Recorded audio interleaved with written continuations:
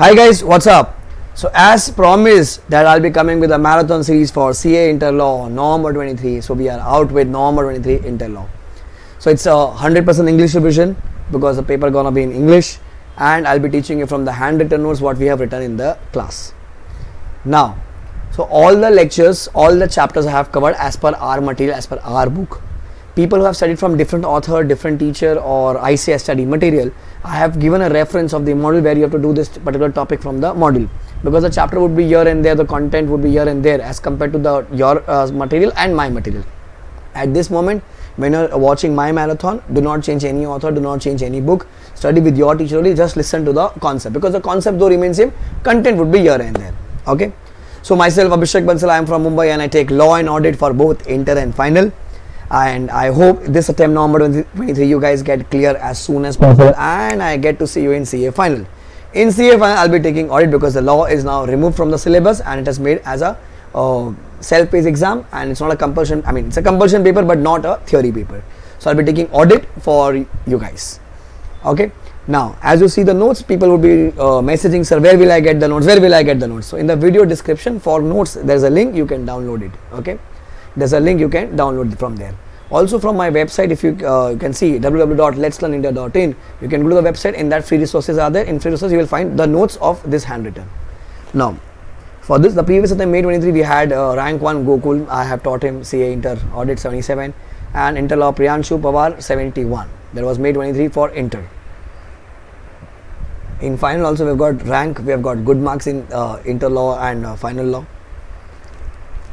And in audit if you see, so Mayur was AR 50 and then 67, 62, 62, 61, 60. Inter audit, Kessel was 77, Gokul was a rank holder, then Buradin was 73. The people have got very good marks, and you know I always aim for 70, because if you get 70, either a lunch or a dinner from my side. So what are the topics we're going to cover here? So contract act, nature of company from our book, membership, kinds of company, dividends, incorporation, charges, deposits, Maha, prospectus, accounts, auditors, and meetings in general. For negotiable general clauses act, negotiable general clauses act, and interpretation of statutes, you just have to do the past question. There's already a video on my channel, on Abhishek Bansal channel, of past. It is in Hindi. If you can understand this, that's good, or else just do the past questions. I have already shared this notes along with the past question notes of general clauses and interpretation in the Telegram group. Plus you can download it from the video description for GCA and iOS notes. Click here, so you can see the description, you can download from there, which covers all the past questions up from I think May 18 attempt till the latest attempt for GCA and interpretation of statutes. Okay guys, so this is the index. So let's start with the first topic. Today we're going to study with Indian contract. So all the Chennai people, all the Bangalore people who have studied through me in English, you know my English is little problem. People who have studied in other parts through Hindi, I mean the revision would be in English because the exams are in English. Please bear with my English. Okay. Sir, what is bailment? Indian Contract Act 1872, close to 12 marks, including your MCQ ka part. Okay. Being the last attempt of Contract Act and the syllabus getting changed, Contract Act is not there in the new syllabus, so for sure questions gonna be repeated. Question number 2C, 5C, 6C is generally C or is on the Contract Act. One question on bailment, or one question on bailment or pledge, one question on agency, one question on guarantee or indemnity. For sure this is a pattern of ICI. 444 or 333 question would be asked in the exam. 3-4 marks you can see it in the MCQ ka part. So important chapter from exam perspective. Guys, this is a revision. I am not teaching you. I have taken an assumption here that you have already studied. We are revising it, so things will be little faster because it is a revision notes. If you think it's fast, you can lower the speed of the YouTube and watch in slow. But this is only for exam oriented revision. Okay. Now bailment, sir.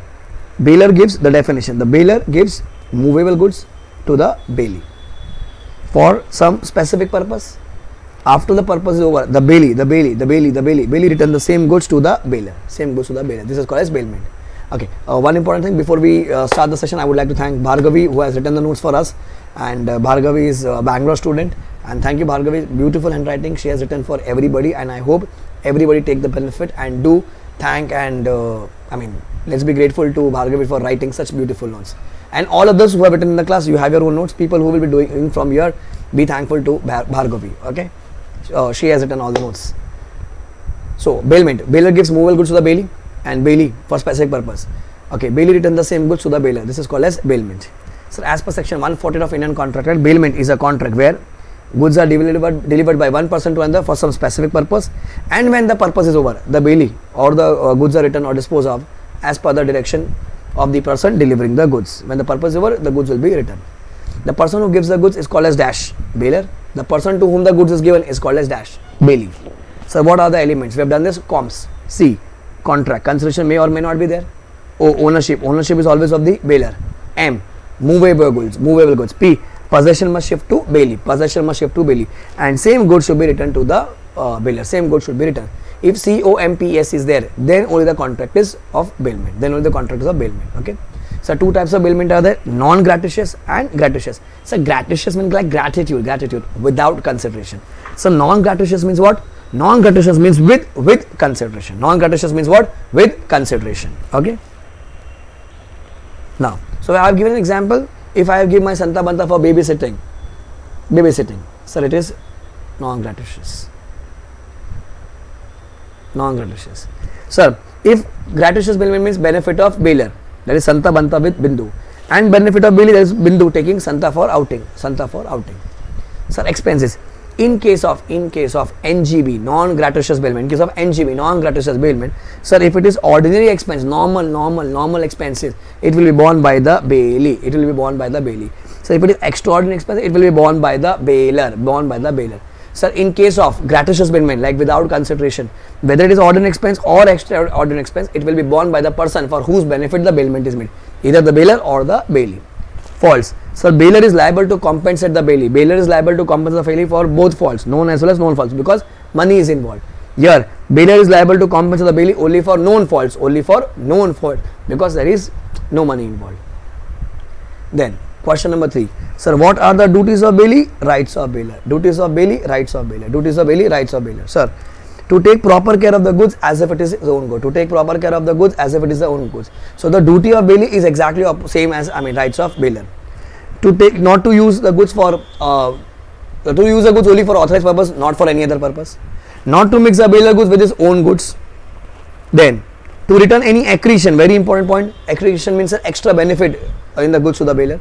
To return the same goods to the bailer and not to set up an adversary. You cannot sell the goods. In case if any of the duty is contravened, that is, if the bailee is negligent and bailer suffers a loss. He has the right to sue the bailee to recover the loss. He can sue the bailee to recover the loss. Sir, what are the duties of bailer and rights of bailee? What are the duties of opposite party, bailer and rights of bailee? Sir, in case the bailer ka title was defective, okay, and the bailee has suffered a loss, so the bailee will recover it from the bailer. So in case of NGB, duty to compensate faults for both known as well as unknown faults. In case of GB means gratuitous bailment only for known faults. So duty to bear expenses, understand. In case of non-gratuitous bailment, which expenses? Extraordinary expense, he will bear it. In case of GB means gratuitous bailment, both ordinary and extraordinary. If the bailment is for the exclusive benefit of bailer, duty to accept the goods when the bailee returns it, and right to compensate the bailee for any loss suffered due to his defective title. Okay. Now, if the bailer is negligent, guys, and bailee has a right to sue the bailer to recover those expenses. Understood? So one particular duty you do, right is exactly opposite. Question number 5. Sir, when does the bailment comes to an end? Sir, 5 to 6 reasons were there. So when the object is over, when the period is over, when the goods are destroyed, inconsistent use by the bailee, in case of death or in case of premature termination of gratuitous bailment. 6 reasons are there. Purpose is over, object is over, that means object is over, period is over, or the subject matter, goods are destroyed, inconsistent use by the bailee, in case of death of either the bailer or bailee, or premature termination of GB. GB means gratuitous bailment. Then explain the rights and duties of finder of goods. So duties is same as bailee. So rights of finder of goods ka duties, guys, is exactly same as of that bailee. What? To take proper care, not to use the goods for own purpose, not to mix with them with his own goods, and make efforts to find the true owner. Make efforts to find the true owner. Sir, what are the rights? Very important for MCQ. Right to retain the goods for the expenses incurred, but he cannot sue. He can retain, but he cannot sue. So retain means right of lien. Guys, retain means what? Right of lien. L-I-E-N. So he has a right to sue for reward, provided he was aware. He can retain the goods for expenses. He cannot sue. He can sue only for reward, provided he was aware. So right of sale. When he can sell, if the true owner is not found. If found but does not accept the goods, or goods are perishable, or the lawful charges are more than or equal to 2/3 of its market value. So in this they can ask you MCQ. When you can sell, if the true owner is not found, or does not accept the goods, or goods are perishable, or lawful charges are more than or equal to 2/3 of its market value. Clear this much? So we are done with bailment ka part. Now when you come to pledge, sir, pledge is a bailment where goods are given as a security for one purpose. What is that purpose? Repayment of a debt or performance of promise. Sir, pledge is a bailment of goods given as a security for repayment of a debt or performance of promise. The person who gives the goods is called as pledger or pawner, and to whom it is given, it is called as a pledgee or pawnee. So pledger, pledgee, pawner, pawnee. Pledger, pledgee, pawner, pawnee means the same. Okay? Sir, distinguish between bailment and pledge. First you will write the definition, both the definition, 148 section and 172 section. Bailment ka definition, pledge ka definition. Sir, bailee can use the goods, pledgee cannot use the goods. MCQ. It can be done only by the owners, it can be even done by the non-owners like agent or co-owners. Then every pledge is a bailment, guys. Every pledge is a bailment, but every bailment is not a pledge, because pledge can be for specific purpose, bailment can be for any purpose. So bailment is a very big term. In that, pledge is a part. So pledge, every pledge is a bailment, but every bailment is not a pledge. Okay. Then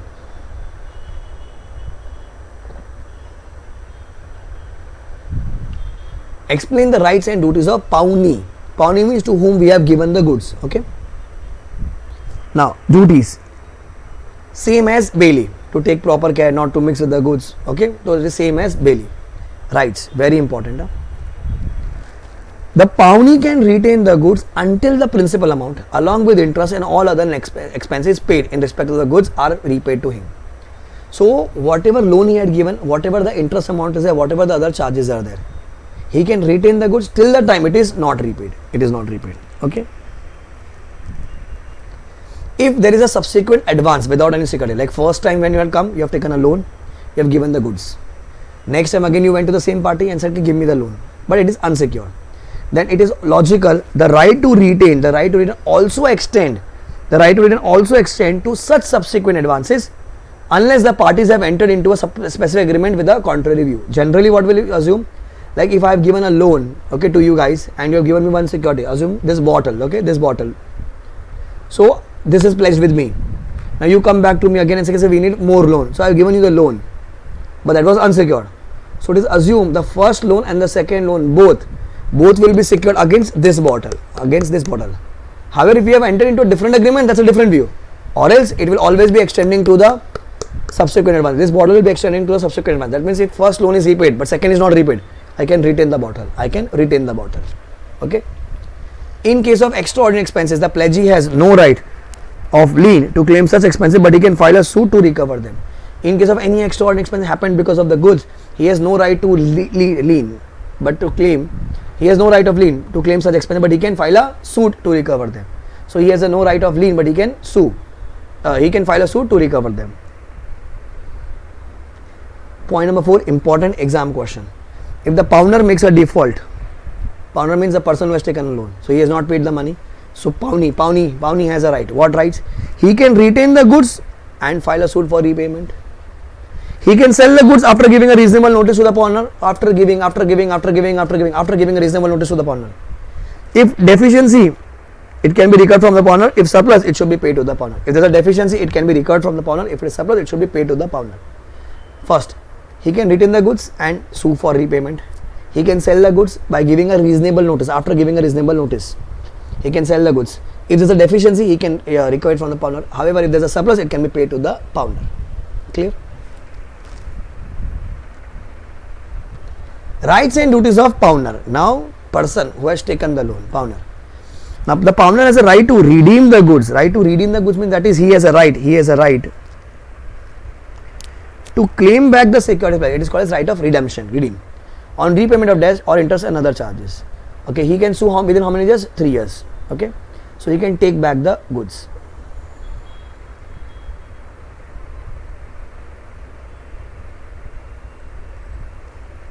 It is called as right to redeem. In case Pawnee intends to sell the goods, he has a right to receive reasonable notice. We have studied that he has a duty to send notice, so he has a right to receive notice. If he does not receive the notice, he shall have a right to claim any loss from such sale. So if notice is not received and the Pawnee suffers a loss, he will sue the Pawnee to recover that loss. In case of a surplus, he has a right to receive that surplus. He has a right to claim any accretion. Accretion means any extra benefit to the goods pledge. If there is a negligence on the part of the pawnee, he has a right to claim the same. Like if the pawnee was negligent with the goods, he has not taken proper care of the bottle, you will sue. Rights same as the bailer. Rights same as the bailer. Okay. So I am giving you 2 minutes time. I will be scrolling the notes. I am here only. You will be reading again both duties. You will be reading both duties. Okay. Read. Do it again because it's important.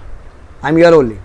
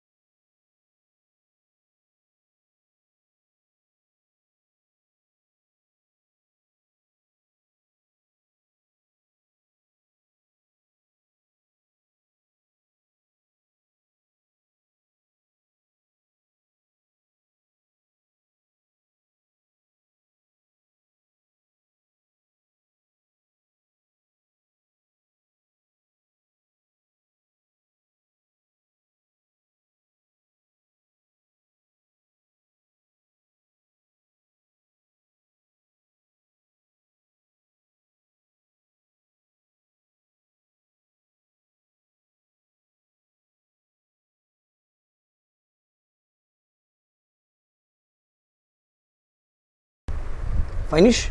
Now. Next question. Sir, when is pledge by non-owner valid? What's the question? When is a pledge by non-owner valid? Very important repetitive question. Generally an owner can create a valid pledge, but in the following cases even a non-owner can create a valid pledge. First, by a mercantile agent. A is agent. The question is ACSV. Okay, agent. A pledge can be created by agent in an ordinary course of business is valid provided pawnee has acted in good faith. Provided the pawnee has acted in good faith. So agent can create a valid pledge. C. By the co-owner. One of the joint owner of the goods can create a valid pledge with the consent of other co-owner. With the consent of other co-owner. ACS. Sale or buyer. A seller or a buyer in possession. Seller or buyer in possession.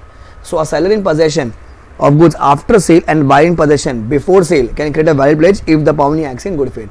So a seller after sale, a buyer before sale, a seller after sale, buyer before sale can create a valid pledge if the pawnee acted in good faith.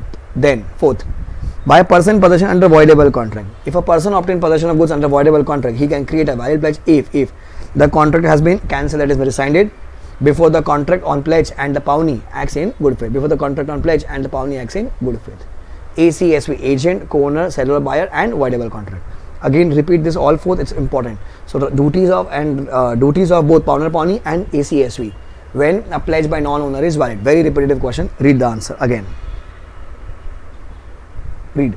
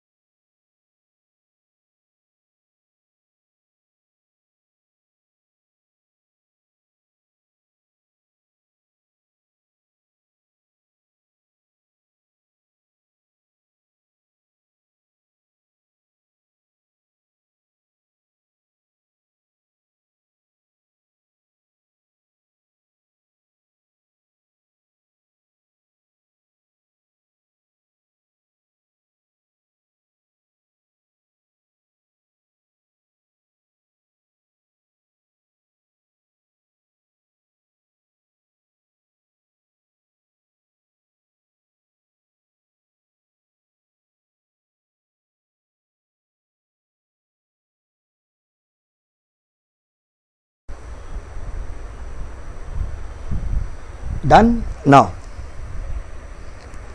we move on to agency. So what is agency? So agency means when a person, that means the principal, is selling mal means what? Goods. To whom? To the third party, through via agent. Okay, now listen. As per section 182, agency is a relationship that arises when an agent is appointed by the principal. Agent is appointed by principal to represent the principal in dealing with third party. Agent is appointed by the principal to represent the principal in dealing with third party. Acts of agents are deemed to be the acts of principal, and acts of agents are binding on the principal. Acts of agent are binding on the principal. Clear this much? Now, principal has to be major and sound mind. Agent also has to be major and sound mind. Both principal, agent, major and sound mind. However, if the agent is incompetent, that is if he is a minor or unsound mind and he's been appointed, principal cannot require anything from the agent. So if agent is incompetent, he still can be appointed, but principal cannot recover anything from an incompetent agent. Very important point. Agent is responsible to third party even if no consideration is received from third party. Agent is responsible to third party even if no consideration is received from the third party. You are still liable to go and do all the acts even if you are not getting the consideration, because the consideration will be given to the principal. Now, agency by estoppel, agency by holding out. In agency by estoppel, there is principal of estoppel also and agency by estoppel also. I am not the principal, but I am behaving like a principal in front of others. In case of a liability, I will deny, then I will be stopped from denying the liability. Assume Darshan is not my agent. But he is behaving like that he is my agent, even though he was not. So in case of future liability, he will be liable. A person either by his conduct or a statement leads another person to believe that a certain person is his agent, then he is stopped from denying the liability. Agency by estoppel, where a person by his words or conduct leads another person believes that he is the agent of somebody else, then he is stopped from denying the liability. So it's principal by estoppel and agency by estoppel. Okay. Now, sir, agency by holding out. It is a variation of agency by estoppel. What is required? A positive affirmation act by the principal is required, and act should be done within the principal's authority. Okay. Now, agency by necessity. You are not my agent, but due to some exceptional circumstances in emergency, you become my agent. So whatever expenses you have incurred, you have a right to claim the same from me. Sometimes in extraordinary circumstance, a person may be required to act as an agent for another person without obtaining the consent of other person. Such agency is called as agency by necessity. Following conditions should be satisfied. Now, there should be real and definite necessity. It is impossible to communicate with the principal within the time available, and the person acting an agent should act in a bona fide interest, that is basically in good faith. Agency by legal presumption. So what is legal presumption? So when a married woman is cohabiting means staying together with her husband, she can pledge her husband's credit for necessaries. So my wife can go to the jeweler and tell AB come to the jewelry shop and pay for the amount. Okay, I have to pay. This rule is applicable only if you are cohabiting, that is basically staying together. Cohabiting means staying together. Boyfriend, girlfriend not allowed, fiance is not allowed, babu shona not allowed, only if you are staying together. Then, agency by ratification. Agent is acted either outside the authority or without the authority. Either you have no authority or you have acted outside the authority. Then, principal has an option to either accept or reject his act. If he has accepted, then agency by ratification is in existence and principal is liable to the third party. And if he has rejected, agent will be personally liable to third party. Third party will never be put to loss. Sir, what are the elements? It has a retrospective effect. It is assumed to be accepted if reasonable time is over. Third party is never put to loss. Principal should be identifiable, that is competent. Principal should have full knowledge of all material facts. Only illegal acts can be ratified. Illegal acts cannot be ratified. Only legal acts can be ratified. E. Principal should be in existence. D. Divisible transaction. The transaction is divisible, partial ratification is allowed. If it is an indivisible transaction, partial ratification is chokli. Chokli means not allowed. Divisible transaction, partial ratification allowed. Indivisible transaction, partial ratification not allowed. Cool. So all the different types of agency you will just run through. Read from agency by estoppel till agency by ratification. Out of all this, ratification plays an important role for the exam. Read.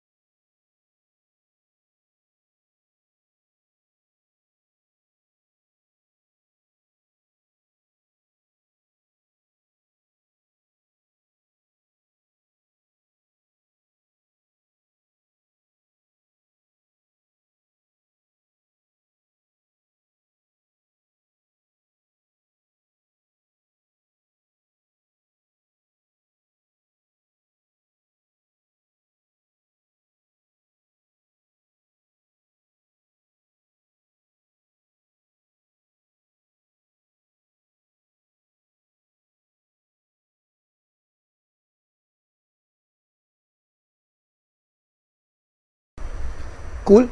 Now, next question is undisclosed principal. Sir, undisclosed principal means when the principal is not in front of the public, the agent goes and sell as if he is the principal. The principal is there, but is not coming in front of public. Then this is like a fraud. The third party can cancel the contract. The contract becomes voidable. If the third party wants, they can accept it. If the third party wants, they can reject it. So principal is in existence, but he does not discloses himself. Therefore, the agent contracts with the third party as if he is the principal. So this is like a fraud. Therefore, the contract is voidable. Guys, contract is voidable at the option of third party. The third party may sue the agent, the principal, or both. The agent, the principal, or both. The third party can also refuse the performance if the third party proves that they would have not entered into the contract had they known the principal. If Osama bin Laden, the terrorist, comes and so he is not coming in picture, I am going and selling the goods on behalf of him, but I am telling to the people that I am the principal, I am not, he is the principal. It is like a fraud. So you can sue the principal, or he can sue, the third party can sue the principal or the agent or both. It is like a fraud. Sub agent, substituted agent. So AB is selling Mal to Mukhya.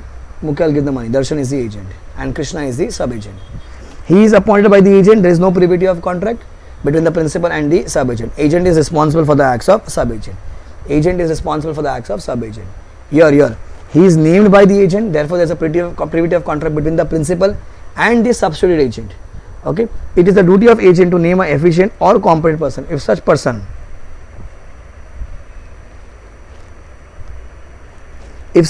is not efficient and the principal suffers a loss, principal can recover the same from agent. Principal can recover from the agent, but the agent cannot guarantee the character of the substitute agent. If he is a thief, if he is stealing things, the agent cannot guarantee that character. But yeah, if he is incompetent, then agent, you are liable.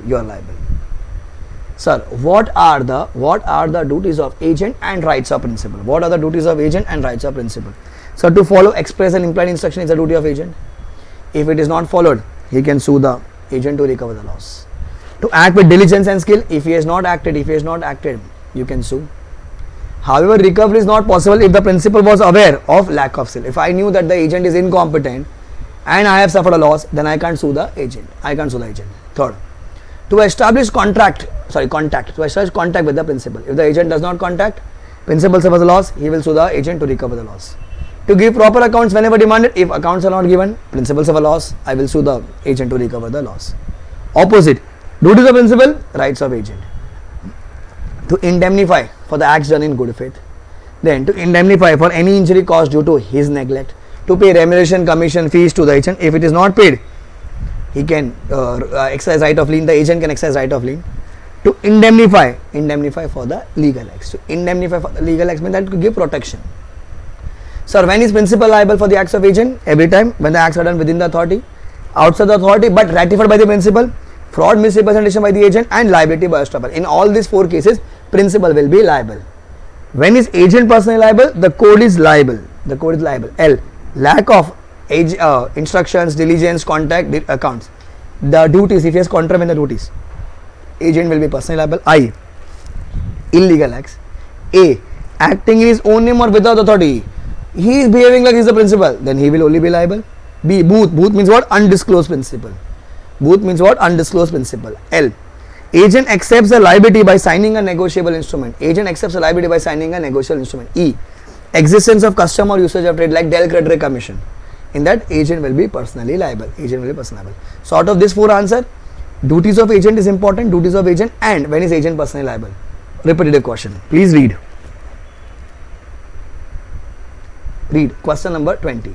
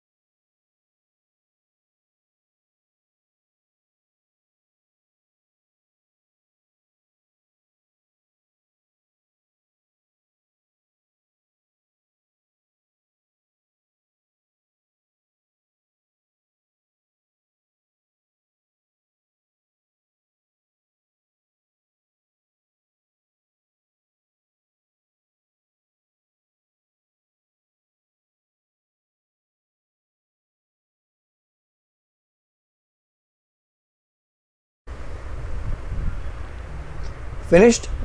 Okay. Now let's proceed further. So we have done with the bailment ka part, we have done with the pledge ka part, we have done all types of agency also, the agent ka continuation. Now what is left is guarantee and indemnity. Now guys, when we talk about guarantee, the person who gives a guarantee, we talk about first indemnity. Okay, so in indemnity, the person who indemnifies is called as indemnifier, and the person to whom it is indemnified, it is called as indemnified or indemnity holder. Here the main reason is loss. So as per 124 section of Contract Act, it says a contract where one part, indemnity is a contract where one party, that is indemnifier, save the other party, that is indemnified or indemnity holder from the loss caused to him by the conduct either of the promisor himself or by the contract of or by the conduct of any other person. So either I may suffer, I may do something which you may suffer a loss because of that, or someone else would be doing some loss to you, so I'll be covering that. So when I protect you, I am called as indemnifier, and you guys are called as indemnified or indemnity holder. Now, sir, what are the elements of indemnity? All essentials of a valid contract should be there. Indemnity holder must have suffered a loss. Indemnity holder must suffer a loss, like the opposite party. Sir, what are the rights? CADs, CADS, cost. All costs shall be paid by indemnifier to which he promised to pay. A. All sums should be recovered from the indemnifier. Damages. All sums shall be recovered from the indemnifier. Suit for specific performance. The indemnifier can file a suit for specific performance within 3 years on the indemnifier. So you have to perform the contract within 3 years. So CADs, cost, all sum, damages, suit for specific performance. Rights of indemnifier. Rights of indemnity holder we have done. Now we are doing rights of indemnifier. Now my rights. What are my rights? So there are no specific rights mentioned in the contract. However, as per the decided case law, his rights are similar to the rights of surety. When we do surety ka part. Okay. So this is about indemnity. Remember, indemnifier means a person who gives a protection. To whom it is given is called indemnity holder. Indemnity holder, you have following rights: CADs, cost, all sums, damages, suit for specific performance. Remember this. Now, explain guarantee. So Desai, very nice student. Okay, has taken a loan from a bank. The bank doesn't trust Desai. So AB will give guarantee to the bank. If Desai does not pay, AB will pay. So AB becomes the surety, bank becomes the creditor, Desai becomes the principal debtor.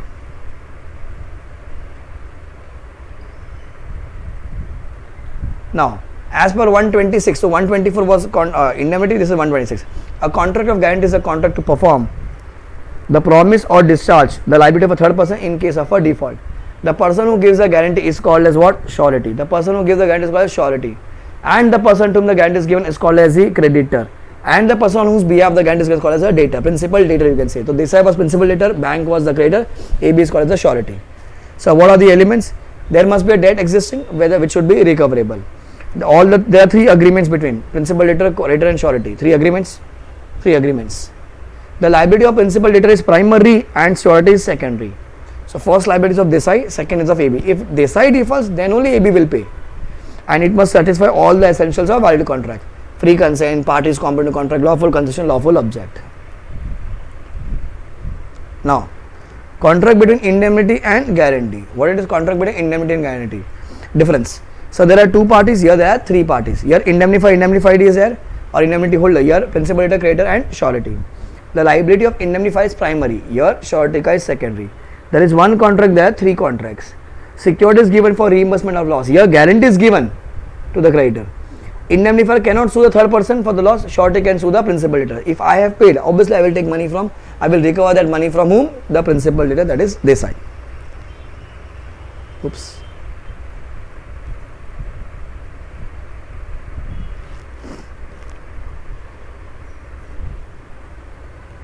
Then explain surety's liability. Sir, the liability of surety is coextensive. Coextensive means like combined with the liability of principal debtor. The liability of surety is secondary, that is his liability will arise only when there is a default by the principal debtor. If the creditor holds security from the principal debtor, the creditor need not first exhaust his remedies against the securities before suing the surety unless the contract specifically so provides. That means if collateral is also there and guarantee is also there, so it is on the bank that they want to exercise first the guarantee wala thing or the collateral wala thing. Like if imagine if house is also given, if guarantee is also given, so AB says, bank, why are you coming here? You have that house, sell that house, recover the money. No, it is on the bank. It is on the bank that creditor did not first exhaust his remedies against the securities before suing the surety. It is not necessary. So directly he can come to me also. First he can choose surety, then he can sell the house also. Unless there is a contract specifically so provides. If the contract says no, first you will exhaust your remedies, that is first if you will sell the house, if the money is less, then you can sue the guarantee, the surety, then there is a different story, but otherwise it is on the creditor, what he wants to do. If there is a condition precedent to the surety's liability, like condition before the surety's liability, he will not be liable unless the condition is first fulfilled. Like if I have said something that you have to fulfill this obligation, this contract should be there, this condition should be there, until that condition is not fulfilled, it is not my liability. The surety may declare his guarantee to be limited to a fixed amount. I can say, okay, I am liable for 5 lakhs, 6 lakhs, 10 lakhs. I can limit that thing also. So this is my surety's liability, important content. Now, sir, surety ka right. Surety ka right. Very, very, very tricky things. Listen. First, right against principal debtor. That means Desai. Right of subrogation. If I have paid the money, so I have a right to recover from Desai. So if the principal debtor has defaulted and the surety has paid the amount, he has a right to claim the same from the debtor. This is right is called subrogation. This right is called right of subrogation. Sir, the contract of guarantee, there is always an implied promise by the principal debtor to indemnify the surety. I am paying, but you will repay me back. Okay, this way you will repay me back. So that is called right of indemnity. So these both rights are against the principal debtor. So right against the creditor. If the surety has paid all the liabilities of the principal debtor, he is entitled to claim all the securities which were given by the principal debtor to the creditor. So what does this right means? It is basically if he has paid the money, okay, and he wants to recover, so bank ka money has been given. Now AB wants whatever property bank is having, all those properties should be given to AB. So he has a right to claim all the securities which were given by the principal debtor to the creditor. I want all the properties. Now, it is immaterial whether the surety has a knowledge of the securities or not. It is immaterial. Very important point. A lot of questions have been asked on this concept. If the creditor parts with the security, that means he sells, then the surety is discharged to the extent of the value of security. So he will be discharged to the extent of value of security, whatever he has sold out. Okay. The surety can claim set off or counterclaim, if any, with the principal debtor had against the creditor. So whatever money the principal debtor has paid, so I will pay less amount.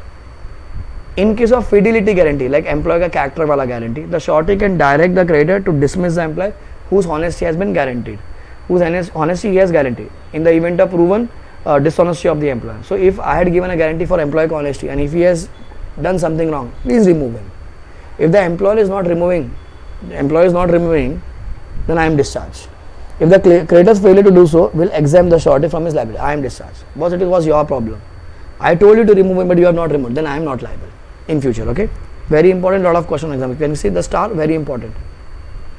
The surety has a right to file quasi-timate action, that is to ask the creditor to sue the principal debtor and recover the debt before it has become due. So I can tell to the creditor to sue the debtor and recover the amount before it has become due. I have that thing. Right against co-surety. If there are co-sureties, if I have paid the amount on behalf of other co-surety, I have a right to recover from them irrespective of the agreement between them. Okay. So in this, fidelity wala is important and the security wala point is important. Very important. Okay. Now, explain continuing guarantee and when it can be revoked. A guarantee which extends to series of transactions is called as what? Continuing guarantee. A guarantee which extends to series of transactions is called as what? Continuing guarantee. It can be revoked in following cases: by giving a notice. I want to cancel the guarantee. You give the notice, simple. Number 2, by death of the surety. The legal heir will be liable only if it is expressly provided in the contract and to the extent of inherited property. Two conditions: if it is expressly provided in the contract and to the extent of inherited property. If it is expressly provided in the contract and to the extent of inherited property. Third, by any variance in the terms without the consent of surety. By any variance means any change. Surety is discharged. By discharge of principal debtor by an act or omission of the creditor. If the principal is discharged, the debtor principal debtor is discharged, the surety is also discharged. By any misrepresentation or concealment of material facts, the surety is discharged. Or failure of co-surety to join the guarantee. Again, the surety is discharged. So all 6 points for MCQ. So what is irrevocable agency? An agency which cannot be revoked is called as irrevocable agency. Oh, this was left out. Irrevocable agency was left. Again, in agency this is also repetitive question. ILA. An agency coupled with interest. That is, the agent has interest. So principal debtor the principal cannot cancel the guarantee. So here the guarantee wala thing is over. Here it is agency. The principal cannot cancel the agency. This is a separate question. No? This is a separate question. It's on agency. Guarantee is over above. L. Where the agent has incurred personal liability. Principal cannot cancel the guarantee. Where the agent has partial authority. Sir, cannot be revoked. The principal cannot revoke. ILA, interest, liability, authority. Now, there are a few questions which we have marked from the module. Question 7, 8, 9, page 1.53. Question 6, 8, 9, 10, 11, page 1.25. 7, 6, page 1.85 module. Please do these questions again because there will be some trick here. And we have discussed the same in the class, but here again at the time of revision, you solve this question thoroughly from the module. And guys, with this, your first chapter is over. I hope you have recalled all the concepts, you have enjoyed it. So, please watch the entire marathon. Okay, do forward it with your friends, do like, comment, share with everybody so that maximum people take the benefit of this content. For notes, I have already told you, in the Telegram group it is there. Okay, or below the video description it is there, or you can download from letslearnindia.in, www.letslearnindia.in. Okay, and for general clauses and for interpretation, I have given the past questions. Negotiable, just do it from the book only. For general clauses and interpretation, I have given the past question. Do those questions very thoroughly. Okay, aim for a rank or 70 plus, which was earlier. Bye guys, take care. Bye. Keep smiling, and I hope you watch the other lectures also and complete your content very fast. Okay, bye. Take care. Hi guys, welcome back to the class. So today we are starting with the first topic of Companies Act, that is nature of company. The weightage of this is 2 to 4 marks. So people who have studied from different authors, you will not find this. It is basically a preliminary chapter, but in my book we study this as a separate chapter. It's the basic of Companies Act. Okay, so first section what we are revising is section number 277. That's your relative. If you remember, relative. First relative is husband and wife. Number 2, members of HUF. Number 3 is others. Husband and wife. Number 2, members of HUF. That's Hindu undivided family. Number 3 is others. Okay, people who have studied from different authors from the module or from your any other coaching class, you will find this in a preliminary chapter. But here we study as a separate chapter called as nature of company. So who will come in others? In others, following people will come. So it is. In others, it is papas, mamas, brothers, sisters. It is S. Brothers, sons, son's wife, daughter's husband. Okay. Papas means, sir, including stepfather. Mamas means including stepmother. Brothers means including stepbrother. Sisters means including stepsister. Sons means including stepsons. And sons wife called sose. I don't know. In Kannada, I think it says sose. I may be wrong in pronunciation. And daughter's husband's alia. Okay, so this is my relative ka definition. So define company and its characteristics. As per section 220 of the Companies Act, it says a company is formed and registered under Companies Act 2013 or any other previous law. As per Companies Act 2013 or any other previous law. So what are the characteristics? First one, it is a separate legal entity. Case ka name is Salomon versus Salomon Company Limited. Case ka name is what? Salomon versus Salomon Company Limited. It says the property of the company is separate from the property of its members, that is director. A company can sue others and be sued only in its own name. Members or directors are not the agent of the company. There is a fictional will between the members and the board, which is called as corporate will. Okay, so outsider you can sue the company but not to the members or the directors. So that means that directors can enjoy full power? No. If there is something wrong, the court will lift the corporate will. It is called lifting of corporate will, or it will make a hole. It is called piercing of corporate will. Next point is, it says perpetual succession. It is an artificial person formed by the law and therefore it can be wound up only as per law. Members may come and go. Guys, members may come and go, but company goes on forever. Therefore a company never dies. Sir, what is the liability of members? In the case of company limited by shares, the liability is limited to the extent of amount unpaid on shares. If it is a company limited by guarantee, the liability is limited to the extent of guarantee given. So if it's a company limited by guarantee and having share capital, it's combo of 1 and 2. Limited to the aggregate amount of unpaid amount on shares and the amount of guarantee. If it is unlimited company, the liability is unlimited until all the debts are paid in full, like the house, the bungalow, the kidney, the wife, everything is at stake. Common seal. Common seal is not mandatory now. A company may have a common seal. It is the official signature of the company. It should contain the name of the place where it is used. Okay. Common seal is not mandatory now. It can come in MCQ. So transferability of share. In case of a private company, there are restrictions. In case of public company, shares are freely transferable. Then you will say company is an artificial person but managed by natural person called as board of directors. Managed by natural person called as board of directors. So these are features of company, very rare in the exam you will see. Last point, a company can sue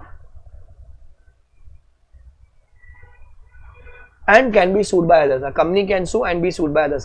Someone can sue on the company and company can also sue. Question number 3, important question. This they can ask in the exam. So lifting of corporate will. What it is? It is lifting of corporate will.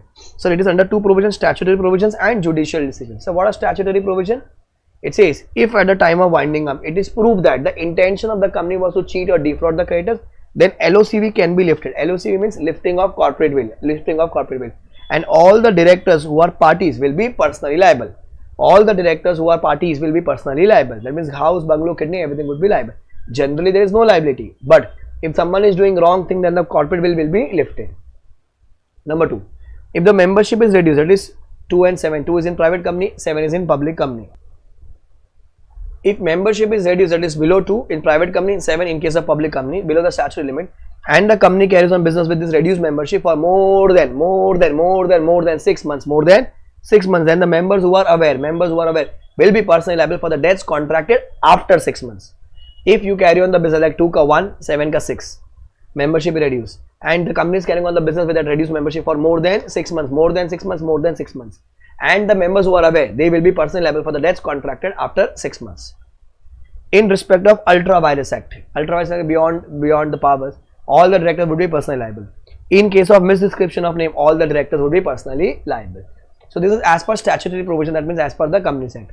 The next point is as per judicial decision. Sir, as per judicial decision means the code is for as per the case laws. Sir, LOCV can be done for protection of fraud if the company has done some fraud.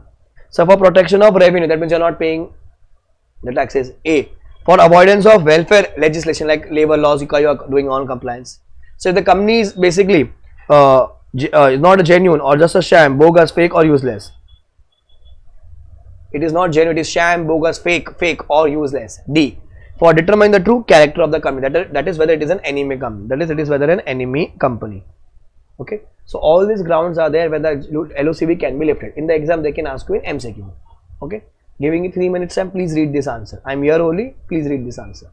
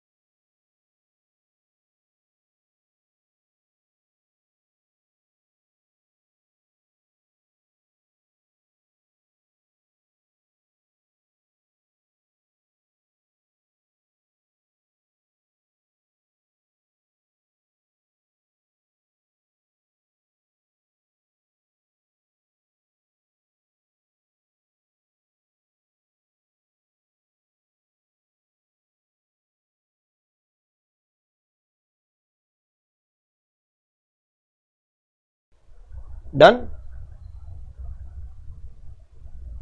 Is company a citizen? No. Citizenship under Citizenship Act is available only to an individuals. Okay. Company cannot be a citizen. But is a company a person as per Income Tax Act? Yes, because Income Tax gives a PAN to the company. Now, use of the word limited. A person shall use the word private limited or limited only if the both conditions are satisfied. What are the both conditions? Such association is a company. What will you say, guys? Such association is a company and such company is a limited company. Such association is a company and such company is a limited company. If 453 is contravened, penalty is of minimum 500, maximum 2000. 500, maximum 2000. Okay. Okay, then two case law was there for separate legal entity. One was Salomon versus Salomon Company Limited, other was Lee versus Lee Air Farming Limited. So either of it you can remember. I would say just remember Salomon versus Salomon. It was a very basic intro unit of a Companies Act. So people don't worry who have studied from different teachers. People who have studied through me, it is our nature of company wala unit.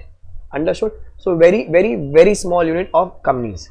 We will move on to the next chapter in the next class. Cool?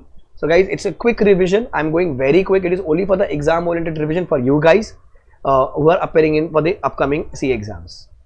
Cool. Aim for a rank or 70 plus, whichever is earlier. So do forward this video to all your friends who have not studied through me and they're finding difficulty in the in law or in the entire Companies Act, because I'm recording separate clip and then combining into one big marathon video. Okay. So please forward, like, comment and share with your friends so that maximum people get benefit with the content also and with the notes also. And you know, handwritten notes are key to success. And thanks to Bhargavi who has written these notes for us. And God bless you, Bhargavi. And make sure, I hope you get clear in this CA exams. And everyone who's watching me also get clear in these exams. All the best, guys. Aim for a rank or 70 plus, whichever is earlier. Bye. Take care.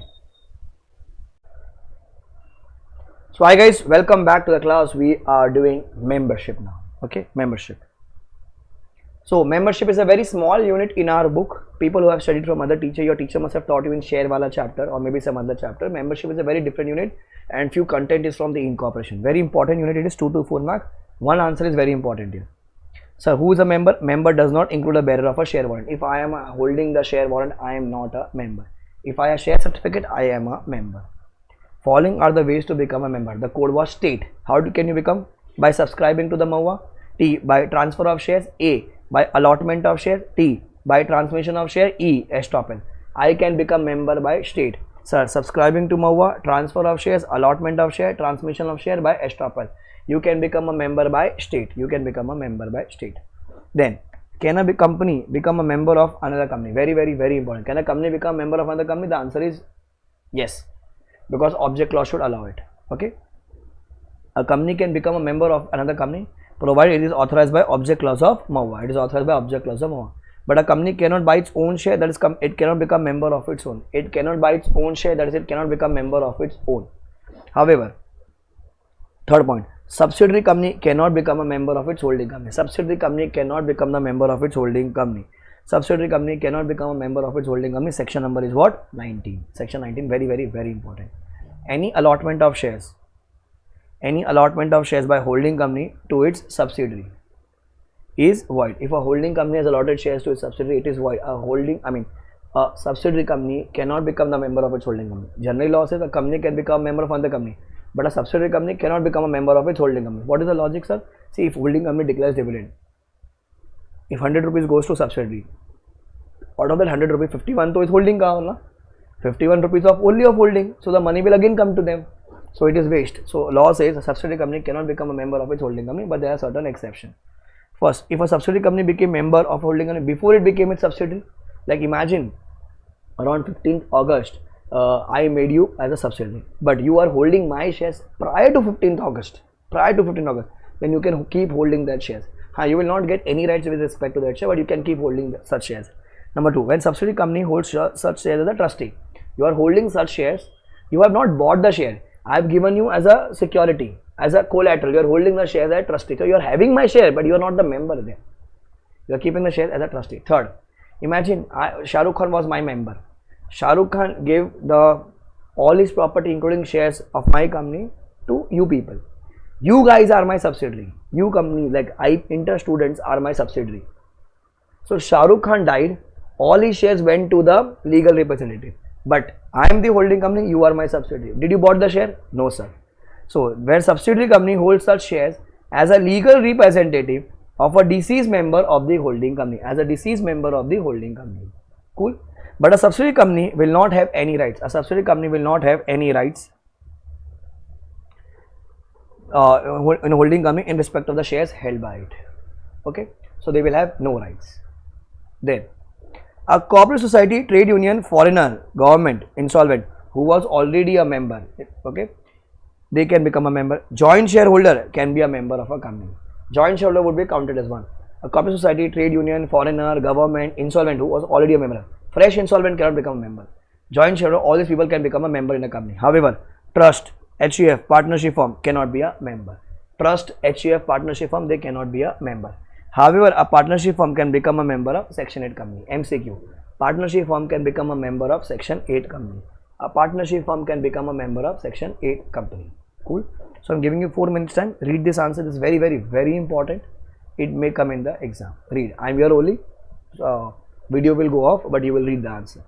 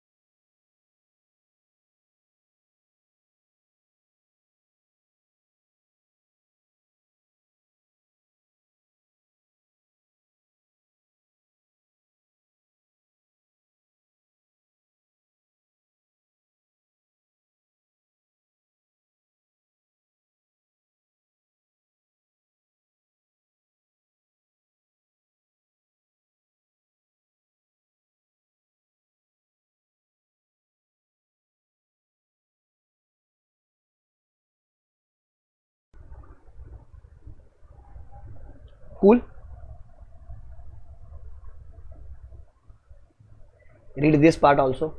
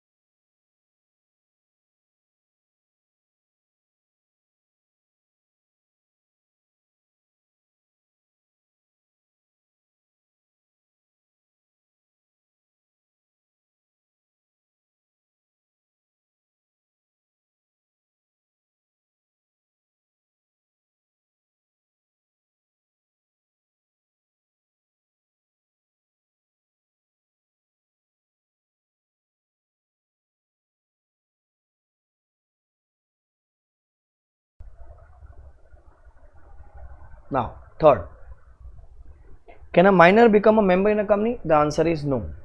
It says, as per Indian contract, any agreement with minor is void ab initio. As per Indian contract, any agreement with minor is void ab initio. However, Companies Act does not contain any disqualification. So, as per Contract Act, it is no, but as per Companies Act, it is allowed. It is allowed. But you have to give a reference of Mohiri Bibi versus Dharamdar Ghosh, say that it was held that a minor can be a beneficiary. So, minor cannot subscribe to Maha, as any agreement with minor is void. Minor cannot also subscribe for the share like through Maha. He cannot go for prospectus also. Minor can become member by either by transfer or by transmission. Either by transfer or transmission, provided the shares are fully paid up. Provided the shares are fully paid. Then the company should take care to enter the name of guardian in the register of member. So a minor can become a member as per Contract Act? No. As per Companies Act, yes. He can't subscribe for the Maha to become a member, but yes, he can become only by the transfer or by transmission, provided the shares are fully paid up. Provided the shares are fully paid up. Third, sir, what are the rights of the member? Sir, rights of a member is to receive notice, right to vote, right to attend meeting, right to declare dividend, right to appoint proxy, and right to appoint auditor or director. Right to receive notice, right to vote, right to attend meeting, right to declare dividend, right to appoint proxy, and right to appoint auditor or director. Okay, very rare question in the exam. Then, how can a membership be terminated in a company? The code is FISH2. FISH2. F, by forfeiture of shares. If your shares are forfeited, you are not a member now. I, issue of share warrants in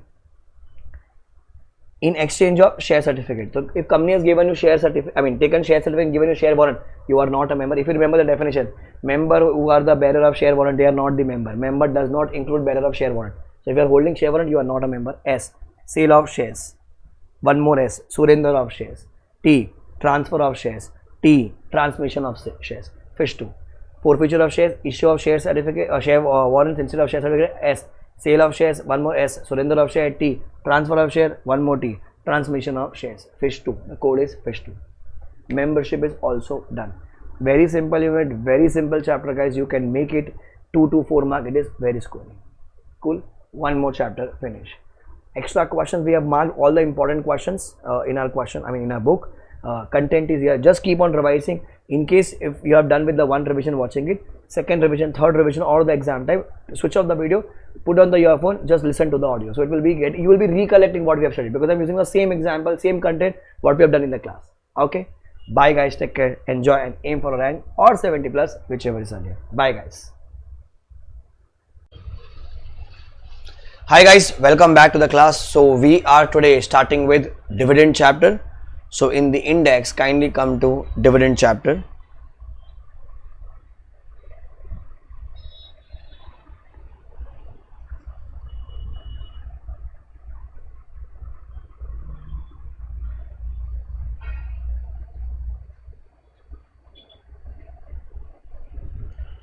Dividend. Okay. So the section numbers what we did was in this chapter was 123, 124, 125, 126, 127, 235, 91 and 51 as per the module. Minimum weightage 4 mark, it can go for 8 mark also. So dividend are of two kinds, final and interim. Final is proposed by board of directors, declared by members at AGM by passing ordinary resolution, correct? So there are two kinds of dividend, final and interim. Final is proposed by board, declared by board, recommended by board. Propose and recommend means the same. Price propose and recommend means the same. At AGM by passing OR, and that is by OR. Okay. Interim is proposed by board, declared by the board. At board meeting by passing board resolution. MCQ. All these are your MCQs. So sources. Section is 1, 2, 3. Sources 1, 2, 3. Section 1, 2, 3. Sources 1, 2, 3. Section 1, 2, 3. Sources 1, 2, 3. First source, free reserve.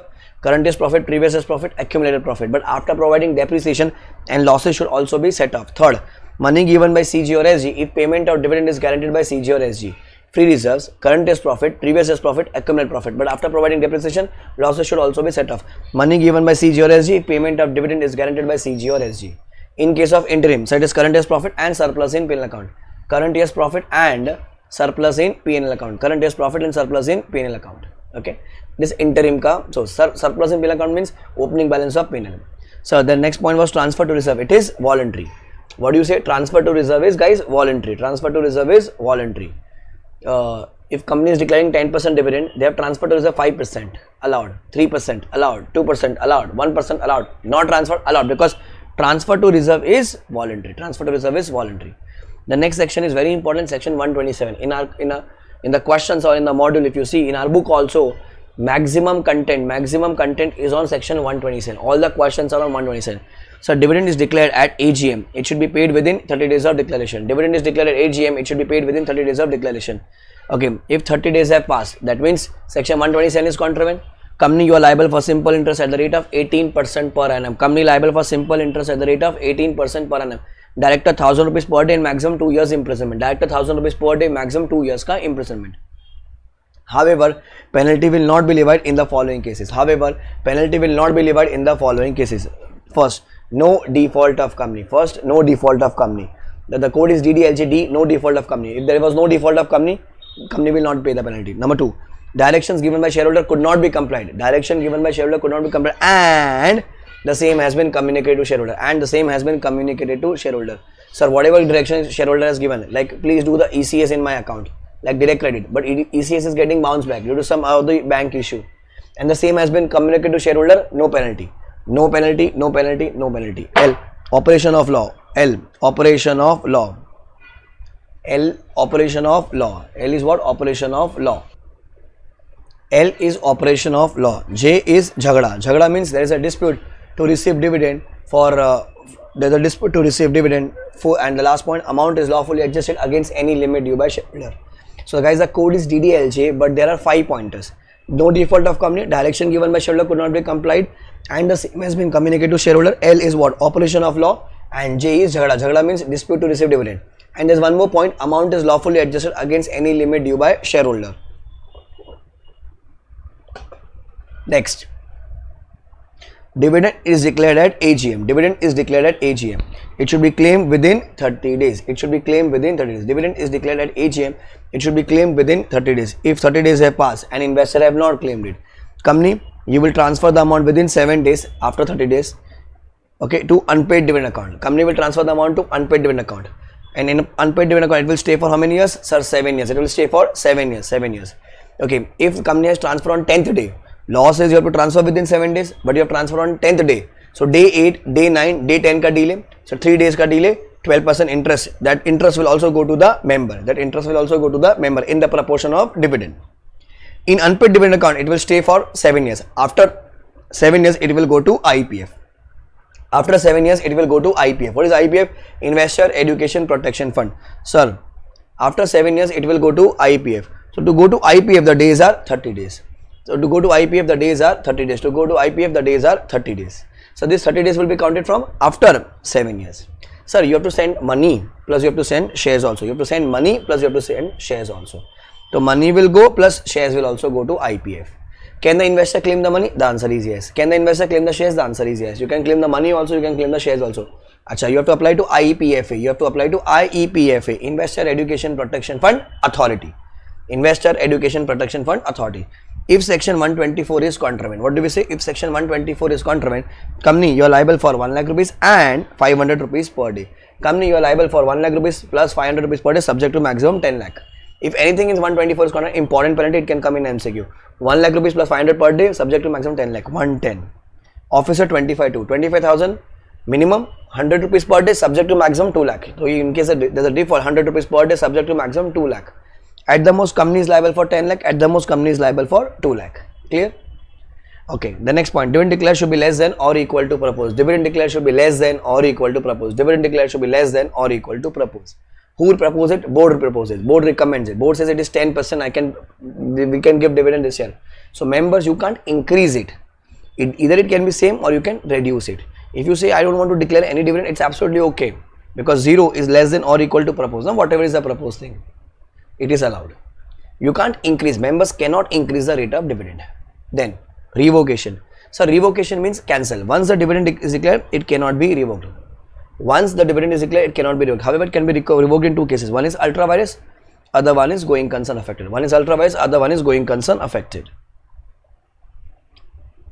Clear? Next, interim dividend.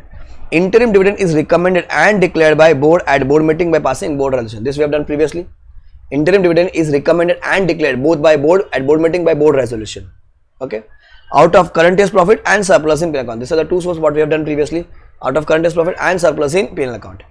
In case company has losses, guys, in case the company has loss in the current year, up to the end of the quarter immediately preceding the date of declaration of interim dividend. Sir, what does this line mean?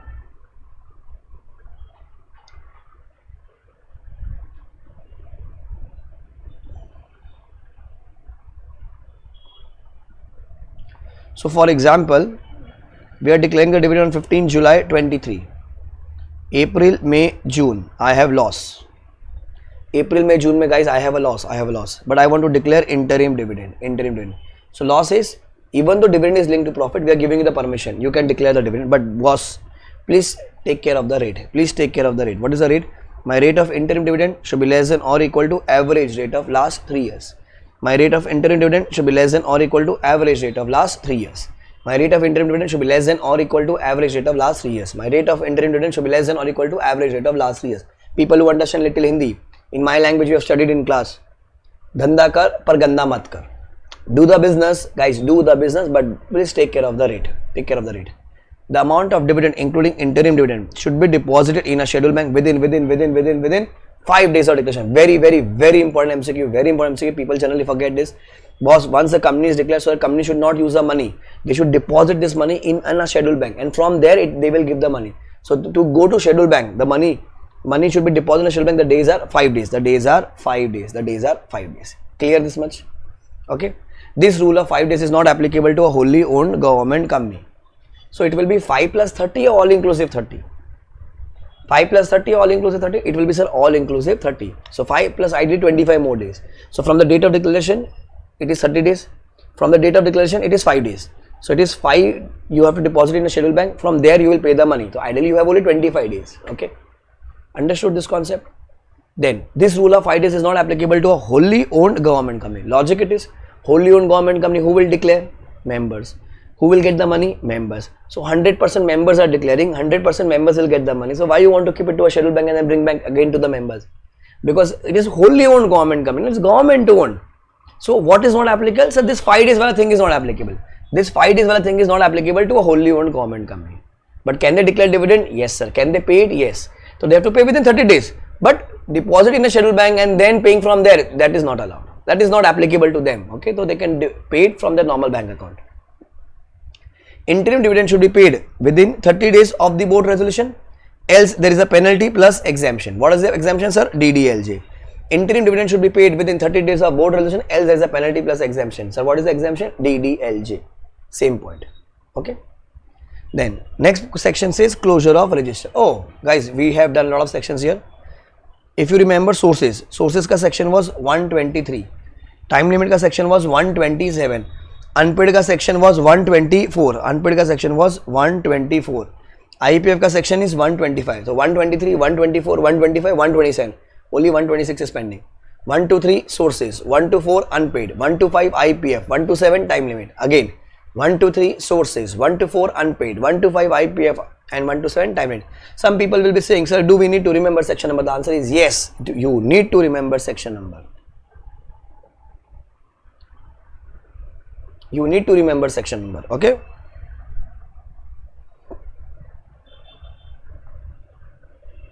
Next section is section number 91.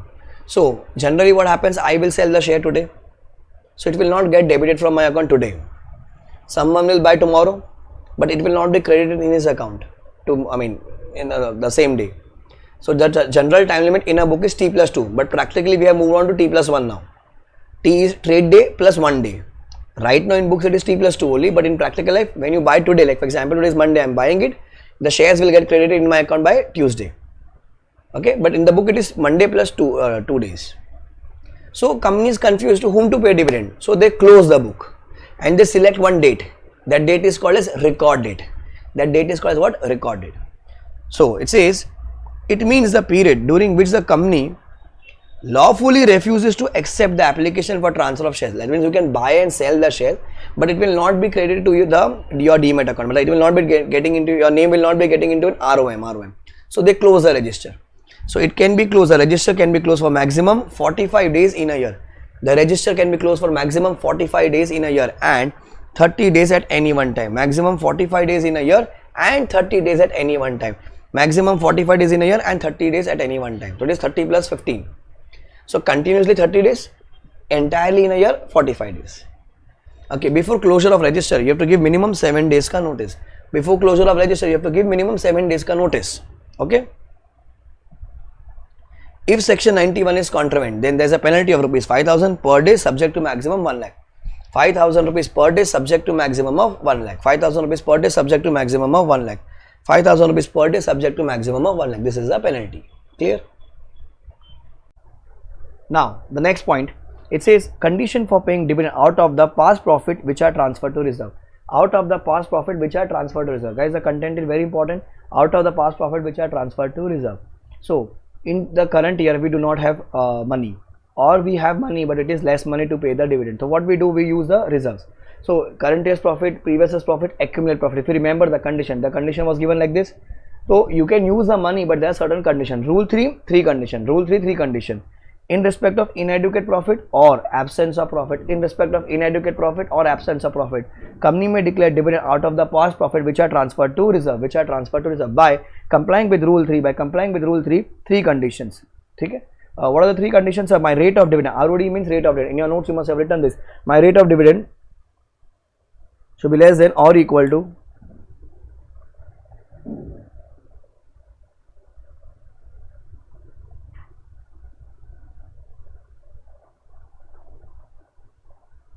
my rate of dividend should be less than or equal to average rate. My rate of dividend should be less than or equal to average rate of last 3 years. My rate of dividend should be less than or equal to average rate of last 3 years. So do the business but don't make it dirty. Very simple. Dhanda kar par gandha mat kar. When you had money, you had given lot of dividend. This time you don't have money, so please keep the rate as maximum. Whatever the rate, average rate you have given. The above limit shall not apply to a company which has not declared dividend in each of the last 3 years. So what does this line means? See, we are in 23, so 22, no dividend, 0, 21, 0, 20, 0, 0 plus 0 plus 0 divided by 3, calci is 0. However, if you have declared dividend in any of the year, if you have declared the dividend in any of the year, then sir, this condition would be applicable. Imagine in 2 years you have given, so 0 plus 10% assume plus 14%. So 24 divided by 3. Always for average you will do it for 3 years. Imagine only in 1 year you have given. So 0 plus 10 divided by 3. Divide is always by 3. In the entire company sector you will take average of last 3 years. So condition 1 may not be applicable if you this proviso if you comply. And amount withdrawn from reserve. What will you say? Amount withdrawn from reserve should be less than or equal to 10% of the paid up capital and free reserve. Amount withdrawn from reserve should be less than or equal to 10% of paid up capital plus free reserve. Whatever amount you have withdrawn, first you will use to set off the losses. Of the current year. And balance of reserve, guys, balance of reserves. Balance we want should be always higher. So balance of reserves after withdrawal should be more than or equal to 15% of paid up capital. Balance of reserves after withdrawal should be more than or equal to 15% of paid up capital. Balance of reserves should be more than or equal to 15% of paid up capital. This can come in MCQ, this can come in descriptive, this can come in as solving sum also. We have done 2 questions in the class from our question book, from the question bank of our notes. Make sure you do it correctly. Both the questions are very important. First is less than equal to, and here it is more than equal to. Less than equal to, more than equal to. Clear?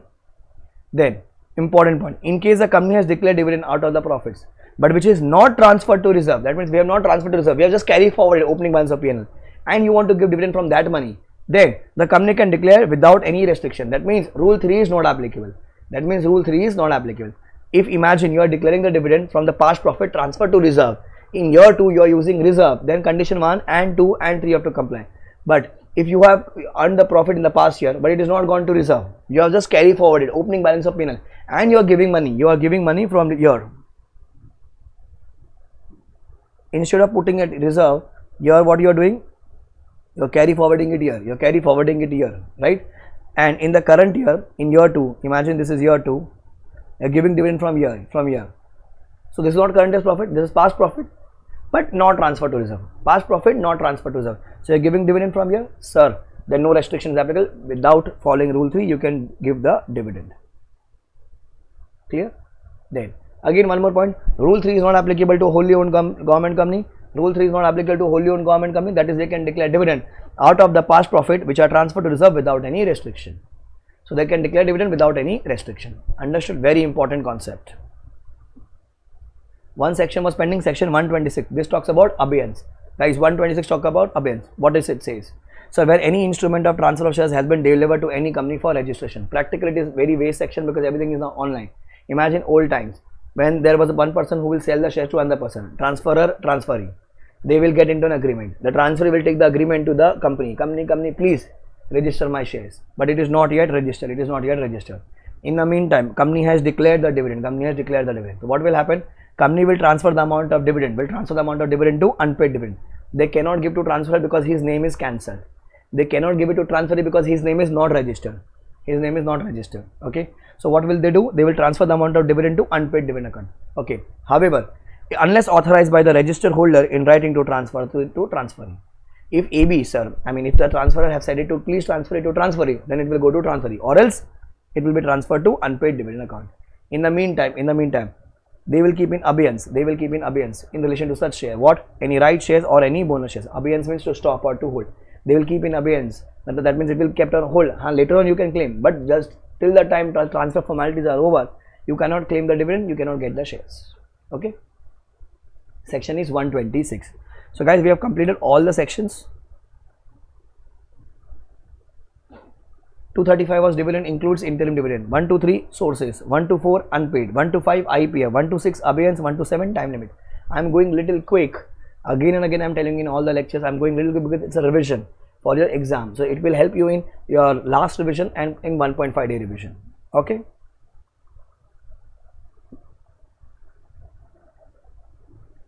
So dividend may be paid in cash or check or warrant or electronic mode. Dividend may be paid in cash or check or warrant or electronic mode.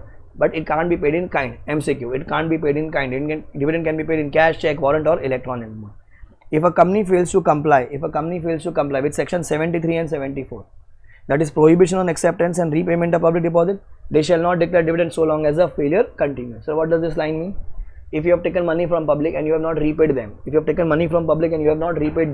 now why you have not repaid? Because you don't have money. Suppose you can't declare dividend till you have not rectified the default. Sources of IPF, section number is what? 125. Sources of IPF, section number is 125. So the code was Dadi is great. So IPF is a fund established by the central government. Money will come in this fund from following sources. Dadi is great. Unpaid dividend. D. A. Outstanding application money. D. Unpaid deposits. One more D. Unpaid debentures. I. Interest on above. Dadi is interest on investments made out of IPF. Interest on investment made out of IPF. G. Grants donation from CGSG company financial institution. CGSG company financial institution. So the code is Dadi is great. Unpaid dividend, outstanding application money, unpaid deposits, unpaid debentures, interest on above, interest on investment made out of IPF, grants donation from CGSG company financial institution. Okay. Sir, where will they use? It's a theory answer they can ask you in the exam. Where will they use the money of IPF? Sir, refund of unclaimed dividend, natural deposits, debentures, application money due for refund. So whatever the sources you have studied here, DADD. So for refund of that, okay. Second source is very easy. It's the name of the answer. Promotion of investor education, awareness and protection. Third, distribution of any disgorged amount, that is compensation to eligible applicants and shares or debentures. So if any investor is aggrieved due to any reason, they will give money from IPF. Fourth, reimbursement of legal expenses as per section 37 245. Ignore 37 245, just write reimbursement of legal expenses. And last, my favorite, any other purpose which is incidental. If you want to claim the money, where will you make application? If any person wants to claim money from IPF, they have to apply to IEPFA. Investor Education Protection Fund Authority. They have to apply to IEPFA, Investor Education Protection Fund Authority. Clear, is it? Perfect. So chapter is done. Finish, over. Dividend chapter is over. Minimum 4 marks, it can go to 6 marks. With MCQ it can go to 8 marks. It's scoring, I have revised all the sections. Cool. We meet in the next class. Bye bye guys. So hi guys, welcome back to the class. Today now we are starting with a chapter called as kinds of company. Okay. Again, people who have studied from different teachers, you will find this in preliminary chapter only. This is basically the definition wala chapter, definition wala content. Okay. So for sure you will see the weightage of this chapter is minimum 4 mark. It can go to 8 mark also. At least 2 or 3 definition you will find it in the exam. So first definition, define what is private company. So a company having a minimum paid up share capital as may be prescribed and having following restriction is called as a private company. What are the restrictions? The code is TRP. The code is TRP. T, restriction on transferability of share. R, restriction on membership. P, prohibition on public issue. So T, transferability of restriction on transferability of shares. R, restriction on membership. P, prohibition on public issue. Okay, how much is the membership, sir? Maximum 200. When accounting 200, employee member and ex-employee member shall be excluded. Joint shareholder shall be counted as one. Joint shareholder shall be counted as one. Employee member, ex-employee member shall be excluded, and joint shareholder will be always counted as one. Sir, what is a public company? What is a public company? If a company which is not a private company is a public company. A company which is other than a private company is called as a public company. The minimum paid up share capital shall be as may be prescribed. A subsidiary of a public company. A subsidiary of a public company shall be deemed to be a public company even when such company continues to be a private company in its article. A private company, if it becomes a subsidiary of a public company, then that private company shall also be called as deemed public company. Okay. Very rare in the exam you will see this definition. Question number 3. Very important definition. Sir, what is a small company? Very important in exam, you will find this definition for sure because it's an amended definition of the previous attempt, not this attempt, the previous attempt. Sir, small company is a type of a private company. What will you say, guys? Small company is a type of a private company having paid up share capital of less than or equal to 4 crore, which can be increased up to 10 crores. The government can increase it, and having a turnover of less than or equal to 40 crore, which can be increased up to 100 crores. For your attempt, the limit is how much? 4 and 40. What is the limit, guys? 4 and 40. Sir, it is less than equal to, that means it is maximum 4 crore, maximum 40 crore. Maximum 4 crore, maximum 40 crore. So small company is a type of a private company having a capital of maximum 4 crore and turnover of maximum 40 crore. Crores. So nothing in this clause shall apply to a holding subsidiary. That means a small company can never be a holding subsidiary or a section 8 company or a company governed by any special act. So small company can never be a holding subsidiary, section 8 company or company governed by special act. That means like LIC, UTI, they have a different act. Then, sir, government company. So government company means in which minimum 51%, guys, how much percent? Minimum 51% of PUSC. PUSC means paid up share capital is held by central government or state government or both. Is held by state government, central government or both. Then a subsidiary of a government company is also a government company because government ka stake is there. A subsidiary of a government company is also a government company. The auditor of a government company is appointed by CAG. The auditor of a government company is appointed by CAG. Then, if in a government company the member is CG, like it's a pure central government company, the CG shall cause an annual report on the working of the government company to be prepared within 3 months of the AGM. And paid before both the and laid before both the house of the parliament Sir, in case of state government, same point. Here to be laid before both the house of state legislature, Vidhan Sabha, Vidhan Parishad. For central government, Lok Sabha, Rajya Sabha. State government, Vidhan Sabha, Vidhan Parishad. So in case if both the government have taken a stake, yeah, the report would be laid within 3 months. 1 second, yeah. Before both the house of the parliament and before both the house of state legislature. So 3 months is your MCQ. Very rare in the exam you will find it, but yeah, MCQ mein 3 months can come. Definition mein 51% you will check. Don't get confused. Holding subsidiary mein there's a different percentage. For government companies minimum 51%. Take 2 minutes time and recall the definition quickly on the screen, everybody. I am here only. I am switching off the video. I am here only. Please read the definition from the screen.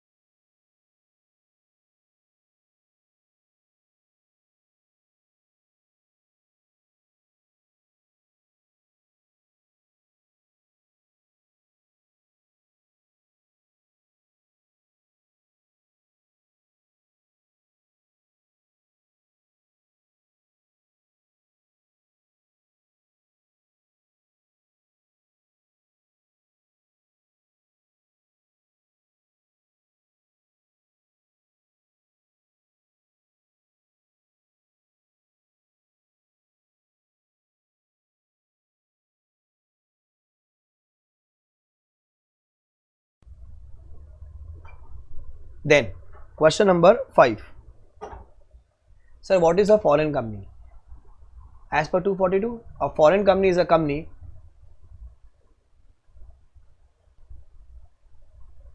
So sir, foreign company, section number is what? 242. So foreign company is a company which is incorporated outside India and having a place of business in India, established either by itself or through agent, whether physically or electronically, and conducting any business activity in India. All three conditions needs to be satisfied: incorporated outside India and having a place of business in India, established either through itself or through agent, whether physically or electronically, and conducting any business activity in India. Every foreign company shall give following details to the ROC of New Delhi within 30 days of establishment. So in India, if foreign company is coming, wherever you are doing business in Chennai, Bangalore, Calcutta, wherever you are doing business, sir, within 30 days of establishment of business, you have to submit the documents to ROC of New Delhi. So for you, your state ROC is not applicable. Foreign company, for you, the ROC is of New Delhi. What documents you have to give? Sir, scrap A. You have to give scrap A. Scrap A. S. Details of secretary, directors like name, address, occupation, nationality. C. Details of charter, statute, Maha in English. If it is not in English, then a certified translated copy. R. Full address of registered office. Full address of registered office. A. Details of authorized person resident in India. Authorized person resident in India. P. Place of business in India. P. Place of business in India. Eligibility. E. Eligibility. You will state that none of the directors or promoters or authorized person has ever been debarred, whether in India or abroad. None of the directors or promoters or authorized person has ever been debarred, whether in India or abroad. Okay. Then section 379. If in a foreign company, minimum 50%. For government company, we studied minimum 51%. Here it is minimum 50% of paid up share capital, whether equity or preference or both. Whether equity or preference or both. If it is held by Indian citizen or Indian company, if it is held by Indian citizen or Indian company, then that foreign company shall be deemed to be incorporated in India. We will assume that this is an Indian company. So if in a foreign company, to be a foreign company, first you have to satisfy the three conditions: incorporated outside India and place of business in India and conducting any business activity in India. If in that foreign company minimum 50% of capital is held by is held by Indian citizen or Indian company, held by Indian citizen or Indian company, or singly or jointly or both, then such foreign company shall be deemed to be incorporated in India. So this is section number 379 of Companies Act 2013. Okay. Again, giving you 2 minutes time. Please read the definition of foreign company. Read.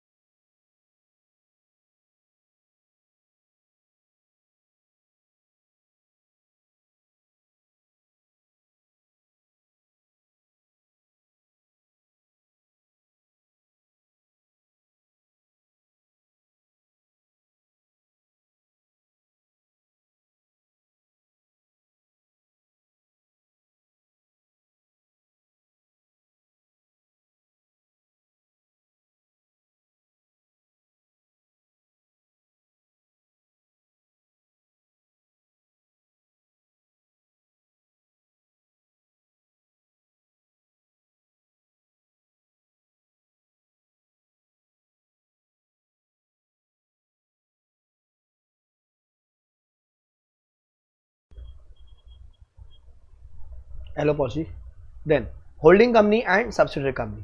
If in a company, okay, if a company is holding more than 50% of the nominal value shares carrying voting rights in another company, or controlling more than half of the composition of the board, then this company AB Limited becomes the holding company. This company becomes the subsidiary company.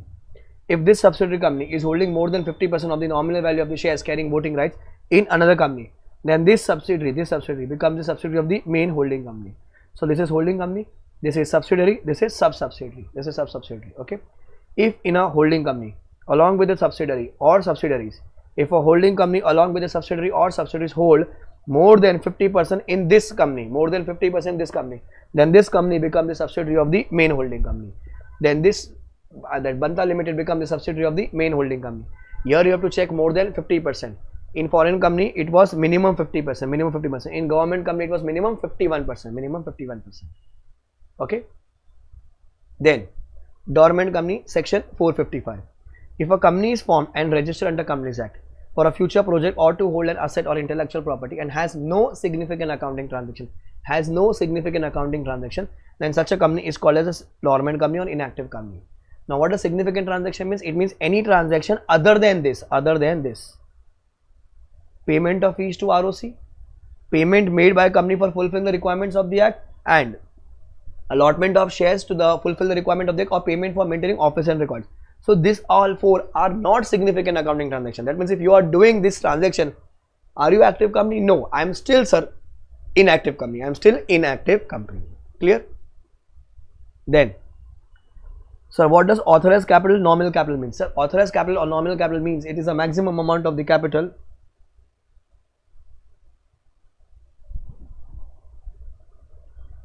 authorized capital or nominal capital is the maximum amount of share capital of the company as it is authorized by the Maha of the company. It's the maximum capital. Then books of accounts include details of income and expenses, details of purchase and sales, details of assets and liabilities, and cost records. Books of accounts include four things: income and expenses, purchase and sales, assets and liabilities, and cost records. Very important definition of net worth. It came in the paper May 23. Net worth, you should remember net worth. So it can come in MCQ again. How do you calculate net worth? So paid up share capital, add free reserves, add securities premium, add credit balance in P&L. So paid up share capital, add free reserves, add sec premium, add credit balance in P&L, minus accumulated losses, minus deferred expenses, minus miscellaneous expenses not written off. Miscellaneous expenses not written off. So paid up share capital, add free reserves, add sec premium, add credit balance in P&L, minus accumulated losses, minus deferred expenses, minus miscellaneous expenses not written off. You will get the net worth figure. Very important definition. You can write exactly in this form in the exam, but if it comes in the calculation, you have to calculate it. Then question number 11. Sir, explain what is financial year. Generally in India we follow April to March. But sir, what if the company is incorporated in October? So April to March will not come, October to March will come. So what if the company is incorporated in December? Then December to March will come for the first financial year. Sir, what if it is incorporated in Feb? So Feb to March will come in the first year. Then second year onwards it will be April to March. So to have that problem, to overcome that problem, government have said if the company is incorporated before 1st Jan, that means till 31st December, then the financial year end will end on coming 31st March. Then the financial year would end on the coming 31st March. For example, if the company is incorporated 2nd June 23, that is before 1st Jan, right? Then the financial year will start from 2nd June 23 to 31st March 24, like coming 31st March. Sir, if the company is incorporated on or after 1st Jan, like on 5th January 24, so we have coming 31st March. So financial year would not end on the coming 31st March. It would end on the next 31st March. Then the financial year would end on the next year's 31st March. That means from 5th Jan 24 to 31st March 25. So here this is basically around 9 months financial year. Here it will be around 15 months financial year. So this is a problem only for the first financial year. From year to year we will have April to March. Only for the first year you have to see this. So where a company is a holding company or a subsidiary company or associate company of a company which is incorporated outside India, like foreign company ka holding is in India or subsidiary or associate is in India, and they are required to follow different financial year for the purpose of consolidation for doing CFS, then such company shall apply to CG. And the CG may allow any period as its financial year, whether or not such period is a year. Like in UK they follow Jan to December, India we follow April to March. Some countries follow 10 months ka financial year. We do not know. So 10 months, whether it's a year or not, still it will be considered financial year. MCQ, they have to apply to CG. Okay. Read this definition, important definition, question number 11. Read.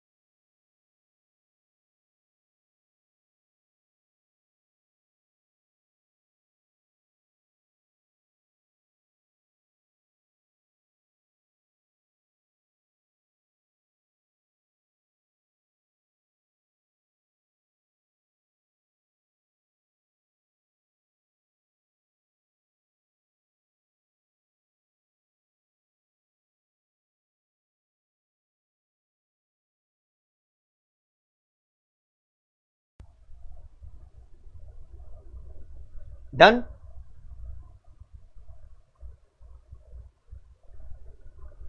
Done?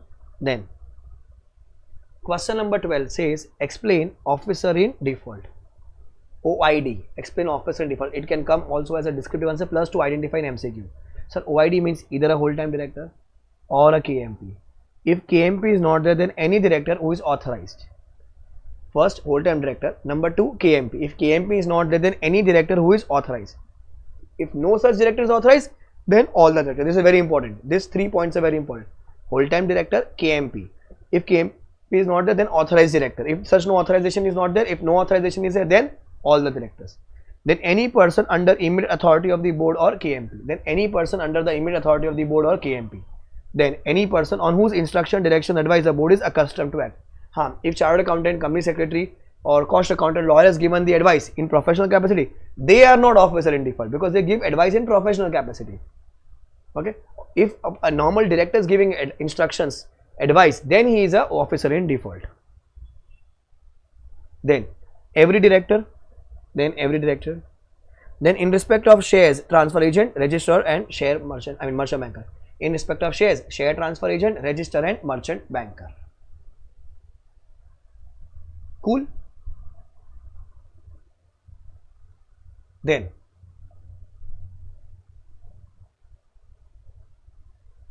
Babu,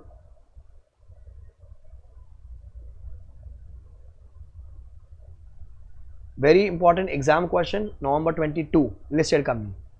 A company which has any of its securities listed on any recognized stock exchange is a listed company.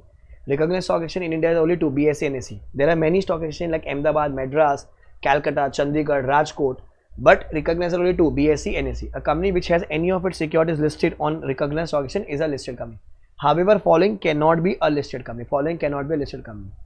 A public company which have not listed their equity shares. Public company which have not listed their equity shares, but listed their what? If you see the word non-convertible debt securities issued on private placement or non-convertible redeemable preferential issued on private placement. If you see the word non-convertible and private placement, not a listed company, not a listed company.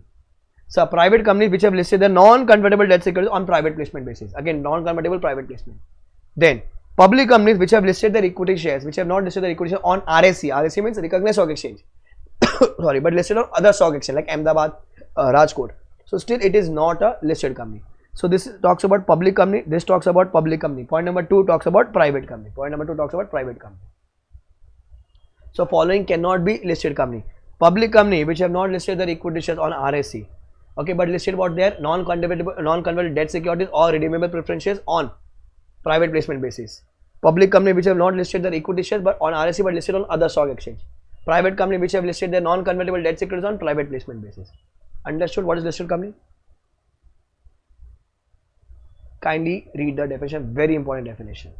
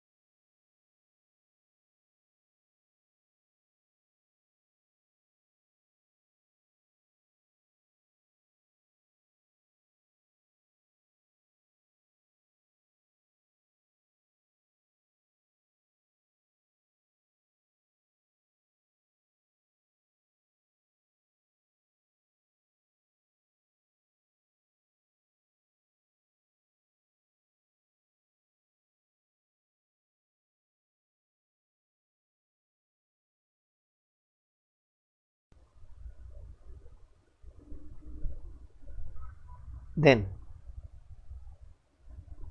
what is the procedure for conversion of public company into private company and vice versa? Public to private, that means from a big company we are becoming small company, sir, or small to big. Both the procedure is same. If you see, both the procedure is same. So from a section number is 14. Section number is, guys, 14. Private company to public company. So board will call a board meeting and pass BR. Here also same point. Board will call a board meeting and pass BR. A general meeting would be called, SR would be passed. SR would be passed. From a private to public, I mean from a small to big we are becoming. Increase the member to 7. Increase the member director to 3. Delete the word private limited, add the word limited, and delete TRP. Here this 2 point will not come. Add private limited and delete the word limited, and here you will add TRP. Then here also CG will give the approval, CG will give the approval. Then same point, SR copy, CG approval ka copy, altered memo should be sent to ROC within 15 days. Very important MCQ, within 15 days. ROC will check and will issue COI that all legal formalities have been complied with. All legal formalities have been complied with. Understood this much? So do it again. Either of it can they ask. And section number is 14 of Companies Act 2013.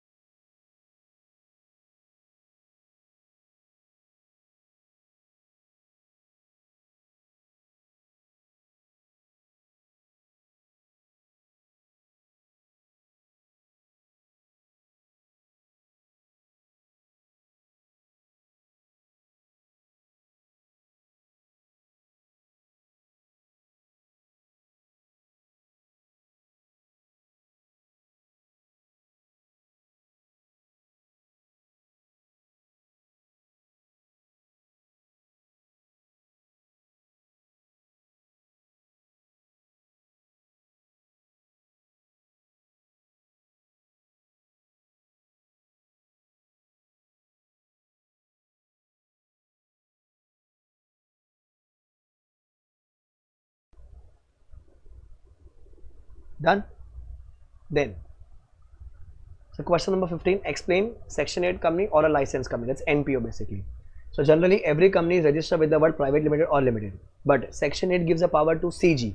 CG will give the license to NPOs to be registered without the word private limited or limited. So who will give the license? CG will give the license.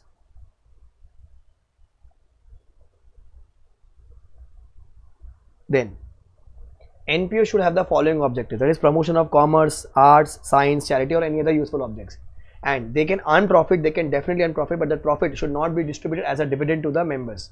It should be applied for the same purpose, it should be applied for the purpose. So income should be applied for promoting the object and not for payment of dividend. Then NPO can alter the object clause or register office clause only with the approval of CG. If NPO does not follow the objectives, license will be revoked, that means it will be cancelled, and CG will give the, before cancelling, CG will give the opportunity of being heard. CG can also pass an order for amalgamation of section 8 company with another section 8 company. So section 8 getting amalgamated with another section company having which or company having similar or same objects. If on winding up any assets are sold and after paying all the liability surplus is left, the proceeds will be credited to insolvency bankruptcy fund formed under IBC 2016. So they can amalgamate with any another section 8 company having similar object. If the on winding of a section 8 company assets are sold and any surplus is left to after paying off the liability, whatever excess is there, what they can do, will transfer it to insolvency bankruptcy fund under IBC 2016. IBC means insolvency bankruptcy code 2016. Then if any provision is contravened, company is liable for 10 lakhs to 1 crore, officer is liable for 25,000 to 25 lakh. If you can remember this penalty, or you can skip it. Okay, plus if the affairs of company are conducted fraudulently, then every officer will also be liable under section 447. Liable under section 447. Section 8 company. Then procedure for registering section 8 company, you will just refer to the book. Okay, and people who have studied from a model from any other author book, it's a procedure. So they can ask you a case like this, Mr. Ram, he wants to incorporate section 8 company, what is the procedure? Okay, all the documents should be submitted plus definition plus the object wala point. Write it in your own words. Question number 70, service of document, section number 20.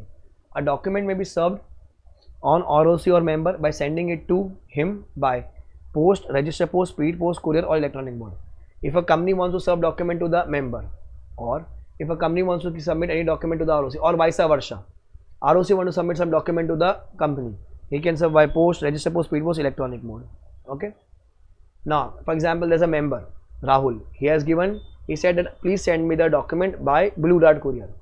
So, sir, Rahul will give the money. So, company, it is your duty to send the document by Blue Dart courier only. So, the question has been asked in this on this concept. If a member has requested for delivery of any document through a particular mode for which he shall pay such fees as may be determined by the company and its AGM, then the company is bound. To serve him by such mode. Otherwise, service will not be deemed to have been served. Okay, section number 20, service of documents. Read this. Point number 2 is important in this.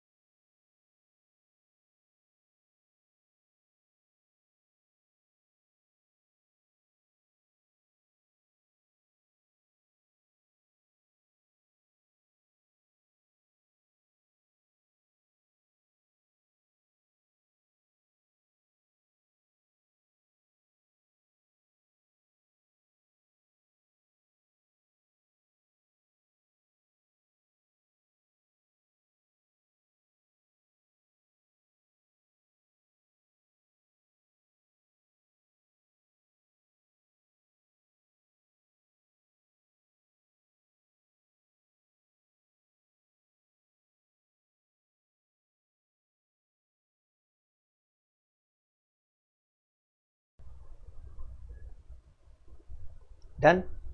Then explain entrenchment. Sir, entrenchment means what? Generally, in a company, if they want to alter AUA, it can be done by SR. But Companies Act says I have 100 rules. If a company says I have 100 rules in my AUA, I want to put some more conditions on rule number 5, 10, 15. So rule number 5, 10, 15 will be altered only by 90% approval. Generally, all the rules can be altered by SR, that means 75% approval. But rule number 5, rule number 10, rule number 15, a company says I want to put more restrictive conditions. So that putting more restrictive conditions is called as entrenchment. It's called as entrenchment. Okay. Article of a company may contain provision for entrenchment to this effect that articles can be altered only if more restrictive conditions than a SR are met. SR means 75%. We want to put 80%, 85%, 90%. Babu. Yeah. Provision for entrenchment shall be made either on the formation of a company when the company is incorporated or by amendment in the articles. See, either it will be from the inception, right, from the incorporation, or you can amend the articles later on. In case of a private company, all members ka approval is required. All members means 100%. In case of a public company, SR is required. Guys, it is not doing the transaction. It is for putting entrenchment in the articles, that we will alter the articles only by having 80% approval. So to do this thing, either it should be applicable from formation, but at the inception we have not added this provision of entrenchment. We want to add now. To add entrenchment, in case of a private company, we require 100% approval. Then the transaction will be done by like 90% approval. To add entrenchment, it is 100% approval, and to do the transaction, whatever company says, 86%, 79%, 95%, 93%, whatever they want to put. In case of a public company, SR is required. In case of public company, SR is required. To add entrenchment, the transaction will be done whatever the company has thought, maybe 80%, 85%, 90%. That is more than SR. To add entrenchment in the articles, either it is formation or by amendment in the articles. In case of a private company, by all members. In case of a public company, by SR. If articles contain provision for entrenchment, company shall give notice to the ROC. Company shall give notice to ROC. Cool.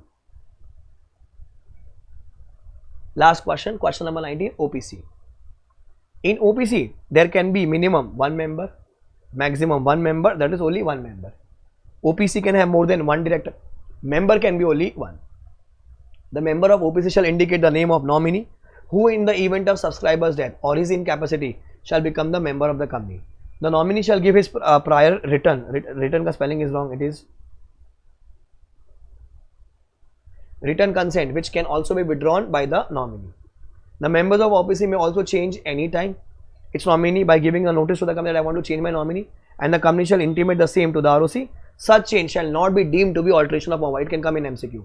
Generally, if you are changing the name clause, object clause, it is an alteration. But if you are changing the nominee, it is nomination clause is getting changed, but it will not be deemed to be alteration of Maha. Only a natural person who is an Indian citizen, whether resident in India or otherwise, can incorporate a OPC or can become the nominee for the sole member of OPC.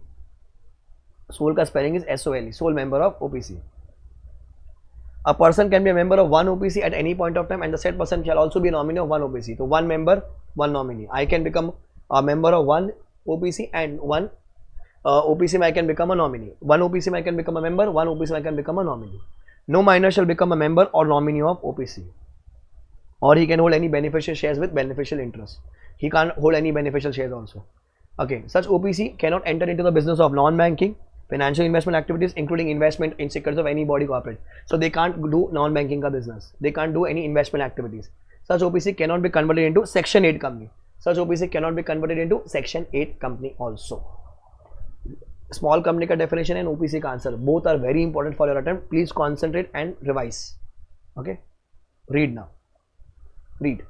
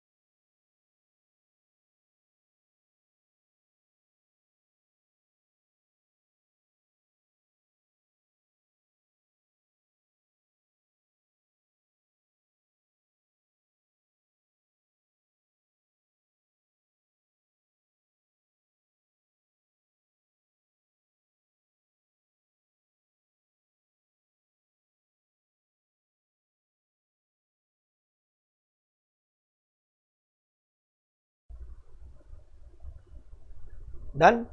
So minimum 4 mark to 8 mark chapter definitions are very important. OPC small company, please concentrate on these two answers. It can come in the exam. Cool. Bye guys, take care, enjoy, and aim for a rank or 70 plus, whichever is earlier. I thank Bhargavi for such wonderful notes and everybody who has written the notes in the class. Kindly revise with your own handwriting. It will be very useful to you guys. Bye. Take care. Hi guys, what's up? Welcome to the class. So we are doing now incorporation of a company. Okay, incorporation of a company is a very simple unit. Lot of provisions are there which we need to remember. My first question says define promoters and the right to receive remuneration. Define promoters and the right to receive remuneration. So what does a promoter means? Promoter means a person who has been named as a promoter where either in the prospectus or annual return, or who has a control over the affairs of the company as a shareholder or a director or otherwise, or on whose advice, instructions or direction the board of directors are accustomed to act. He is called as a promoter. Promoter means a person who has been named as a promoter in the prospectus or annual return, or who has the control over the affairs of a company as a shareholder, director or otherwise, or on whose advice, directions or instruction the board is accustomed to act. He is called as a promoter. Now, sir, promoter is not the agent of a company since the company is not into existence.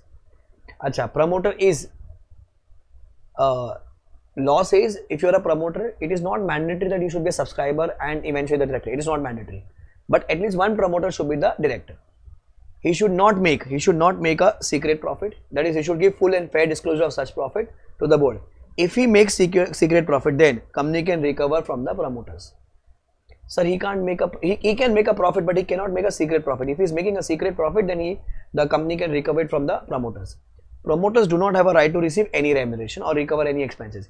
Even if the AWA provides for payment of such payment, even if the AWA provides for such payment, it is not binding on the company. It is not binding on the company. However, if company wants to give remuneration, it can pay in following ways. How? By issue of shares at discount, by lump sum remuneration, or on purchase of property by the company, or commission on the shares sold by the promoters. Issuing shares at discount, lump sum remuneration, commission on the purchase of property, commission on the shares sold by the promoter. So it's a short note on promoters. They can ask you a direct answer. Definition also they have asked twice in the exam. Again it can come. Read promoter.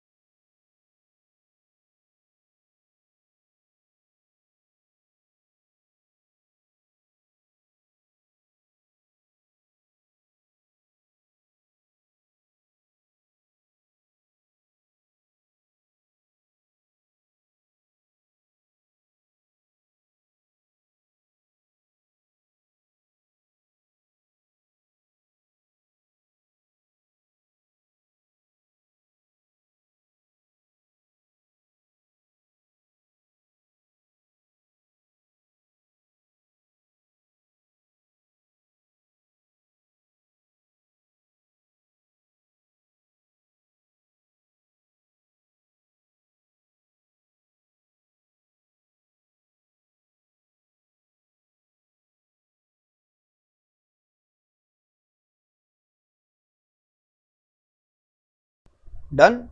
Then Sir, what are the documents to be filed with ROC at the time of incorporation? A direct question, it can come in the exam. Maha, obviously. OVA, Maha. Number 3, declaration from each subscribers and the first director. Declaration from each subscribers and the first director stating that they are not convicted for any offence. Offence, the spelling is wrong. It's OFFENCE. Regarding the promotion, formation, management of a company, he is not found guilty of breach of trust in the last 5 years, and all the documents which are filed with ROC are true and correct. So they will give the declaration. Private company में 2 subscribers are there. Public company में 7 subscribers are there. Then the address for corresponding until that the registered office is established. 5th, particulars of every subscribers like the name, address, nationality, etc. Particulars of every subscribers like the name, address, nationality, etc. Then particulars of the person mentioned as first directors of the company. Particulars of interest of person mentioned as the first directors. So particulars of the person mentioned as first director. Particulars of the interest of person mentioned as first directors. Then a company shall within 30 days of incorporation, shall at all time have a registered office for receiving and acknowledging all the commission notices as may be addressed to it. So it is not mandatory that at the time of incorporation company should have a registered office. Once the company is incorporated, within 30 days they should have a registered office. So they can ask you separately on this question, what is a registered office, what is the use, and when we should have. We should have it within 30 days of incorporation for receiving and acknowledging all the communications. So 8 points are there, guys. So they can ask you a question, Mr. Ram, he wants to incorporate a company, you are a chartered accountant, he wants to understand what documents should be attached to while incorporating the company. So all 8 points you need to know. Read.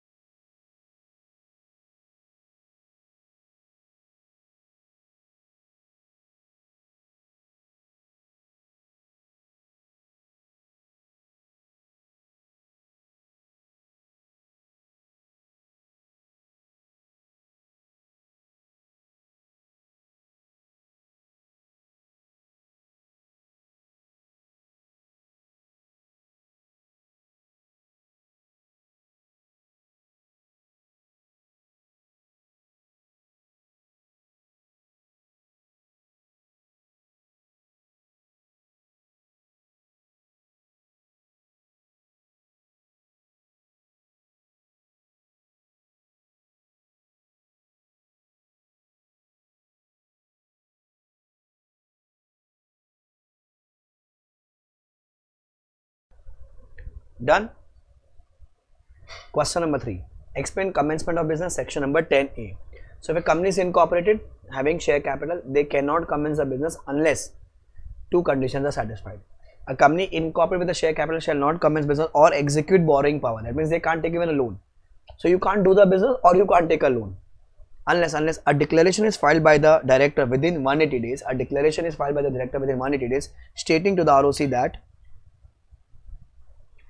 that every subscriber has paid the value of share which is agreed to be taken by them as per Maha, and company has filed this declaration, and company has filed a declaration with ROC, a verification of his register office as per section 12(2).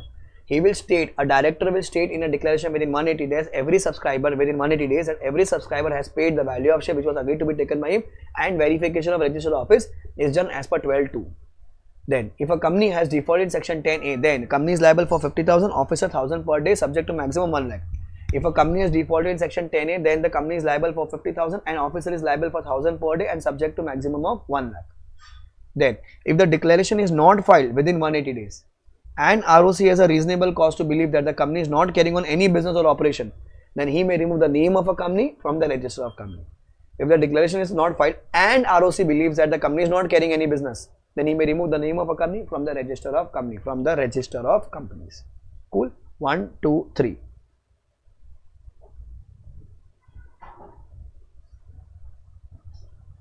Read point number 3.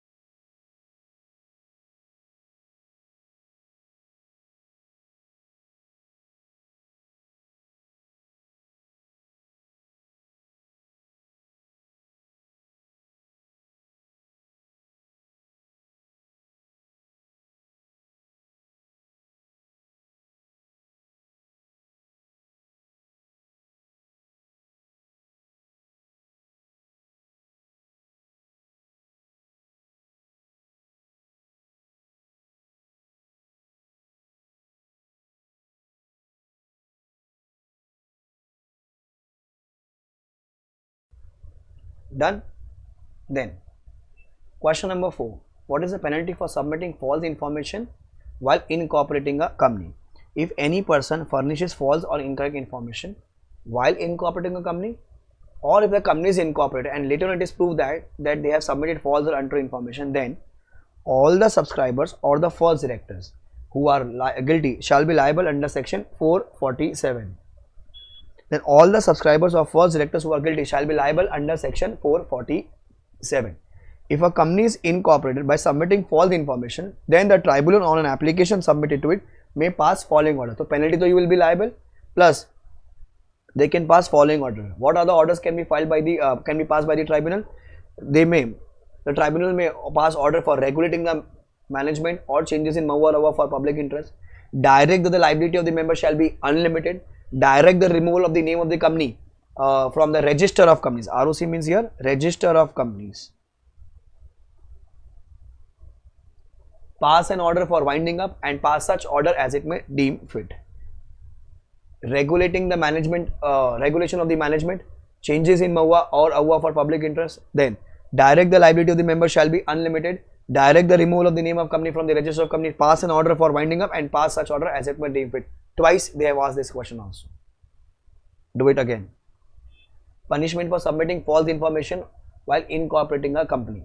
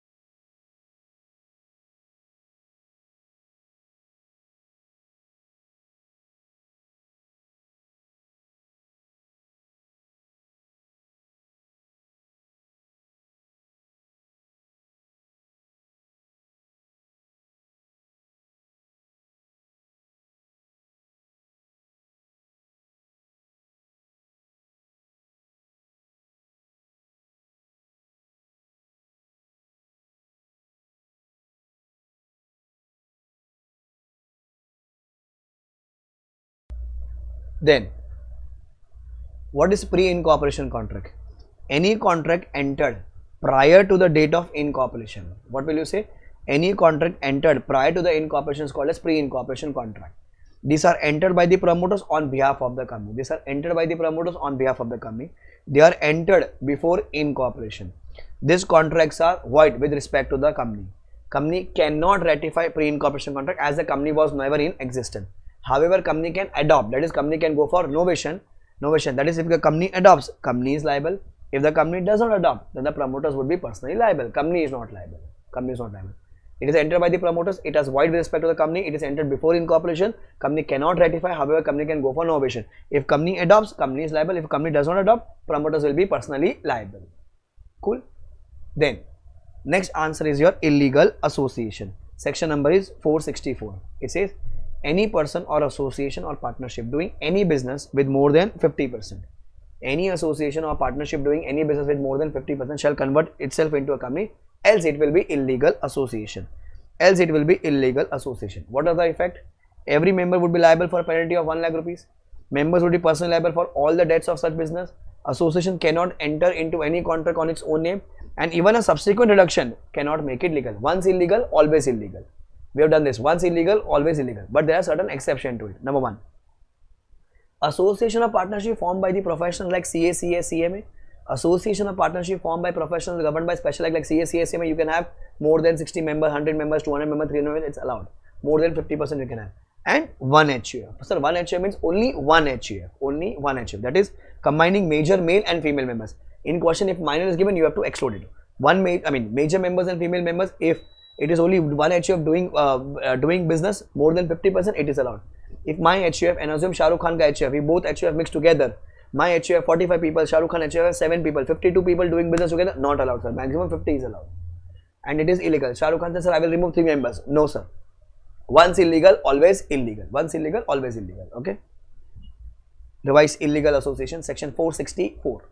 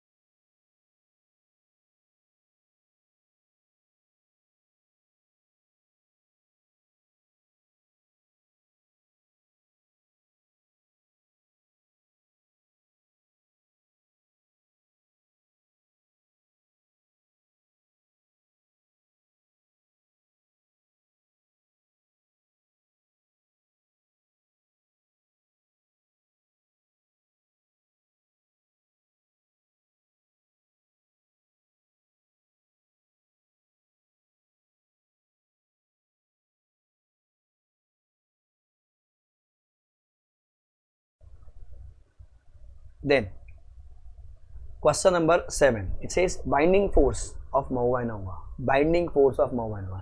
Section number क्या है sir ये? Section number is 10. Sir, company is bound to its members. That for all the rights, if the rights are deprived, member can sue the company. Member is bound to the company to pay the call ka money. If money is not paid, company can sue the member. Members bound inter se. Inter se means with each other. INTER-SE. Inter se. Members can enforce his right against another member through the company, but not directly. So member is not in relation. Member company member. Is company bound to the outsider on the basis of Mahua? The answer is no.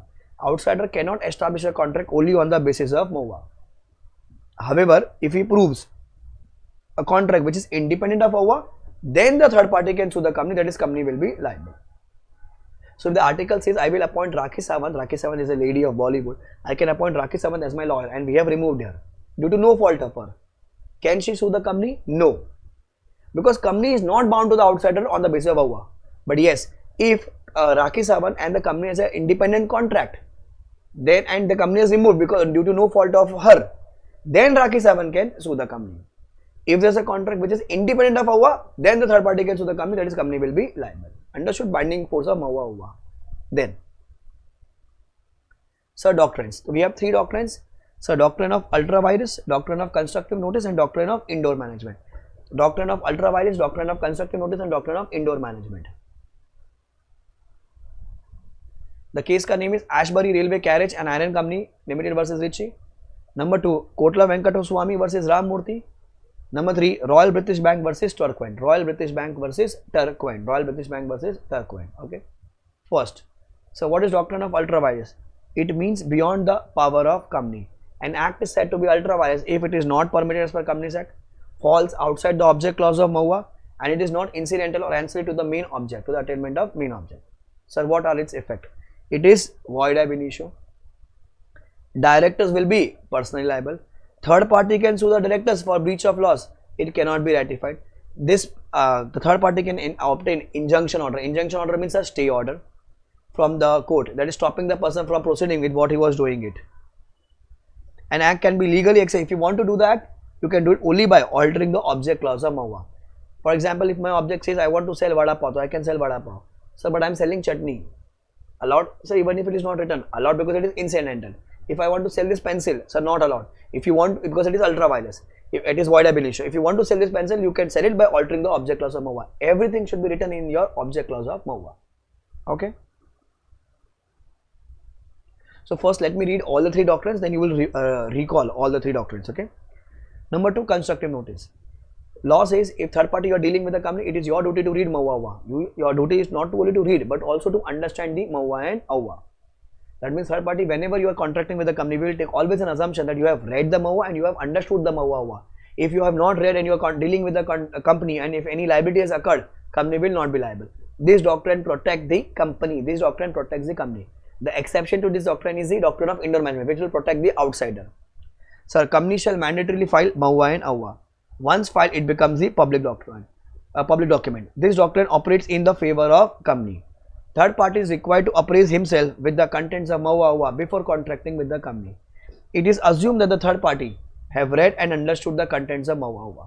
If he does not have actual notice, he is deemed to have a constructed as implied notice. The only exception to this doctrine is the doctrine of indoor management. It is what? Doctrine of indoor management. Doctrine of indoor management.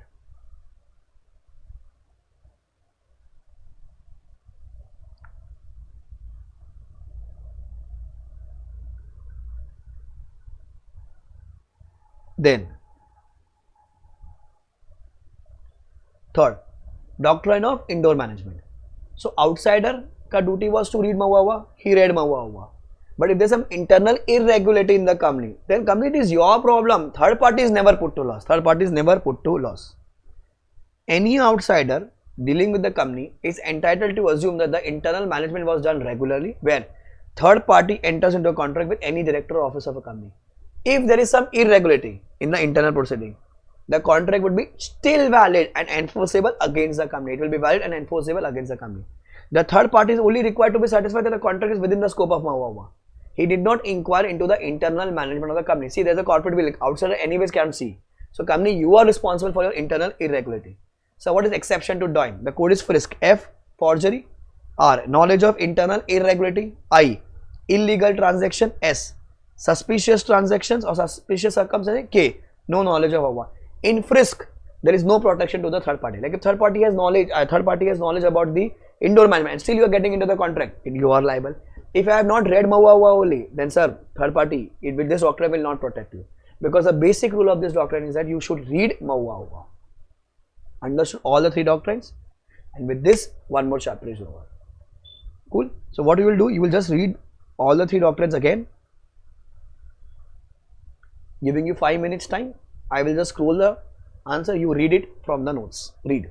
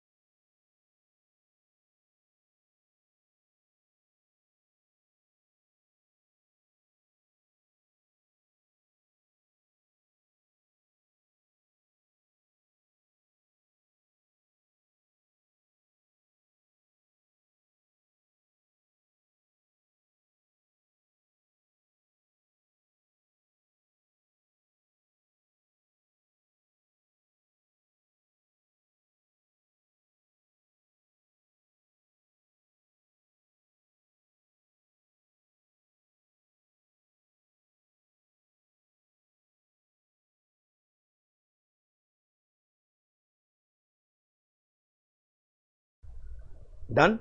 So all the three doctrines are done, and out of these three, I think constructive notice will not be important. One is indoor management, that is for sure important, and to some extent ultra vires. First priority would always be of indoor management. Cool. So we are done with one more unit. So I hope guys you are getting a little confidence. So quick recall it is, it will be very helpful in your exam, in case when you are on the exam last week of your exam, or on the exam day if you are there, and if you are getting panic attacks, switch off the video, just listen to the audio. Like every recording, every unit I am doing it in like 30-40 minutes, so that your time does not get wasted, and we are not doing any time but just the provision, Cool. Bye guys, take care, enjoy, aim for a rank or 70 plus, whichever is earlier. Bye bye guys, all the best. Hi guys, what's up? Welcome to the class. So today what we are starting is, we are starting with a chapter called as charges. So minimum weightage 3 marks, it can go to 6 mark also. From last 3-4 attempt it is coming compulsorily. I mean compulsory, and it's coming for sure in the paper. It's not coming in question number 1. Yeah, you can find it in question number 4 or 5 approx. Okay. So charges, whenever company takes a loan from a bank, they need to register, they will be giving some collateral. That collateral needs to be registered, the security needs to be registered with ROC. ROC means registrar of companies. That concept is called as charges. If you have heard the word mortgage, hypothecation, pledge.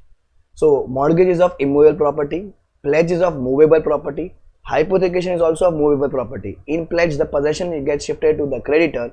In hypothecation, the possession is with us only, the debtor. So whether it's a mortgage, whether it's a pledge, whether it's hypothecation, but you need to register that charge with the ROC and you need to disclose it.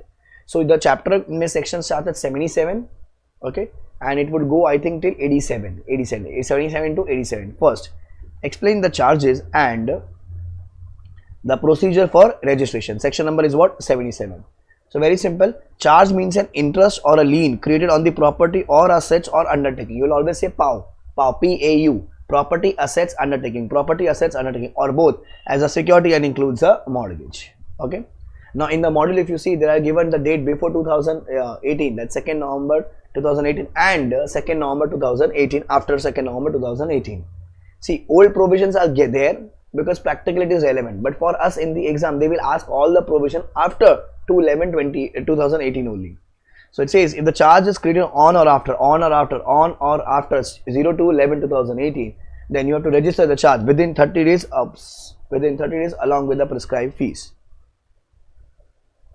Babu, yeah, within 30 days along with the prescribed fees.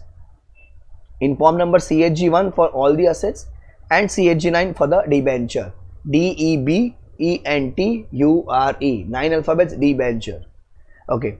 If 30 days are over and you are Gajni, short term memory loss, you forgot to register, then register it within the next 30 days, that is within 60 days from the date of creation with additional fees. So it is 30 days with the fees, next 30 days with additional fees, Okay, if it is not registered in the next 30 days, like still you forgot the next 30 days, then register within further period of 60 days with ad valorem fees. Ad valorem means like it is percentage of the property. Like if it is 1 crore property, 0.05% will be the fees. Who will decide that fees? ROC. So it's very simple. 30 fees, next 30 additional fees, next 60 ad valorem fees. 30, 60 fees, additional fees, ad valorem fees. MCQ. Okay. ROC will issue a certificate of charge in form number CHG2. We applied in CHG1. ROC will give a certificate in CHG2, which shall be a conclusive evidence that all requirements of charges have been complied with. If the charge is not registered within the actual 30 days and registered in the action period, the right of the lender or the charge holder shall not get affected. See, it is the obligation of the company to register it. That doesn't mean that if you have not registered it, bank will come to you and say, give me the money. What will you say? Sir, we have not registered the charge, so you forget the money. No, nothing will like this will happen. Banker right is there to claim the money. He will come and claim the money, whether you register it or whether you not register it, or whether you register it within the 30 days or within the next 30 or within the next 60 days. Okay, it does not affect the rights of the charge holder, that means the bank. If the charge was not registered, it shall not be taken into the accounts by the liquidator appointed under Companies Act. So what does this line mean? See, first obligation is always of the company. If company does not do it, will be doing in the next answer. Bank will register the charge. So why would bank be interested? See, because if the charge is not registered, in case the company goes into liquidation. So if you have studied in accounts liquidation, there's something called liquidation estate. Like all the assets are collected together and then sold out. If you remember the hierarchy, last the money is given to the equity shareholder. The first priority, the topmost priority is always of the liquidator and liquidation expenses. The second is of the secure creditor. Your bank has got the security, so he is a secure creditor, but that charge should be registered with ROC. If it is not registered with ROC, then the bank becomes unsecured creditor. So that's the bank is always behind us. Please register. If you are not registering, we will register it. So if bank has registered the charge, so the fees or the additional fees or the add valorem fees, whatever the bank has paid. So bank ka to it was not duty. So whatever expenses bank has incurred, it will claim from the company. Okay. Non-registration of charge will not impact the obligation for repayment of money. This we have discussed already. So it is your duty to register it. If you have not registered, that doesn't mean you will not give the bank money. Bank will come and claim the money. The only exception is at the time of liquidation. So you will get bank will get the money, but he will be an unsecured creditor. So that is the reason if company is not registering, then bank will register the charge. Okay. Then explain verification of instrument, evidencing creation or modification of charge. So when the charge is created, when you're giving a collateral, so bank and you will get into an agreement. That agreement ka copy who will sign? Every instrument evidencing creation or modification of charge shall be verified as follow. If the property is solely outside India, like proper outside, it should be signed by common seal if common seal is there, or a director, or a company secretary, or an authorized officer of a charge holder, means the bank, if bank is getting registered, or the person interested in the mortgage, means what? The purchaser, the buyer of the property. So if you have heard this word, that if the property is on loan, you can't sell it. But you can sell it with the permission of loan. So company says, okay, 1,000 crore property is there. Bank, we are selling it. Now imagine Mukesh Ambani, bank, a company selling it to Mukesh Ambani. So Mukesh Ambani will be the person who have taken the loan. So whoever is the owner of the property, like whoever is in the contract, the company, the bank, the buyer, everybody, it is your obligation to get it registered, and then you have to make it sign. Who will sign it? If common seal is there, common seal, or the director of a company, or a CS of a company, or an authorized officer of a charge holder, means the bank, and the purchaser of the property. Either of it can sign. If the property is partly or wholly in India, either in India or partly outside, partly in India, like on the border of India, Pakistan, for example, okay, it should be verified by the director or a CS or an authorized, that is, or the authorized officer of the charge holder. Only 3 people are here. Common seal is not there, buyer is not there. Okay. Section 77 we did for the registration, or 78. Procedure for registration by charge holder, and bank ka procedure. If a company fails to register the charge, then the bank, the charge holder, will apply to ROC for registration. The ROC within 14 days of such application shall give the notice to the company. Hey company, bank has come for registration. You tell me why I should not register it. Explaining why charge should not be registered. Circle the word 14 days. 14 days is important MCQ. If the charge holder has registered the charge, all expenses can be recovered from the company, that is fees or additional fees, whatever it is. Clear? So 14 days is an important MCQ. Section 77 was duty of company to register. 78 charge holder.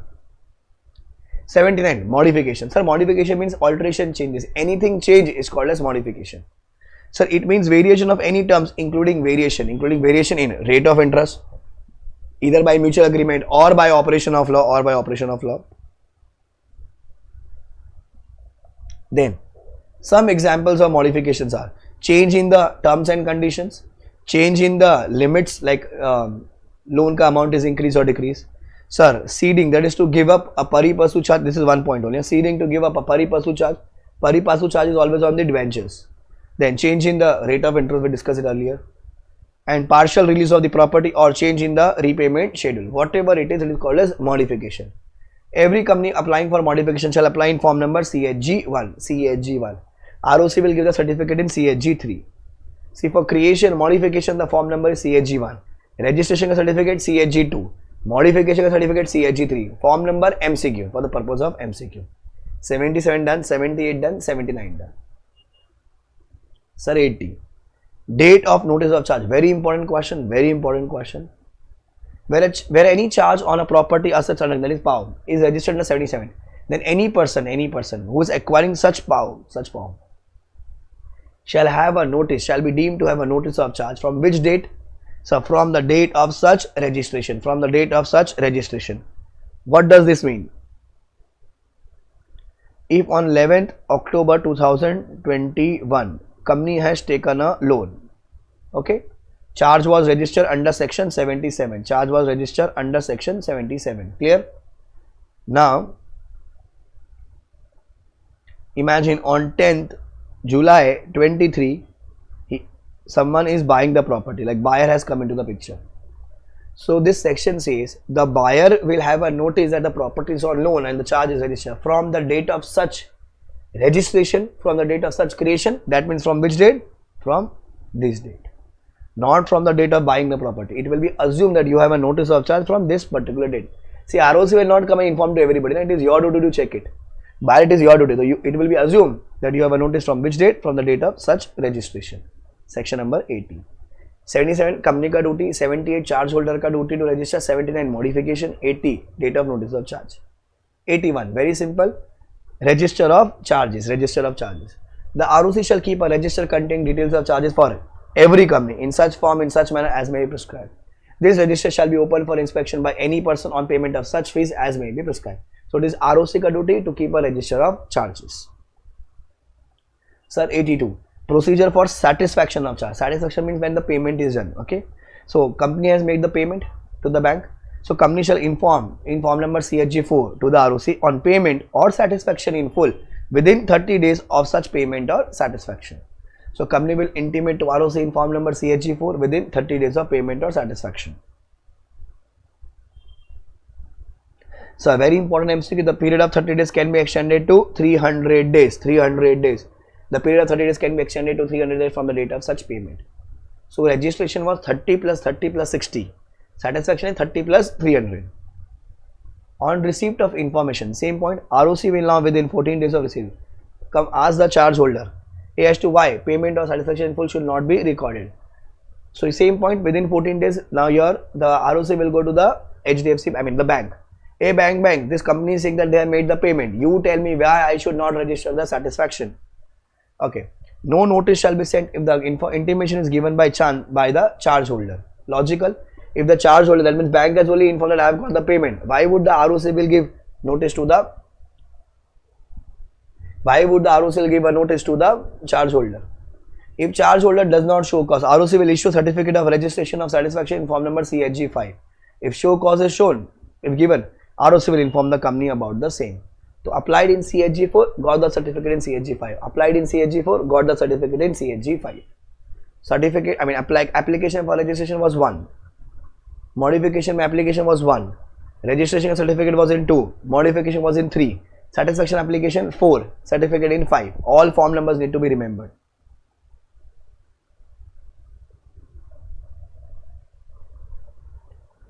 Then next.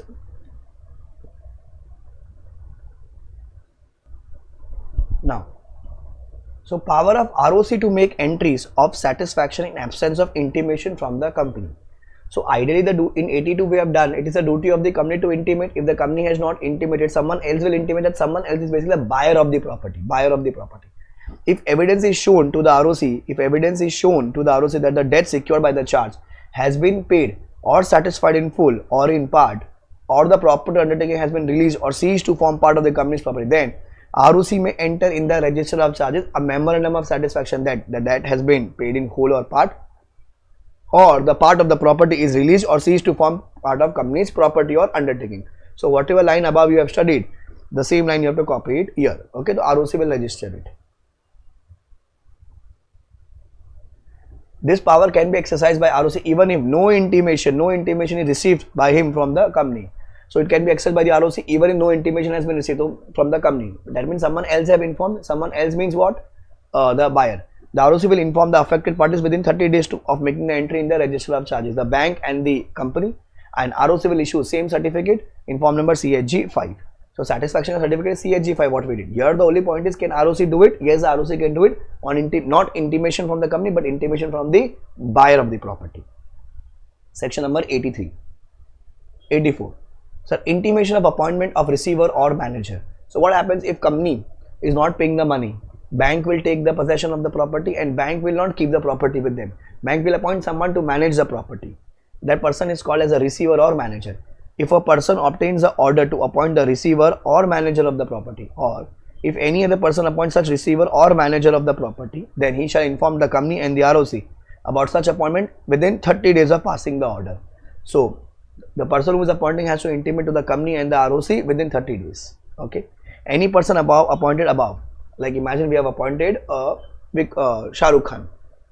Okay, any person appointed above on ceasing to hold such appointment shall give notice. Then when Shah Rukh Khan's work is over, he will intimate to the whom? To the ROC and to the company. The notice of appointment or cessation shall be given form number CHG 6. So when you are appointing, file CHG 6 within 30 days. If the person's appointment is over, the work is over, the person will intimate to the ROC and the company in form number CHG 6. So 1 was registration, 2 was certificate, 3 was modification of certificate, 4 was satisfaction का application, 5 was satisfaction का certificate, 6 was appointment or cessation of appointment of the receiver, CHG 6. Now, full time pass answer, company's register of charges. Every company shall keep at its register office a register of charges in form number CHG 7, which shall include such particulars as may be prescribed. In the previous section, what we did, it was a duty of the ROC to keep the register. Here, it is company ka duty to keep the register of charges, form number CHG 7. Then a copy of instrument creating the charge, like the loan agreement, should also be kept along with the register of charges. So, the register of charges में all the details, when you have taken a loan, what loan you have taken, what collateral you have given, date, okay, the period, everything would be written there, and the loan agreement ka copy also you should keep. Then, the register of charges and the instrument of charges. What it is? The register of charges and the instrument of charges shall be open for inspection during business hours by member creator without any fees. Member creator, no fees, you can bindas inspect it. But by any other person on payment of such fees as may be prescribed. By any other person on payment of such fees as may be prescribed. What is the prescribed fees? That is practically. Okay. So this is company's duty to maintain the register of charges, form number CHG 7. Section number is 85. Then very important answer, penalty for contravention. If any provision of this chapter is contravened, then company is liable for 5 lakhs and officer is liable for 50,000. Company is liable for 5 lakhs, officer is liable for 50,000. If any person furnishes false or incorrect information with respect to registration of charges, he would be liable under AK 47, that is section 447. Section 447. If any provision of this chapter is contravened, then company is liable for 5 lakh, officer is liable for 50,000. If any person furnishes false or incorrect information, he will be liable under section 447. Clear? Then rectification of charges. So rectification means the changes. What will happen here? If there is a mistake, you can change it. The CG on application file in form number CHG 8. The CG on an application file in form number, guys, CHG 8 may direct rectification of either omission, you have omitted something, or you have given some misstatement with respect to creation, modification, satisfaction of charge. So when you have given some application, either you have omitted some fact or you have given some wrong fact. So you can go to CG and make an application form number CHG 8. CG will give the direction to rectify it. Or direct extension of satisfaction of charge beyond 300 days from the date of such payment. Means, sir, if you remember, satisfaction intimation was 30 days, extended 300 days. If 300 days are over, still you have not intimated, so you are not contravened anything. I have made payment to the bank, right? Bank ka payment is done, but I need to release that charge ka thing. So I need to intimate to someone, right, to the ROC. So 300 days are over. So still you can go to to the CG and take extension of more days. So this 300, direct extension of days I have not given, and those extended days will be counted from the date of such payment. When you have made the payment, from that date the CG will give you extension. So in entire chapter, important MCQ, in the entire chapter, right from section 77 till 86, the authority was ROC. Only in section number 87, rectification order would be passed by CEG. Rectification order would be passed by CG. Okay. Now, these are the forms. It's written for your reference. CHG 1 is registration. CHG 2 is certificate of registration. CHG 3 is modification. CHG 4 is application for satisfaction. CHG 5 is certificate for satisfaction. CHG 6 receiver ka appointment and cessation. CHG 7 register of charges by the company. 8 rectification. 9 was debenture ka registration. Okay. Last important note.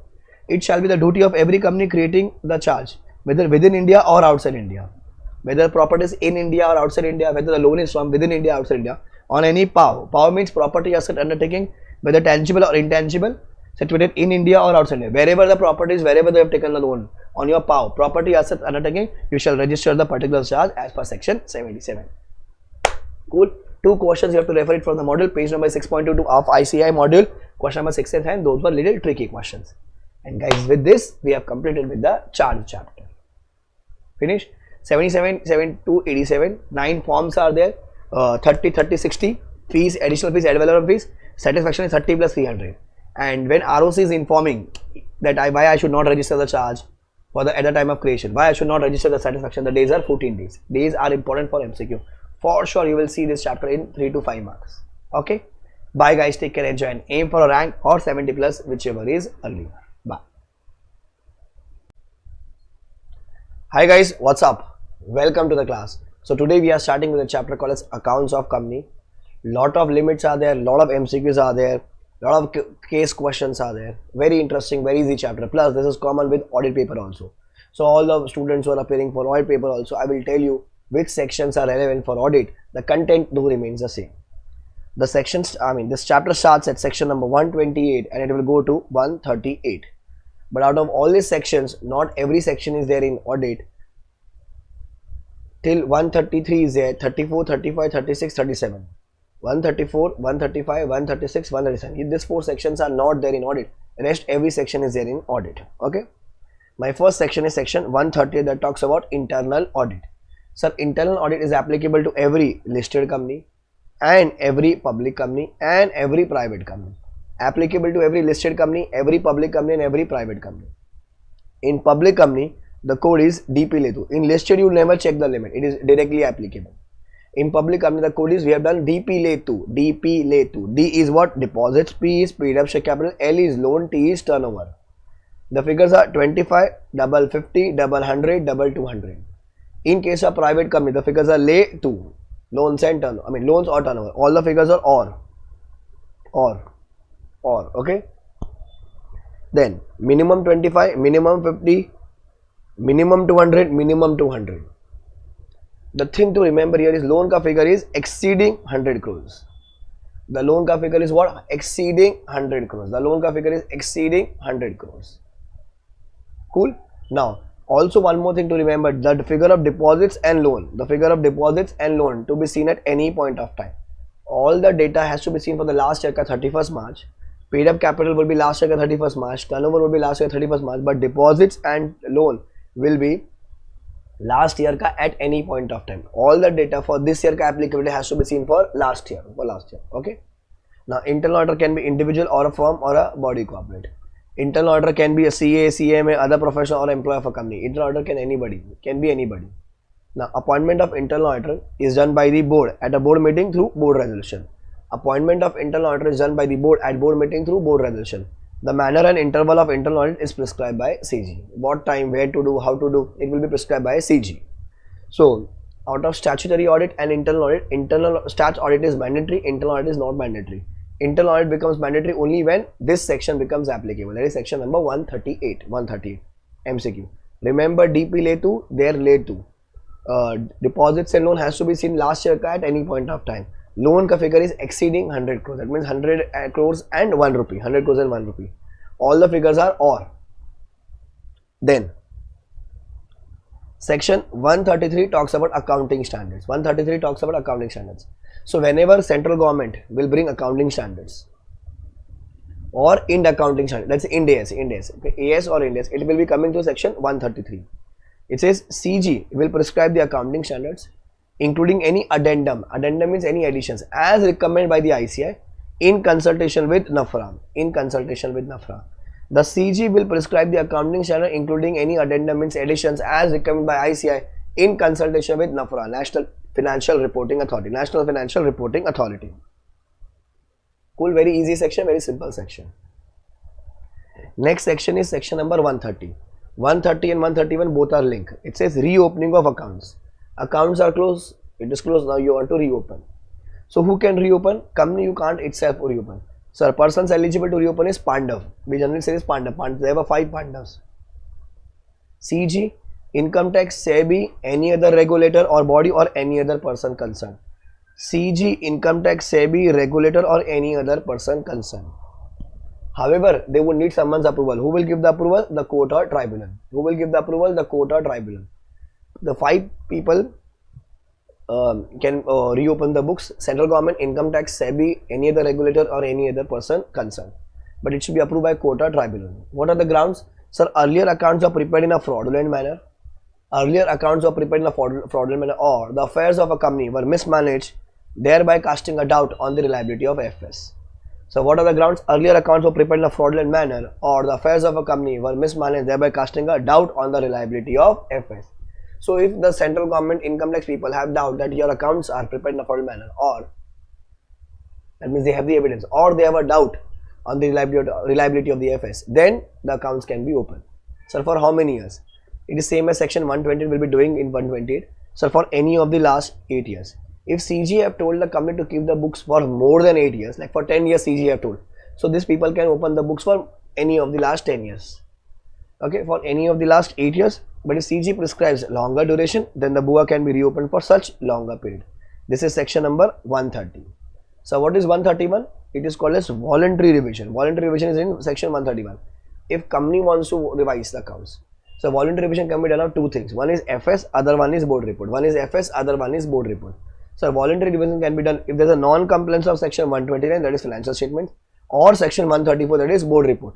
If voluntary revision can be done, that is by the company itself, only if there is a non-compliance of section 129 or non-compliance of section 134.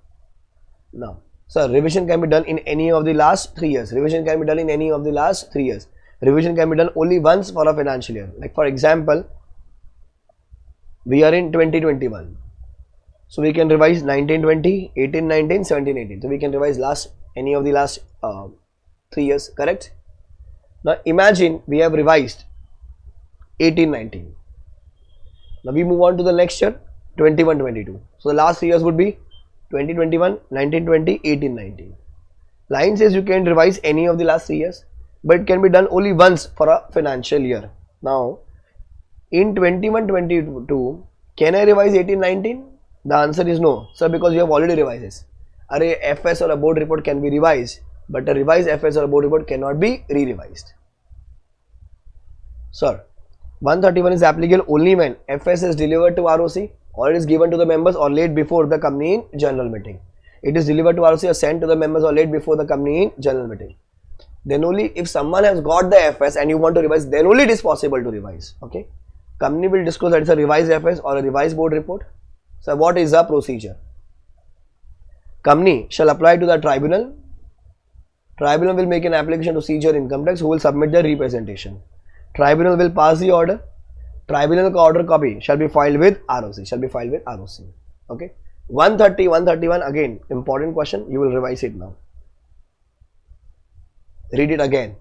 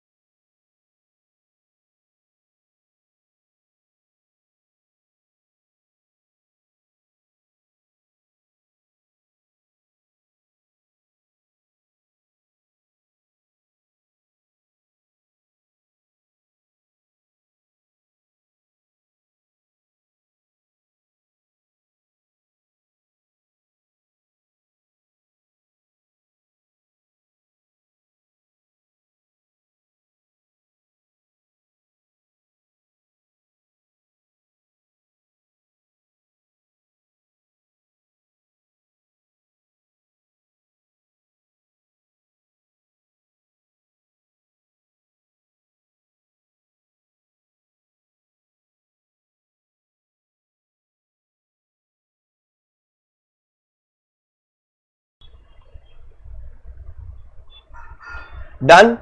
Now, question number 5. It says financial statements. Question number 5 is financial statements. Okay. Sir, section number is 129. What does financial statement means? Sir, P&L, balance sheet, cash flow, notes to account, and SOKI. SOKI means what? Statement of changes in equity. Balance sheet, P&L, cash flow, notes, and SOKI. Sir, all the FS should be prepared as per AS. If AS is not followed, then the fact should be disclosed. 3 things you will disclose it: the deviation, the reason, and the financial effect. The deviation, the reason, and the financial effect. And one thing you will follow always AS, one other thing you will follow Schedule 3. It is applied to all the companies. But Schedule 3 is not applicable to banking, insurance, electricity, or any other company prescribed by CG. For all the companies we follow Schedule 3, but Schedule 3 is not applicable to following companies. Sir, in case of OPC, small company, dormant company, startup, private company. Very important MCQ. OPC, small, dormant, startup, private company is not required to prepare cash flow statement. OPC, small, dormant, startup, private company is not required to prepare cash flow statement. Then, the financial statement should give true and fair view, and it should be presented at general meeting to the members. If the company has subsidiary or associate or joint venture, then it should mandatorily prepare cash flow. It should mandatorily prepare consolidated financial statement. If you have a subsidiary, associate, joint venture, you have to prepare CFS. Exemption from CFS: A Limited, B Limited, C Limited. A has invested either 100% or 51%, and B has invested 51% in C Limited. This is Dadaji, this is Papa, this is the son. Okay, the grandfather, the father, and the son. So what will happen? A will do conso with B, B will do conso with C, correct? Ultimately, all the main conso will be done by A. That means B will not do the conso. So B is getting exemption. B will get the exemption when A has obtained NOC. Sorry, B has obtained NOC from all the members or one member. When B has obtained what? NOC from all the members or one member. Sir, who's all members and one member? So one member will come when A Limited is 100% holding in it. All members will come when it is 51%, because to the extent of 51 it is A Limited, rest 49 shares are held by someone else, and B is not a listed company, not wanting to get listed, and its ultimate holding company, that means the Dadaji prepared CFS. Then B is exempted from preparing CFS. B is exempted from preparing CFS. Sir, if 129 is contravened, it is imprisonment up to 1 year, fine minimum 50 or maximum 5 lakhs or both. 50 to 5 lakhs up to 1 year or both. Sir, who are the persons responsible? Managing Director, Whole-time Director of Finance, CFO, any person authorized by board, and all the directors in case of absence of any of the above. Sir, Managing Director, Whole-time Director of Finance, CFO, any person authorized by board, or all the directors in case of absence of any of the above. So what is the section number? 129. So you will go through it. 129, financial statements.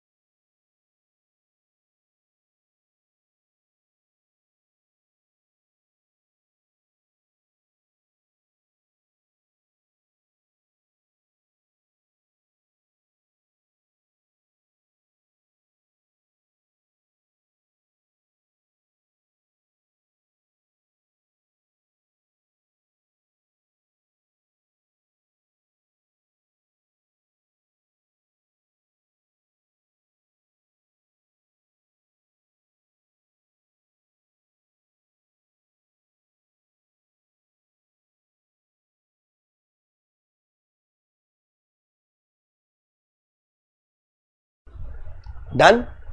Now, sir, question number 6, books of accounts. Section number is 128. So, how would you get proper books when it is giving true and fair view and kept on accrual basis and on double entry system?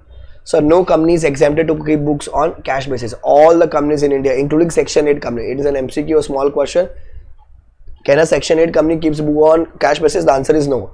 It should be kept on true and fair and an accrual basis on double entry system. Sir, BUA includes all those things. Details of assets and liabilities, purchase and sales, income and expenses, and cost records. Details of assets and liabilities, purchase and sales, income, expenses, and cost records. Now, so where should the BUA be kept? So, BUA should be kept at register office or any other place in India. Okay, BUA should be kept at register office or any other place in India. Okay, when you're shifting it to BUA to any other place other than register office, board will pass a board resolution. Board will pass a board resolution, intimate to ROC in form number AOC5. Intimate to ROC in form number AOC5 within 7 days of passing BR. Within 7 days of passing BR. It should be kept at register office or any other place in India.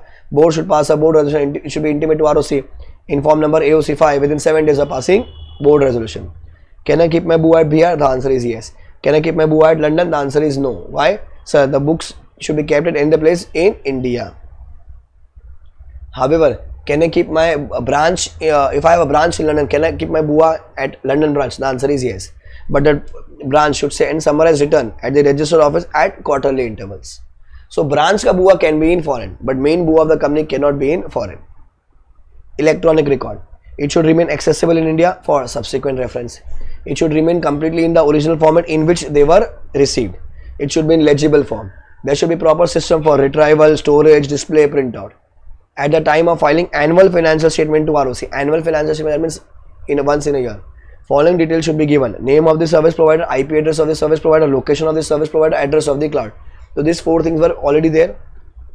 Fifth, it came as an addition where service provider is located outside India. The name and address of person in control of books of accounts in India. Where the service provider is located outside India, name and address of the person in control of books of accounts in India. So BUA should be kept for last 8 years. Okay, if the company is in existence for only 2.5 years, then 2.5 years. CG says keep the BUA for 10 years, then for 10 years. Sir, inspection of BUA. It should be done by the directors. It can be done only by the directors. It can be done only by the directors. Inspection of BUA can be done only by the directors at the register office or any other place in India. In case of foreign financial information, director you can't inspect. Director will give a request to the company. Company will give the information within 15 days, the period and the information. Director will give a request stating the period and information. Company will complete the request within 15 days. In case of subsidiary, you cannot inspect the BUA. But if board resolution is passed by the holding company, then you can inspect the BUA. If board resolution is passed by the holding company, then you can inspect BUA. If section 128 is contravened, same penalty, 50,000 to maximum 5 lakhs. In 129, imprisonment was also there, but here it is not there. Same people, MD, WD, CFO, any person authorized by board. There all the directors were also there, but first 4 is same. No member can inspect the BUA. No member can inspect the BUA. Only a director can inspect the BUA. Okay, no agent of the director can inspect BUA. No agent of the director, only the director can inspect BUA. With effect from 1st April 23, every company shall use only those accounting software which has a feature of audit trail, that is a sequence, creating edit log of each change made in the BUA. Like if you're making any entry, if you pass the entry in September, you are sitting in November now, and if you want to make any changes, you can make changes, but that changes should be reflected in that software. What changes you have made, the date and the time. It is called edit log facility. In auditing language, we call this as audit trail. Okay. Read question number 6.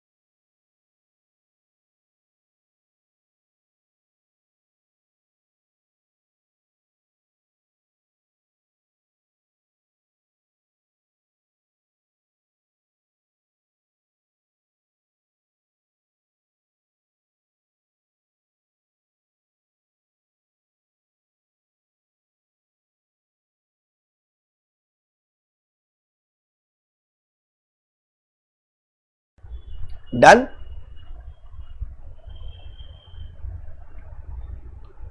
Now, circulation of financial statements, section number is 136. The financial statements, including consolidated financial statements, audit report and other documents, should be circulated to Malti. Malti means member, auditor, official assignee in case of insolvent, legal representative of deceased member, TSA, trustee of debenture holders, at least 21 days before the general meeting. In case of section 8 company, it is 14 days. In case of section 8 company, it is 14 days. Now, the above document should be sent in less than 21 days. In case of a company having, like for example, the general rule is 21 days. But if you want to send only in 10 days ka gap, 10 days ka gap, or 15 days ka gap. So in case of a company having share capital, who will give the approval? Majority number and holding minimum 95% of the paid up share capital of the company. Out of 100 people, 51 people should say yes, and their holding should be minimum 95%. In case of a guarantee company, member holding 95% of the total voting power should give approve. Then you can send the FS, CFS and other documents in less than 21 days. Then, member or trustee of debenture holder can inspect the financial statement at the register office during business hours. Member cannot inspect the BUA, but he can inspect the FS. In case the company does not allow the inspection, company liable for 25,000, officer for 5,000. Company for 25,000, officer for 5,000. In case of a listed company, the above document shall be available for inspection at the register office during business hours for 21 days. During business hours. Achha, listed company can send summarized financial statements, but if a shareholder is there, he says no, I want full FS, then you will give them full FS. In summarize, what it will contain? Salient features in form number AOC 3, AOC means accounts of company, and other documents. It will be sent to the member or trustee of debenture holder, but only a listed company can send summarized FS. Okay. Special point, very important. In case of a listed company and in case of a public company. In case of a listed company, in case of a public company, having net worth of more than 1 crore, it will be and turnover of more than 10 crore, and turnover of more than 10 crore. Here she has missed this. And in case of a listed company or in case of a public company net worth more than 1 crore and turnover more than 10 crore, these companies can send FS through email if shareholders have given their email ID. Okay, if shareholder has not given email ID in the demat, if he has requested specifically, then through email. And if they have not given email ID, they will be sending through physically. Company will be sending through physically. This benefit is given only to these two companies. Listed company and public company having net worth of more than 1 crore and turnover of more than 10 crore. Sir, is it mandatory for them? No. If they want, they can send. They only can send through email. Rest other companies which are not falling in this category have to send it physically. Then, website by listed company. In case of a listed company, the FS including CFS and the subsidiary separate FS should be uploaded on the website if any. If listed company has a foreign subsidiary, and that foreign subsidiary has prepared the CFS as per the laws of foreign country, that means in that language, and that if that CFS is placed on the website, it will be allowed. Sorry, if listed company is a foreign subsidiary, if our company is a foreign subsidiary and that foreign subsidiary has prepared the CFS as per the laws of foreign country, and if that CFS is placed on the website, it will be allowed. You are not giving separate FS, you are just uploading the CFS, it is allowed. If foreign subsidiary is not required to get its accounts audited as per the laws of that country, then still the Indian holding company shall prepare CFS, place on the website, give it to ROC, that unaudited FS. So still you will give your subsidiary FS to the ROC, place it on the website and give it to the members. Requirements will be there, even though they are not required to do audit. That is section 136, circulation of FS. If you have circulated, then file it with ROC also. Section number is 137. What it says? So the FS including CFS other documents should be delivered to ROC. AGM is conducted and FS are adopted. Within 30 days of AGM, inform number AOC4. Within 30 days of AGM, inform number AOC4. Sir, if AGM is conducted but the FS is not adopted, such unadopted FS should be filed with ROC within 30 days of AGM. ROC will treat them provisional. Then the AGM will be adjourned, and at that adjourned AGM, the FS will be adopted. Still you will file again to ROC, inform number AOC4 within 30 days. So you will file double. One provisional, other one actual. Sir, what if AGM only is not conducted? So the FS plus other documents should be filed along with the fact of not holding AGM and along with the reason. The FS, other documents, the fact of not holding AGM and reason should be filed with ROC within 30 days from the last date on which the AGM should have been held. From the last date on which AGM should have been held. In simple words, every time we will file it with ROC. Every time we will file it with ROC. In case of OPC, you will file it within 180 days from the closure of financial year. In case of OPC, you will file it within 180 days from the closure of financial year. So if section 137 is contravened, who are the persons responsible? The company, the MD and CFO.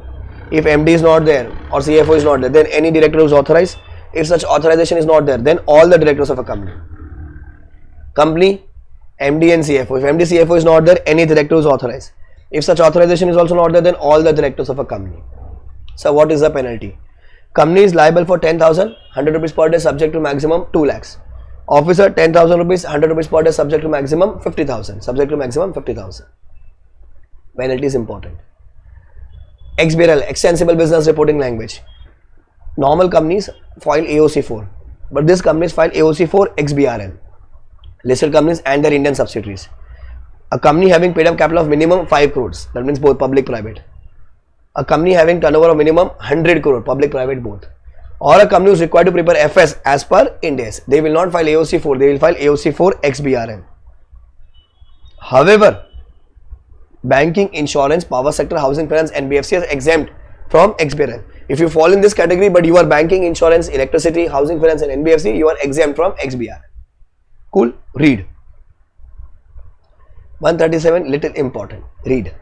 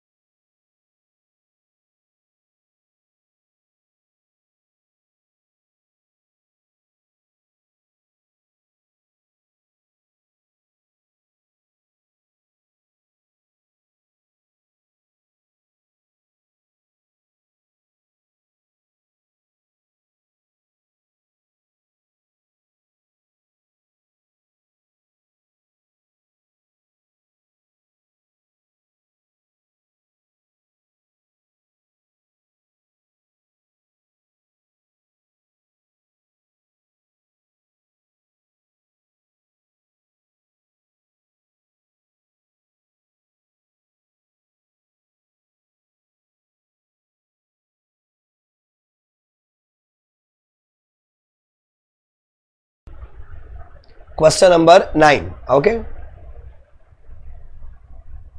Babu, yeah. Explain NAFRA, National Financial Reporting Authority. The CG will constitute NAFRA, comprising of a chairman and 15 other members. The chairman and the members should not have any relation with the audit firm, including any related consultancy firm, during the course of their appointment and 2 years after ceasing to hold such appointment. 2 years your MCQ. If a professional or other misconduct is proved, then NAFRA will order for penalty on the CA firms. How much? In case of individual, 1 lakh, max 5 times of the remuneration. In case of a CA firm, 5 lakhs, maximum 10 times of the remuneration. Individual, minimum 1 lakh, max 5 times of remuneration. In case of a firm, minimum 5 lakhs, maximum 10 times of the remuneration. And he will be debarred. NAFRA will debar the member of the firm for minimum 6 months, maximum 10 years. To be an auditor, internal auditor, or undertaking any audit in respect of FS or internal audit of any activities of a company or a registered valuer under section 257. You can't become internal auditor, you can't become stat auditor, you can't do any audit, you will be debarred for minimum 6 months, maximum 10 years. Then, NAFRA has a power to investigate the auditors of following class of companies. NAFRA will not investigate these companies. NAFRA will investigate the stat auditor of these companies. First, listed company, whether in India or outside India. Unlisted company having paid up capital minimum 500 crores or turnover minimum 1000 crores or loans, deposit, debentures minimum 500 crores. Capital 500 crores, turnover 1000 crores, loans, deposit, debenture minimum 500 crores. All the 3 data has to be seen on 31st March of last year. Banking company, insurance company, electricity company, special act wala companies.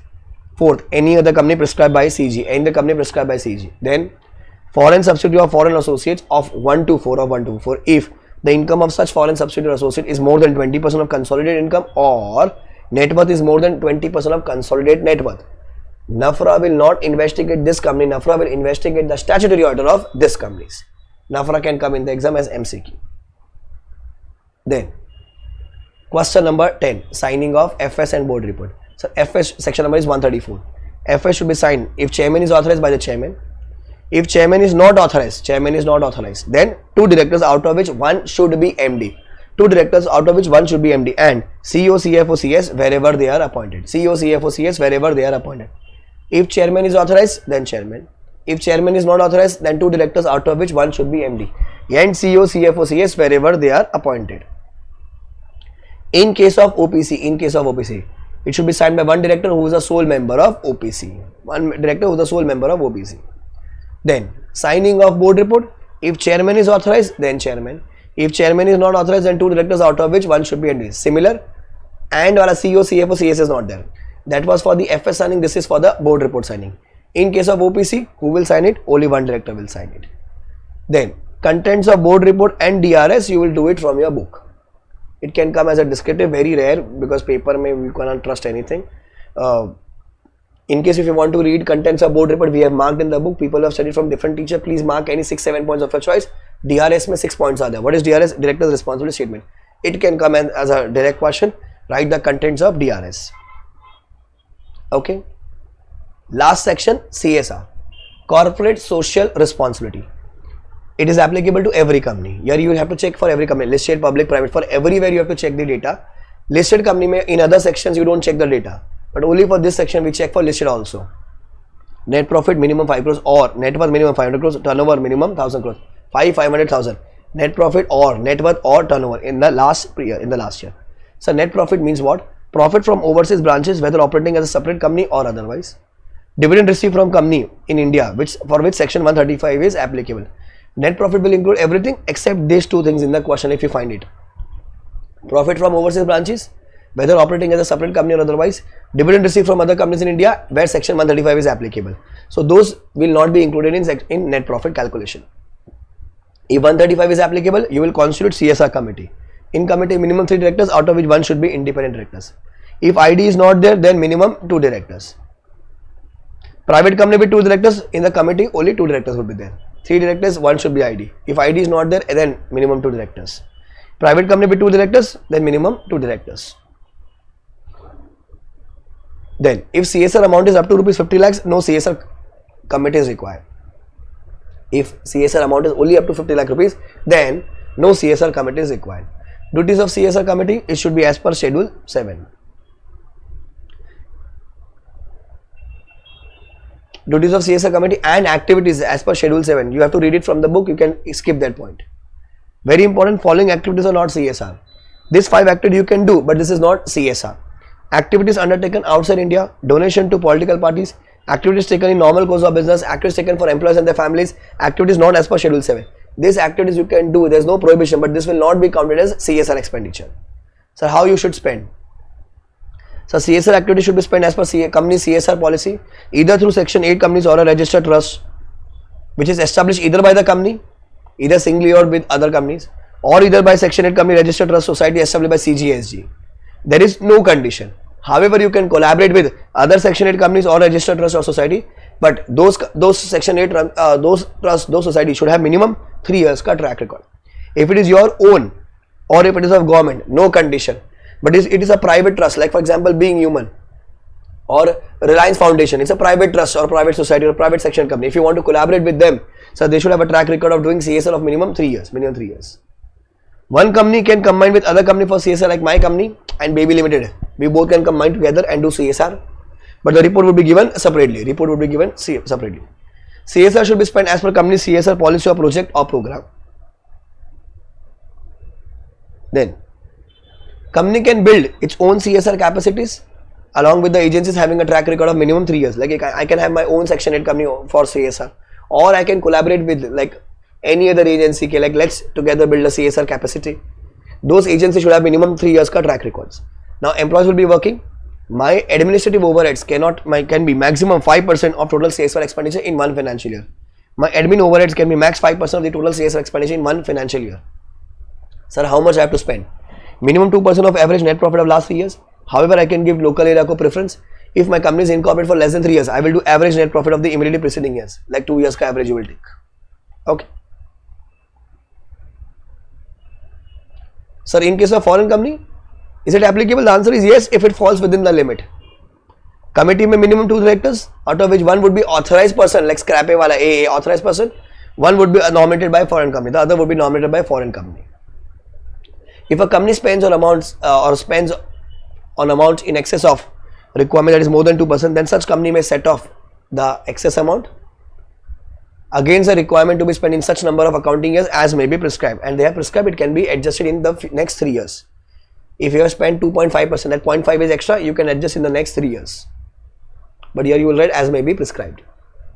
If a company fails to spend minimum 2%, like 1.8 you have spent, 0.2 is spending, then it shall specify the reason for not spending in the board report, and if the amount relates to an ongoing project, like we are constructing a Sulabh Shauchalaya, public toilet, okay, then it should transfer a minimum within 30 days of the close of financial year to unspent CSR account in a scheduled bank for 3 years. From there you will use it for next 3 years.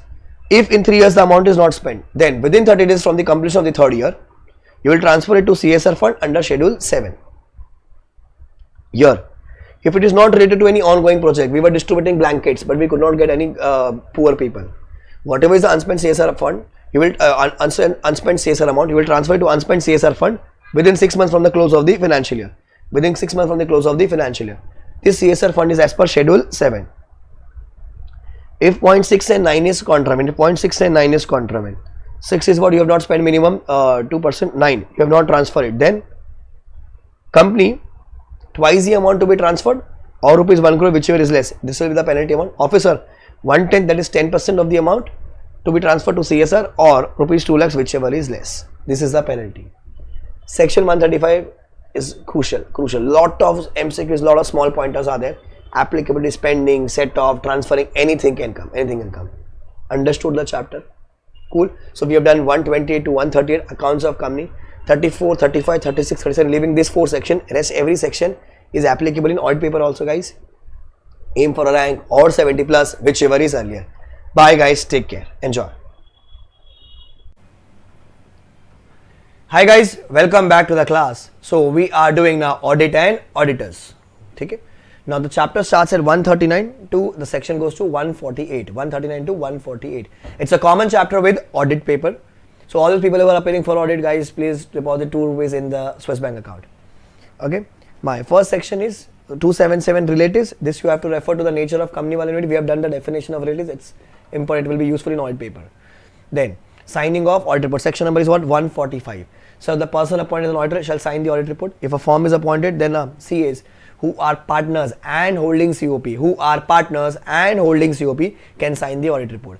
If a firm is appointed, then the CAs who are the partners and holding COP can sign the audit report. Okay. Section number 145. Penalty, very important, can come in as an MCQ in audit paper also, in law paper also. Penalty, section number 147. In case company has contravened, then if company contravenes section 139 to 146, if a company contravenes section 139 to 146, minimum penalty 25,000, maximum 5 lakhs, minimum 25, maximum 5 lakhs, officer 10,000 to 1 lakh, officer 10,000 to 1 lakh. In case if auditor is contravening, 3 section 139, 144, 145, it came in the exam. 139 is appointment, 144 is prohibited service, 145 signing of audit report. Normally the penalty, this penalty is same, 25,000 to 5 lakhs, and besides 5 lakhs is 4 times the remuneration, which here is less. So minimum is 25, maximum 5 lakhs or 4 times the remuneration, which here is less. Then the range will be decided, and depending upon the range, then the ROC will levy the penalty.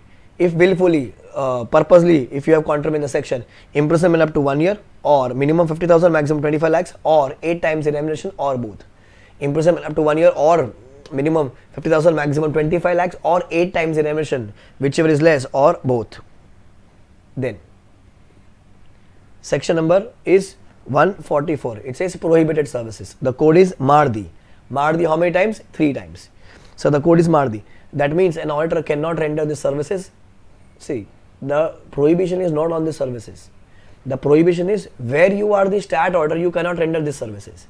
The prohibition is not on these services. The prohibition is on where you are. Where you cannot, where you are the stat auditor, you cannot render these services. M. Management consultancy services. A. Accounts and bookkeeping. A. Actuarial services. R. Rendering of outsourced financial services. D. Design and implementation of financial information system. I. Internal audit. I. Investment advisory. I. Investment banking. I can definitely do these services. I can definitely give these services. But if I am giving these services, I can't become the stat auditor in the same company and in the entire group. Okay. Then qualification. Sir, for an individual to be an auditor, he should be a chartered accountant holding certificate of practice issued by ICAI. For a firm, majority of partners. For a firm, majority of partners should be CA plus COP.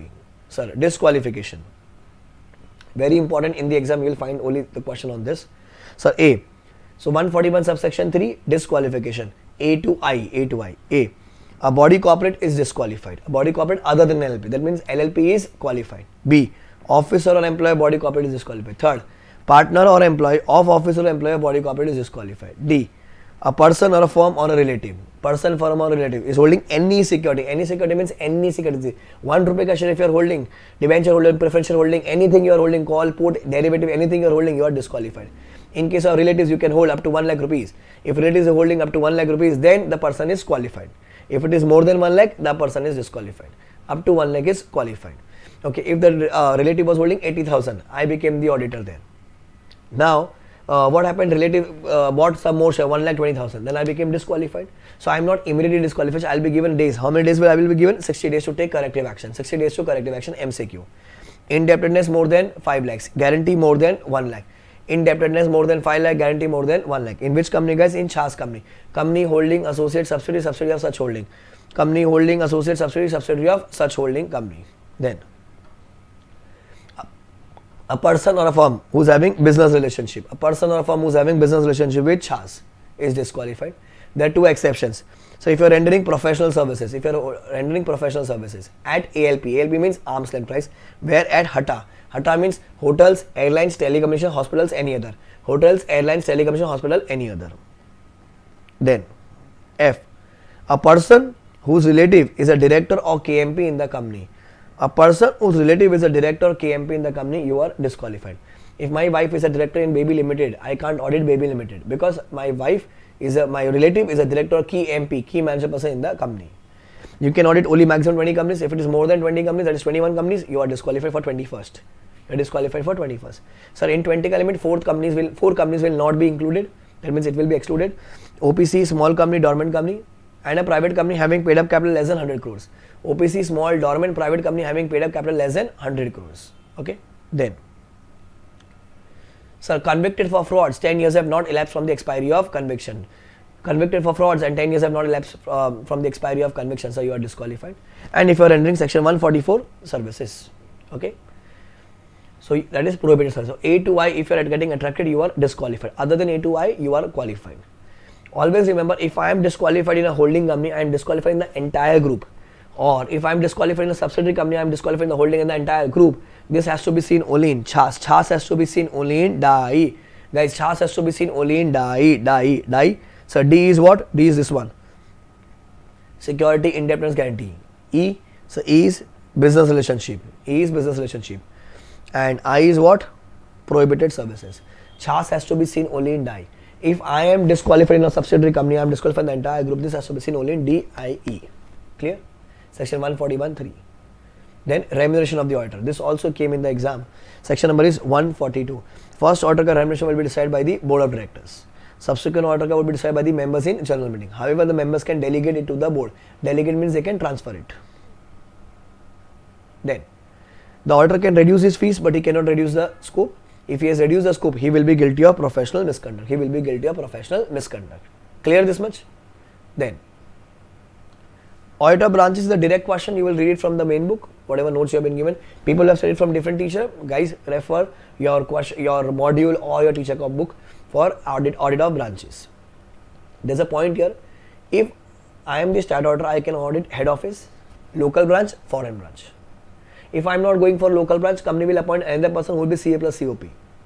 If I am not going for foreign branch, the company will appoint another auditor who will be qualified as per foreign law. Who would be qualified as per foreign law. That was a twist there. Okay. Then appointment of auditor. Section number is 139.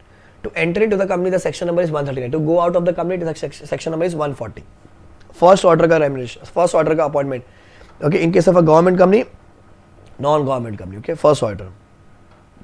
So, CAG will appoint within 60 days from registration. If the CAG fails, then board within 30 days. If the board fails, member within 60 days at EGM. And he will be the auditor till first AGM. It is 60, 30, 60. 60, 30, 60. 60, 30, 60. Then, in case of non-government company, board will appoint the first auditor within 30 days from registration. If the board fails, then members within 90 days at EGM. And he will be the auditor till first AGM. He will be the auditor till first AGM. 30 and 90. 60, 30, 60, 30 and 90. 60, 30, 60, 30 and 90. Clear? So it is 30 and 90 at EGM, and he will be the auditor till first AGM. Then subsequent auditor. In case of a government company, he is appointed by CAG within 180 days from the commencement of financial, and he will be the auditor till the next AGM. 180 days. Okay. In case of government company. So in case of a non-government company, this is, guys, very important. He will be appointed by the members at the first AGM by passing OR, and he will be the auditor till 6th AGM and thereafter. 1 to 2, 2 to 3, 3 to 4, 4 to 5, 5 to 6. Sir, he will be he will be appointed by the members at the first AGM by passing OR, and he will be the auditor till 6th AGM and thereafter. Individual is appointed for 5 years, and for a firm is appointed for 2 terms of 5 years each. Individual is appointed for 5 years, firm is appointed for 2 terms of 5 years each. Company will ask for a declaration from the auditor, and he will give a declaration that he is not disqualified under section 141(3) A to I. In the book, there's a contents of certificate. Please do that answer very importantly, because they have asked in the exam, what are the contents of certificate to be given by the auditor when he is getting appointed. We have marked in the notes. Okay. Company will file with ROC ADT1, one number, ADT1 for the appointment within 15 days of appointment. ADT1 15 days. Okay, 15 days of appointment. Then casual vacancy. Sir, in case of a government company, casual vacancy will be filled by the CAG within 30 days. If the CAG fails, then board will fill within 30 days, and he will be the auditor till next AGM. In case of non-government company, if the reason is resignation, it's a very, very big thing. So board will appoint within 30 days of casual vacancy. In case of other reason, disqualification, insanity, incapacity, same point. Board will appoint within 30 days of casual vacancy. But in case of resignation, members will confirm the appointment within 3 months. This is not applicable here. He is auditor till next AGM. He is auditor till next AGM. This is casual vacancy. Then reappointment of retiring auditor. So he will be appointed in the 3 cases. If my auditor ka term is completed, he is called as retiring auditor. So when will the term complete? In case of individual, 5 years. In case of firm, the 10 years. Okay. Now, if the term is completed, he will be reappointed. In case he falls in ABC, that means if he is not disqualified, if he has not resigned, or no new auditor is appointed. If the auditor, if my retiring auditor, that means a person whose term is completed is not disqualified, has not resigned, or no new auditor is appointed, then the person can be reappointed. Then rotation of the auditor. In case of a listed company, rotation is not applicable to everybody. It is applicable to every listed company, every public company having capital of 10 crores, every private company having capital of 50 crores, or others where the paid up capital is less, but loans or borrowing is more than or equal to 50 crores. So listed, public, private, others, listed, public, private, others, listed, public, private, others. The figures are 0, 10, 50, 50, 0, 10, 50, 50, 0, 10, 50, 50, 0, 10, 50, 50. Listed, public, private, others, 0, 10, 50, 50. Listed, public, private, others, 0, 10, 50, 50. This you need to remember. Okay. It is not applicable to OPC small company, IFSC public and private company. IFSC means International Financial Service Center company. Individual will be appointed for 5 years, firm will be appointed for 2 terms of 5 years each. Individual appointed for 5 years, he will chill for how many years? 5 years. Firm is appointed for 2 terms of 5 years each, he will chill for 5 years. 5 years, 5 years, 10 years, 5 years. Cooling period is 5 years. Clear? Hi guys, what's up? Welcome to the class. I was recording it auditors, and then something happened in the system, so I had to stop in between. So that's the reason you will see a little change in the video. So we were doing rotation, that was the last answer I was teaching, and then I stopped in between. Apology for that. Apology. Okay. So guys, rotation of auditor is applicable to every listed company. So my auditor will work for 5 years, then he will chill for 5 years. It is called as rotation of auditors. Well, for a firm, he will work for 2 terms of 5 years each, and then he will be disqualified for 5 years. Okay? That means my auditor should not come again. This rule is not applicable to every company. It's applicable to few categories of company. Number 1 is listed company. Number 2 is unlisted public company. Number 3 is private company. 4th is others. 0, 10, 50, 50, 0, 10, 50, 50, 0, 10, 50, 50. Listed, it is directly applicable. Unlisted mein, it is minimum paid up capital is 10 crores, and private mein minimum paid up share capital is minimum 50 crores, and others mein, that means an unlisted public company or a private company where the paid up share capital is less. Paid up share capital is less, but loans or borrowings is minimum 50 crores. Loans or borrowing is minimum 50 crores. Listed method is directly applicable. Okay, it is not applicable to OPC, small company, IFSC, public and private company. My individual auditor will work for 5 years. He will chill for 5 years. My firm will work for 2 terms of 5 years each, chill for 5 years. Okay, notes. Now, if there is a common partner on the date of appointment in 2 firms, then the new firm is also disqualified for 5 years. If a partnership from old firm to the new firm, then the new firm is also disqualified for 5 years, provided the partner who shift is a certifying partner. Who is it? The partner who shift is a certifying partner. If a firm is a part of a network, the brand name like EY, PwC, then all the firms of that particular brand or network will also be disqualified for 5 years. So 3 rules are there. Common partner disqualified, shifting of partner, new firm disqualified, provided the new the firm in which the new partner is going, the new partner is a certifying partner. He signs the balance sheet of the old company. Third, if the firm is a part of a brand or a network like EY, all the firms of the EY will be disqualified to be the auditor of that particular company. They can audit other places, but they can't audit the same company for 5 years because a new auditor will come. Very important answer for MCQ, because previously it was very important for descriptive, now it is more in MCQs. Okay, rotation is not applicable to every company, is applicable to this category of company. Then question number 11, removal of auditor. Section number is what? 140. So removal before expiry of term, removal of at AGM. Removal before expiry of term, removal at 6th AGM. Very important, removal before expiry of term. So you are removing the auditor, it's a very big thing. Board will pass a board resolution and board meeting. Application would be made to CG in form number ADT2. Application would be made to the CG in form number ADT2 within 30 days of passing board resolution. Within 30 days of passing board resolution. The board will pass a board resolution. Number 2, application would be made to CG in form number ADT2. ADT1 was appointment. ADT2, 2 number removal. Within 30 days of passing BR. So we took board resolution. Number 2, we took CG approval. Number 3, general meeting. CG will give the approval. Then a general meeting would be called, and what we will be passing? SR would be passing. We will be passing SR within 60 days. You will be passing SR. Appointment is through OR, but the removal would be through SR. Removal would be through SR because it is before the date of appointment, before the expiry of term. It's a very big thing, before the expiry of term. And before removal, what he will be given? An opportunity of being heard. An opportunity of being heard. So board will pass a board resolution at board meeting. Number 2, application will be made to CG in form number ADT2 within 30 days of passing BR. Third, CG will give the approval. Number 4, general meeting would be called within 60 days. Within 60 days, within 60 days, within 60 days, important MCQ, and SR would be passed. Just read the term before expiry of term, and opportunity of being heard would be given. Sir, what about at 6th AGM? That means when his term is completed, how you can do? Sir, if the new auditor is appointed, or providing expressly that the retiring auditor shall not be reappointed. My old auditor shall not be reappointed. That means his removal is there, or instead of him, we are appointing someone else. Okay. Steps at 6th AGM. Members will give a special notice to the company that the retiring auditor should not be reappointed or new auditor should be appointed. Company will give that notice to the auditor, and a right of representation would be given to the auditor by the management, that he will have a right of opportunity of being heard. More important in the exam, before expiry of term, SR, ADT2, CG approval, and 60 days mein general meeting should be called. Sir, resignation. Sir, the auditor can resign at any point of time. However, he has to file ADT3 within 30 days of the resignation. So the auditor can resign anytime. He has to file ADT3. ADT1 appointment, ADT2 removal, ADT3 is your resignation. Sir, he has to file with the company, the ROC and the CAG in case of government companies. If ADT3 is not filed, see the penalty, very important. Minimum 50,000 or the remuneration of the auditor, whichever is less. Minimum 50,000 or the remuneration of the auditor, whichever is less. And in case of a continuing default, is 500 rupees per day, subject to maximum 2 lakhs. Subject to maximum 2 lakhs. Minimum 50,000 or the remuneration of the auditor, whichever is less. And in case of continuing default, 500 rupees per day, subject to maximum of 2 lakhs. Subject to maximum of 2 lakh rupees. Okay? Now, next. Change of auditor based on tribunal's directions. Here, the auditor has committed the fraud and the tribunal is removing him. Okay, section number is 140 subsection 5. 140 bracket mein 5. 140 bracket mein 5. So, MCQ, the tribunal. Who will pass the order? Tribunal. Here there is no CG. Tribunal will pass the order. Either suo motu, that is on its own, or an application made by CG, or an application made by CG, or an application made by any person concerned, or an application made by any person concerned. He will pass an order for changing the order if the auditor has acted or abated or colluded in a fraudulent manner.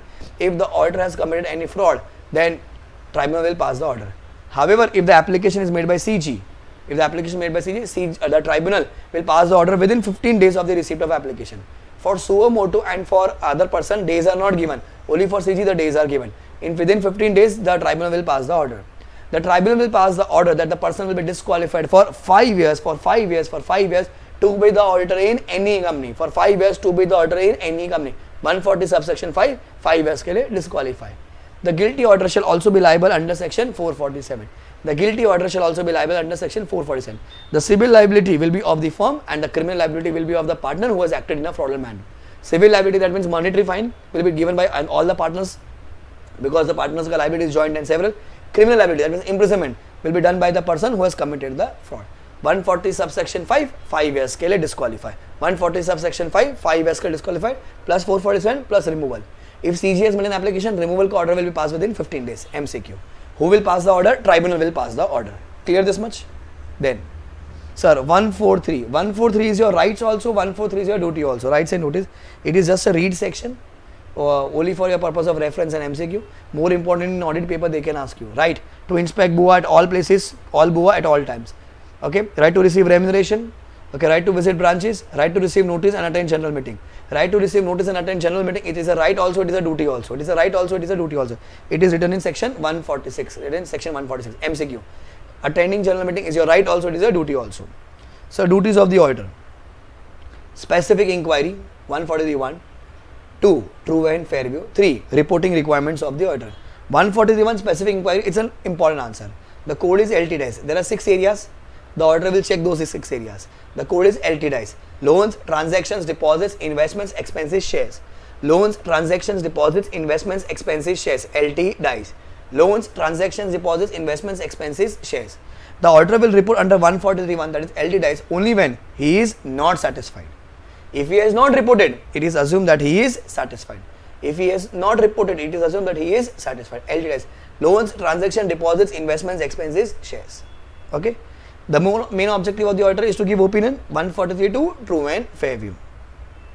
Then 143 reporting requirement, it is just a read answer from the notes, you will read directly. Cool. Then, sir, reporting of fraud section 143(12). 143(12). Very important MCQ descriptive plus very important audit paper. Audit paper is very, very important answer. Sir, the auditor while doing audit, if comes across a fraud, he will first go and report it to audit committee immediately. The word immediately is interpreted within 2 days. Within 2 days. Okay. If audit committee is there, then audit committee. If audit committee is not there, then to the board. Then Board or the audit company will revert back within 45 days. Within 45 days. If the reply is received, the auditor will go to CG within 15 days from the date of receipt of reply. Along with the reply, report and comment. Along with the report, reply and comments. Report, reply and comments. Okay. Now, for MCQ to go to CG, the days are 60 days. This is 45 plus 15. MCQ is 60 days. Always remember. Sir, if the reply is not received, still the auditor will go to CG within 15 days. Within 15 days from the after the expiry of 45 days. After the expiry of 45 days. Along with the report and the fact of non-receipt of reply. He will report in form number ADT4. He will report in form number ADT4. It is applicable to the stat auditor, cost auditor, secretarial auditor and branch auditor. If 143 value is contravened, in case of a listed company, the penalty is 5 lakh rupees, other company 1 lakh rupees. MCQ, RTP में there's a question.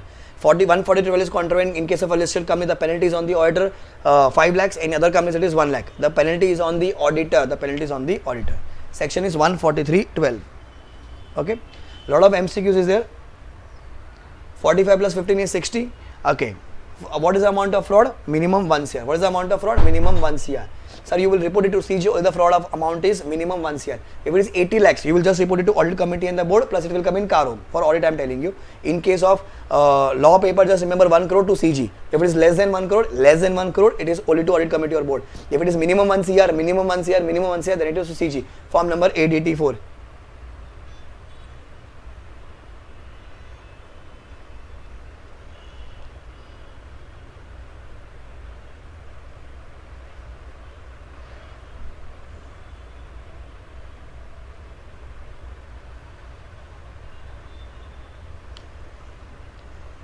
What it is, form number is ADT1 appointment, ADT2 removal, ADT3 resignation, ADT4 fraud, ADT4 fraud, ADT4 fraud.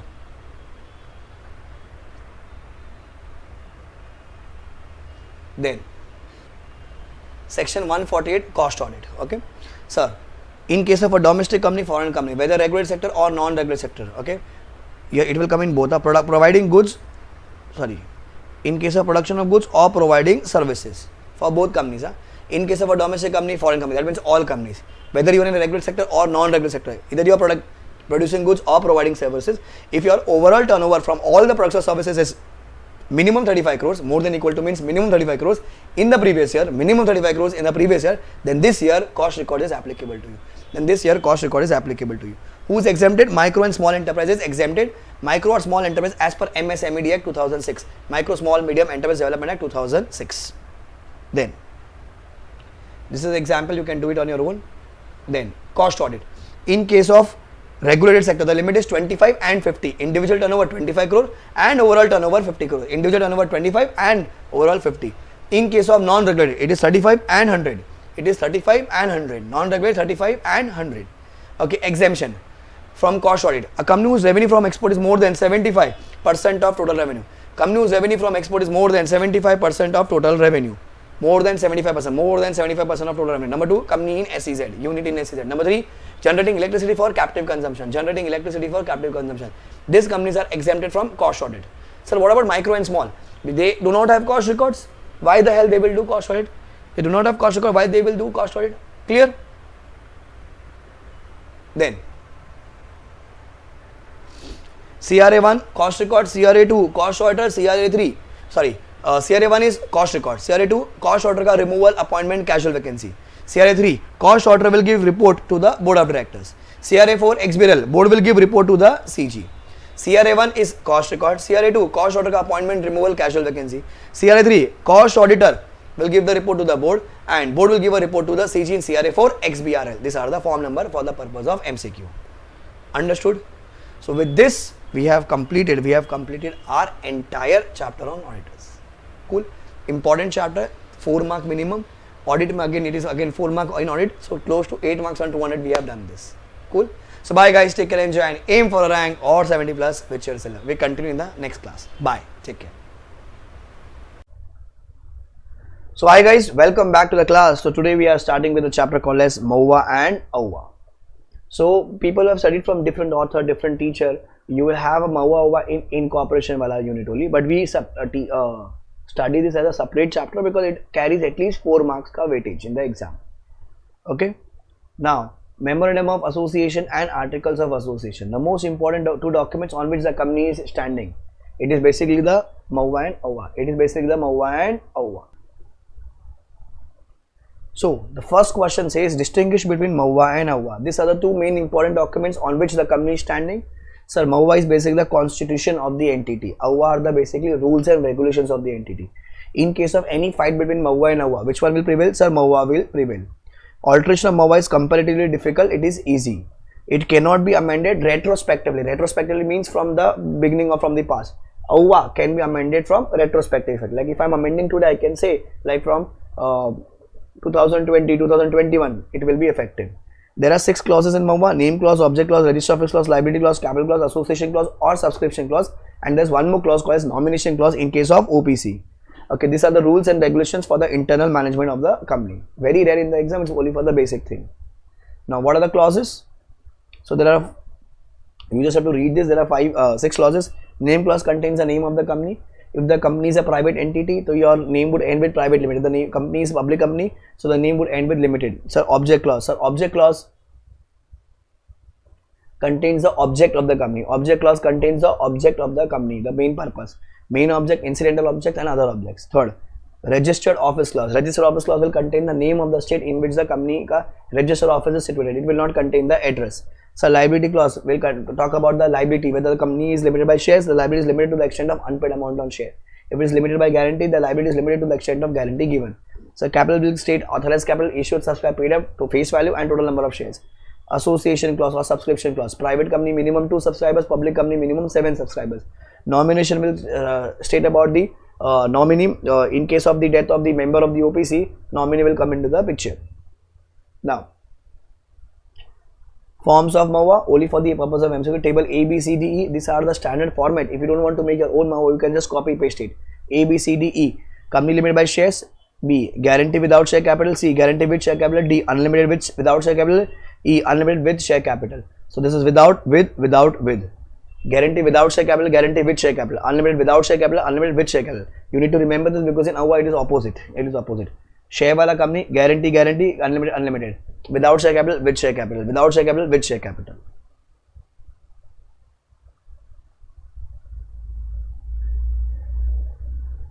Then alteration of name clause. Always remember alteration section number is 13. In Hindi we say 13. 13 means 13. Alteration 13. 13 means yours. Alteration 13. Sir, name clause alteration can happen due to 3 reasons. One is voluntary, other one is rectification suo motu, other one is rectification on the directions of CG. Sir, voluntary means on its own. My name is AB Limited. My company name is AB Limited. I want to change it to, let us assume, HP Limited, Dell Limited, Apple Limited. I want to change the name to voluntary list. So company will apply to CG for approval of name, for approval to alter its name.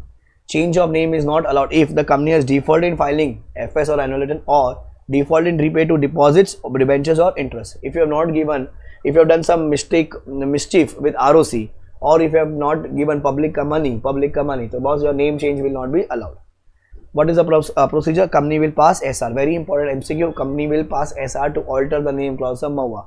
Copy of SR, CG order copy and altered Maha should be sent to ROC within 30 days of passing SR. So all the documents will give it to ROC. All the documents will give it to ROC within 30 days of passing SR. Then ROC will check and issue COI. ROC will check and issue COI, which will be a conclusive evidence that all legal formalities have been complied with. All rights, liabilities, obligation, legal cases will remain same. No new legal entity has come into existence. Everything though remains the same. But the name has changed. Important point, section number 13 and SR. For voluntary name change, it is SR. Sir, number 2, rectification suo motu. Sir, suo motu means on its own. So if someone has said my name is Reliance Limited, so what is the spelling? REELIANCE. And there is one more company, Original Reliance. RELIANCE, Reliance Limited. We are in the same business, similar business. So it is misleading name. It is called undesirable name. So the original company came to us and said, okay, AB sir, please change the name. So now we are changing the name. So it is not called alteration. It is called as rectification. So guys, for rectification, section number is 16. For rectification, the section number is 16. A company may be registered with undesirable name. An undesirable name is one which contains any unnecessary or fancy word. Any unnecessary or fancy word, or which is too similar to an existing company in the related business, which may mislead the public.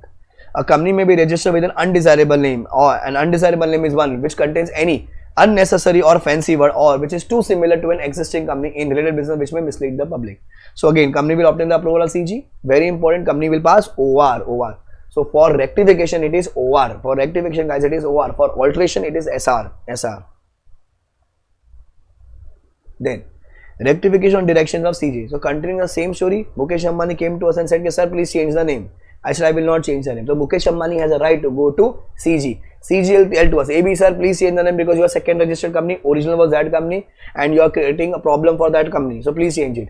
So if I am not changing it, CG will give me directions of 3 months, I think. CG will give me 3 months. Yeah, CG will give me 3 months and then I have to change it. If I am not changing it, CG will change the name on its own. Same point, if CG is of the opinion that the company is registered with an undesirable name, CG is empowered to direct that company to rectify the name. Then same as point B, answer B, 1, 2, 3. Same point this is. Company will obtain prior approval of CG, company will pass OR. Same procedure in both the case. Then, if a registered proprietor of a trademark can also apply to CG within 3 years, if your name is registered as a trademark, okay, and the second company is using that, still you can go to CG within 3 years. 3 years of either incorporation of the second company, or if they have changed the name or of the company, if it resembles to a registered trademark of such proprietor. So if I am the registered proprietor and someone is using the name, so the day the company got incorporated within 3 years from that date, or if they have changed the name which is similar to my trademark, so I can go and go to CG and ask for an action. The years is 3 years, MCQ. Okay. Now, so if such direction is issued by such CG, company shall make changes and inform to ROC within 15 days of such change. If the company does not make changes, then CG will allot a new name to the company within 3 months. So MCQ 3 months. 3 years is for the trademark thing. Okay. For section 8 company, if the company has changed its activities which is not in line with its name, like for example, Being Human. Being Human is Salman Khan's NGO and they are cutting the animals. Okay, they are selling the animals. Okay, slaughtering the animals. So it is not matching Being Human and slaughtering animals. So you have to change the name within 6 months from the change of its activities. So here for section 8 they have given 6 months. Normal company 3 months. Proprietor 3 years. Okay, section number 16. Alteration 13, rectification 16. Alteration में SR, rectification में section 16 and OR. Okay. Now, sir, what is the procedure for altering the object clause of MOA? Section number is 13. What is the procedure for altering the object clause of MOA? Section number is guys 13. So the company shall call for a board meeting and pass board resolution. Then at general meeting company shall pass SR. At general meeting company shall pass SR. SR copy along with the altered MOA should be filed with ROC. ROC will register changes within 1 month of filing SR and altered MOA copy. Done. Very simple. BR SR. Object clause you have to change. Very simple answer. In the exam they will not ask you direct answer. They will give you story. But answer is this solely. Please write section number. You will get at least 1 mark. Not writing will not. Marks will not be directed. But yes, writing section number will fetch you at least half or 1 mark. And every mark is important to cross 39, 59, 69. I know. I hope you will understand what is 39. 40 problem, 59 to get exemption, 69 Taj.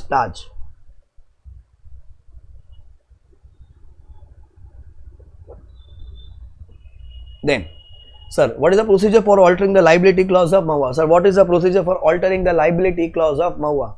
So, no member shall be liable by an alteration in MOA, which states that he is liable to subscribe for more number of shares than he already is, or to contribute more than his liability on the nominal value of shares. So company, you cannot increase the liability or you cannot ask the member to buy more shares. If you have done that, he will not be liable. Okay. Then procedure for altering the capital clause. Procedure for altering what? Capital clause. So capital clause came in the exam by increasing the share capital by issuing new shares, or consolidation of shares of larger amount, or subdivision of shares. Like 1 rupee ka share making 10 rupee, 10 rupee ka share 1 rupee. This is called consolidation and subdivision. Converting shares into stock and cancelling the share which have not been taken by any person and reduce the share capital by amount of shares, so cancel. So you are doing forfeited and cancelling the shares. The alteration should be authorized by AUA and member should pass SR and inform ROC within 30 days of passing. Sorry, it is OR. Sorry, my mistake. It is OR. Please make the changes in the notes. Member should pass OR and inform ROC within 30 days of passing OR. Clear? Okay. Next, sir, what is the procedure for altering situational clause of MOA? Important answer, big answer. One, you are changing the state, like from Bangalore to Mumbai I have come, you are changing the state. So from Bangalore to Mysore, you are changing the city. So from Seshadipuram to Jayanagar, that is within the local limits, or Seshadipuram to Hoskote, I don't know how to pronounce Hoskote, outside the local limits. Sir, 4 situation. First, section number again 13, alteration. So board will call a board meeting and pass board resolution. At the general meeting, members will pass SR. Company will apply to CG for its approval. So 3 steps, same answer. CG will give the approval within 60 days. After obtaining the consent of creditors, debenture holders and the person concerned. Copy of CG order shall be filed with ROC, both ROC, because one state will cancel, one ROC will cancel, and the one will register it. The new state ROC will issue fresh COI, which is a conclusive evidence that all legal formalities have been complied with. So big answer when you are changing the state. Question will specify what are you doing. Such change of city, that is within the same state. So this is section 12.5. This is section is 12.5. Okay. Here 2 situations are there. ROC is changed, ROC is not changed. ROC is changed, ROC is not changed. So both point. Like for example, I will give you Bombay example. There is a place called as Nasik. So if Bombay to Nasik I have changed, it is in Maharashtra only. I have changed the city, but ROC is not getting changed. If I am shifting from Bombay to Pune, again I am shifting in Maharashtra, that is within the same state. Here city is changed, but here ROC is also changed. Sir, in the exam, how will come to know? The institute will give whether ROC is getting changed or ROC is not getting changed. So in both the cases, company will pass SR, company will pass SR. Company will obtain the approval of regional director. Here, company will inform to ROC within 30 days of passing SR. Simple process. But when ROC is getting changed, you will obtain the approval of regional director. Regional director is of the ROC. Is an ROC officer. Regional director will give approval within 30 days. He will give the approval within 30 days. Then same point, company will apply to ROC for confirmation within 60 days. ROC will register change within 30 days from filing of such confirmation. 30, 60, 30. Regional director will give approval within 30 days. You go to ROC for confirmation within 60 days. And ROC will register within 30 days. 30, 60, 30 days you need to remember. Sir, within local limits, company will pass board resolution. And company will notify to ROC within 30 days of change. Company will pass board resolution and notify to ROC within 30 days of change, because it is within local limits. Very simple process.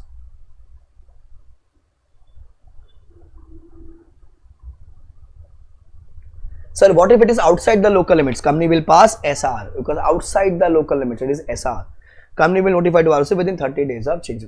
Almost generic days are 30 days only. Then next answer, what is the procedure for altering the AUVA? Section number is what? 14.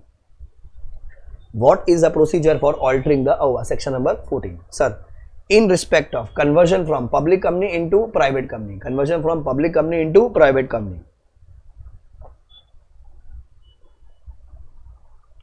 Sir, you will pass SR and take approval of CG. And in other cases, you will just pass SR. See, because if you are changing from public to private, your AUVA will also be altered. TRP we need to add, right? So you will take approval of CG. In other cases, just for example, if I want to change my dividend rules, my general meeting rules, AGM rules, just pass SR. Sir, what are the conditions? The code is limits.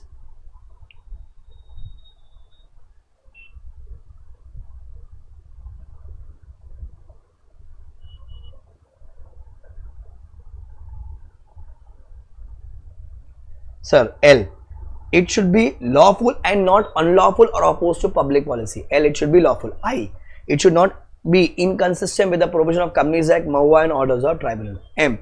It should not be oppressive or harmful to any member. I. It should not increase the liability of any member. T. Time. It will have a retrospective effect. Time. Retrospective means like from the previous. S. Sabki bhalai. It should be bona fide and in the interest of the company as a whole.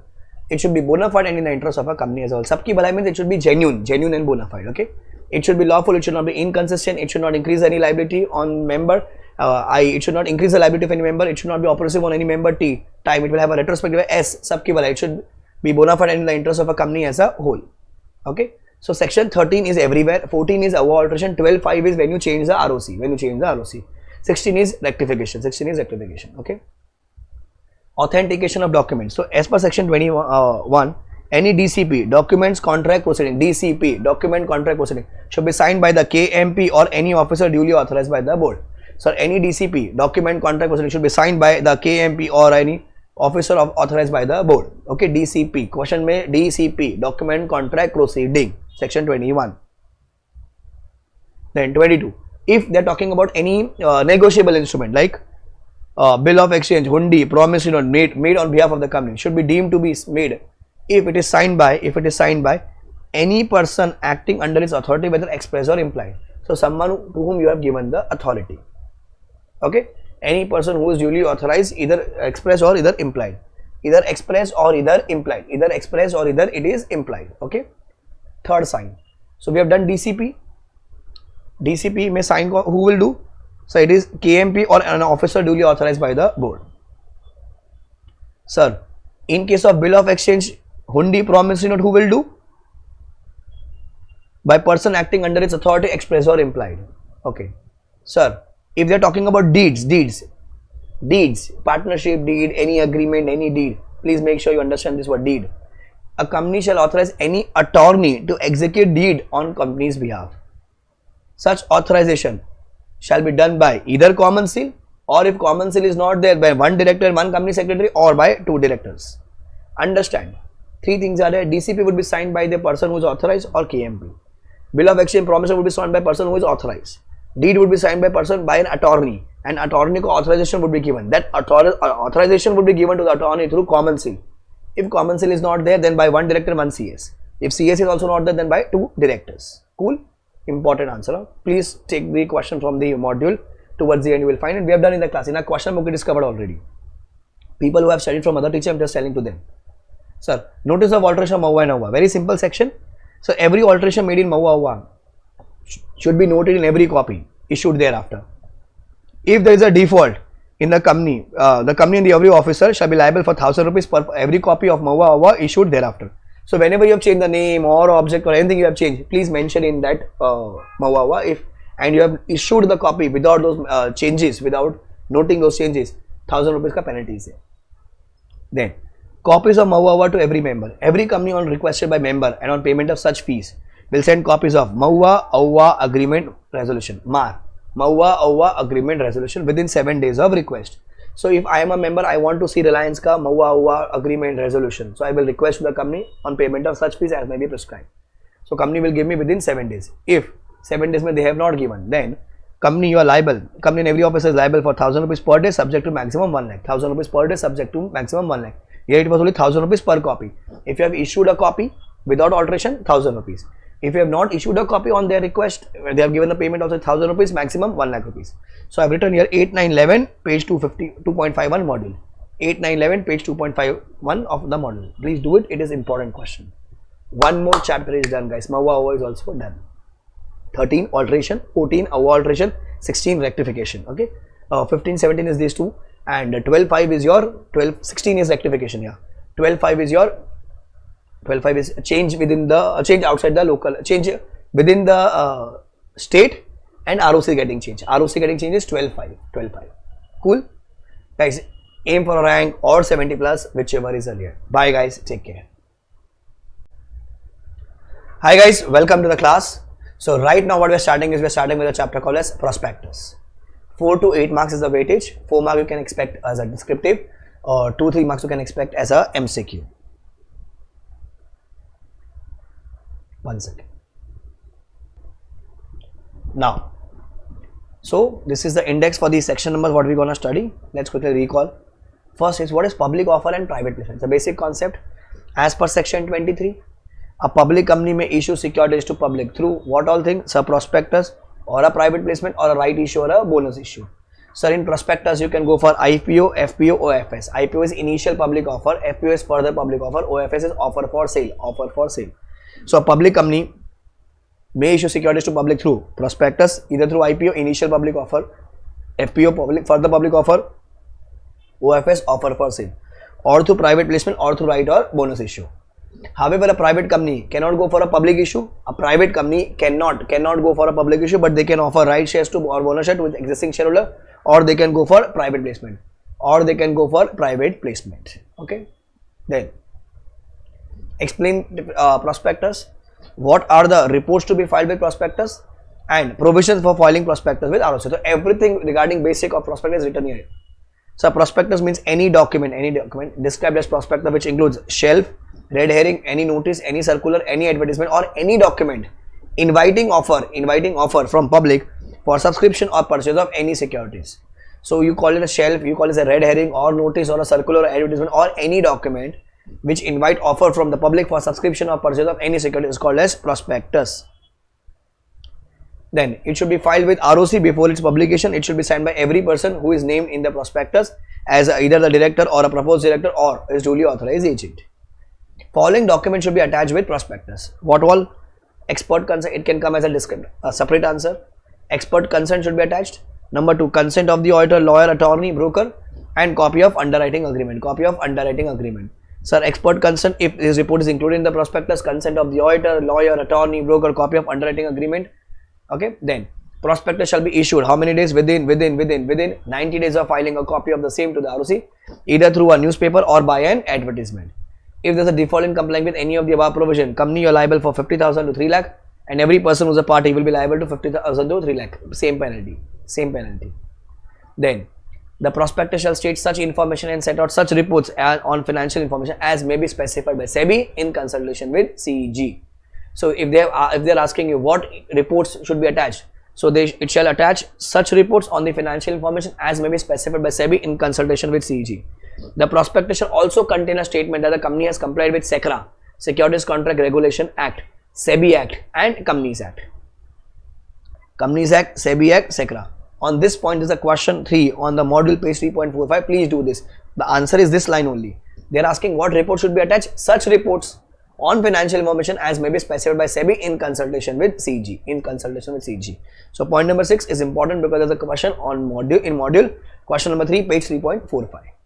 Then, sir, what is the liability for misstatement in the prospectus? Section number 34, 35, 447. So liabilities are of two kinds. One is civil, other one is criminal. Oh, she has written it wrong. Oh, no, she has written right, yeah. So criminal is written in 34, civil is written in 35. Criminal is written in 34, civil is written in 35. Criminal is written in 34, civil is 35. So civil liability means only monetary fine. Criminal means imprisonment also. Fine plus imprisonment. Then, first, if a person who has subscribed for securities of a company and of which contains any statement which is misleading and has sustained any loss or damage, then who will be liable, sir? Everybody. Everybody means all. All means sub matlab all. Sir, company and every person who is a director of a company. Then who has authorized himself to be named as a director.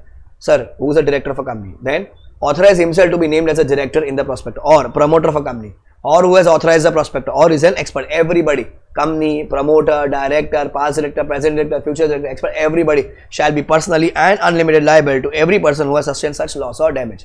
This line is very important. Civil liability, if person has subscribed for the securities which contains any statement which is misleading, then whatever loss they have suffered, these people would be liable. These people would be personally liable. Okay, when you will not be liable, sir, if I have withdrawn the consent before the issue of prospectus, or I gave a reasonable public notice that the prospectus contains a misleading statement and I am not liable, then I am not liable. In these two cases, you are not liable. Then third, sir, there will also be no liability if the prospectus contains any misleading statement if it is an extract from a report or a valuation of an expert and it was a correct and fair representation of the statement and the expert has believed and did believe up to the time of the prospectus and has not withdrawn the statement. So if imagine I am taking a amount from a valuation report and I am signing on the prospectus, I am an auditor there and everything is correct except the valuation amount is wrong. But that valuation amount I have not given, I have taken it from an expert. I had took his consent, that valuer, that expert, he has not withdrawn his sign, he is still believing that my value is correct. So law says, AB, you are not liable, you are not liable. So is he liable? I do not know. The content is here, you are not liable. There will be no liability if a prospectus contains any statement, if it is an extract from a report like a valuer report of an expert and it was a correct and fair presentation of the statement and the expert believed and did believe up to the time of prospectus and has not withdrawn the statement, then sir, you are not liable. That is very clear. Then criminal liability. If it is proved that the prospectus has issued with the intent to defraud the applicants, if it is proved that the prospectus was issued with the intent to defraud the applicants of the security, so if you see the word defraud, then 34 will come, criminal liability. Then company or any other person referred in 35(1), everybody shall be personally unlimited liable to compensate the loss suffered and shall also be liable under section 447. So sir, you are liable for that. You have to repay all the loss, plus you will be liable all under section 447. So what is 447? So check whether the fraud is big fraud or a small fraud. So how do you check whether it's a big fraud? So the amount of fraud is more than or equal to rupees 10 lakh or 1% of turnover, whichever is less. So if the amount of fraud is more than or equal to rupees 10 lakhs or 1% of turnover, whichever is less, or if the fraud is less than that, okay. Imagine I have written 10 lakhs because it is given in the law. Hypothetically, my 1% of turnover comes at 8 lakh rupees, whichever is less. So now my limit is 8 lakhs. Imagine if my fraud is of 9 lakh or 10 lakh or 11 lakh or 8 lakh, 8, 9, 10, 11 and above, then it is a big fraud, because it's a fraud is more than or equal to rupees 10 lakh or 1% of turnover, whichever is less. So first you remove the limit 10 lakhs or 1% turnover, which is less. That 8 lakh is my limit. So if 8 lakhs and above is my limit, okay, that's a big fraud. If it is 7, 6, 5, 4, then it's a small fraud. So if it is a big fraud, the minimum imprisonment is 6 months, maximum is 10 years. That is normally. However, if public interest is involved, 3 years and 10 years, 3 years to 10 years. And fine is amount of fraud maximum 3 times the amount of fraud. Amount of fraud maximum 3 times the amount of fraud. Sir, if the fraud is small and it does not involve public interest, the fraud is small and does not involve public interest, then it is up to 5 years or up to 50 lakhs or both. Up to 5 years or up to 50 lakhs or both. Then there would be no liability if the person proves that such statement or the omission was immaterial, or he had reasonable grounds to believe and did believe up to the time of issue of prospectus. So whatever omission or I have done, or if I have given a statement but it is not impacting anyone, it is immaterial, then I am not liable. Or whatever fact I have given, I have the proof of it, I have the evidence of it, then I will not be liable. There will be no criminal liability. If there is a misstatement in the prospectus, then the allottee, the person who buys the shares on faith of prospectus, will have following rights. First, cancel the contract. Number 2, claim damages. First, cancel the contract. Number 2, claim damages. But right to reject is lost if he has attended the general meeting of the company or accepts the dividend. So if you have behaved like a shareholder, then your right to reject is lost. Then you can't reject it. Okay. So question number 3 is very lengthy answer, very important answer. It will not come completely. Either they can ask you civil liability or they can ask you criminal liability. If they are asking criminal liability, you have to write 447. Or they can ask you separately 447. 447 is very important. It's a penalty for fraud throughout the Companies Act. Whenever the anyone has done fraud in the company, either the employee or the employer or anybody, then they are liable under section 447. So in MCQ also it is useful. Then, so section 30, advertisement of prospectus. So if the prospectus is issued, it shall contain the following details. What? Objects of the company, that means object clause. Liability of the company, that means liability clause. Third, amount of the share capital and its capital structure, capital clause. The name of the signatories to the MOA, subscription clause, and the number of shares subscribed by them. 4. Object, liability, share capital and association clause or subscription clause. Name clause and register office clause is not there, but whenever the ad will become, when you will make the ad, name would be there. Obviously the state ka name would also be there, but that is indirectly. But directly, object, liability, capital and association clause. Okay, very rare in the exam. Now, explain offer of sale of shares by the members, section 28. Explain offer of sale of shares by the members, section number is 28. Now listen, offer of sale. So if the members of the company propose in consultation with the board to offer either the whole or part of their holding, like if you are a majority shareholder and if you need to release your holding, okay, then they can do so by following the prescribed procedure. Any document for such offer of sale to the public shall be deemed to be a prospectus issued by the company, and all the rules regarding prospectus shall apply to the such offer of securities.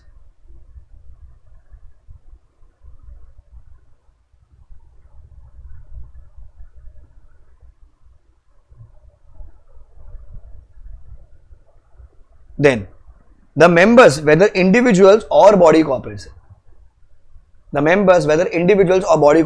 or both, whose shares are proposed to be offered, the members who are either individuals or body corporates who are offering their shares, they will route it through company only. Company will give the prospectus. So whatever advertisement they are giving, it will always be assumed it is a prospectus issued by the company. So if anything is false or untrue, then the company would be liable. Okay. The members, whether individuals or body corporate, or both, whose shares are proposed to be offered to the public, shall authorize the company and shall take all such steps for offer of sale, and they shall reimburse the company for all the expenses incurred by it on this matter. So whatever expenses they have incurred, it will be reimbursed by the company. Sorry, it will be reimbursed to the company. So they shall authorize the company and shall take all the action for such offer of sale, and they shall reimburse the company for all the expenses incurred by it on this matter. So because company is helping them, because they want to offer their shares, so whatever expenses company will incur, they will reimburse to the company. Okay. Now, next. Now, a company can vary terms/objects in prospectus only if passing SR in GM. Okay. The question is procedure for variation in terms of the prospectus. If you are changing any terms of the prospectus, guys, the section number is 27. 27. Okay. A company can vary terms or objects in the prospectus only by passing SR in GM.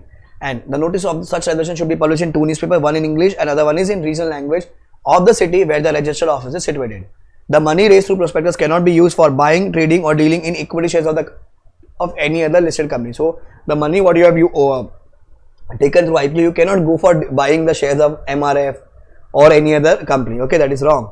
Then the dissenting shareholders who are not agreeing to the terms getting varied will given an exit offer by the promoter of the shareholders at such price in such manner as may be prescribed by SEBI. At such exit price in such manner as may be prescribed by SEBI. So it says SR, that means 75% have approved, that means 25 has disagreed, so 25 will give an exit offer. Okay, you are not agreeing to the terms, right? It's okay, take an exit offer at such price as may be prescribed by SEBI. Then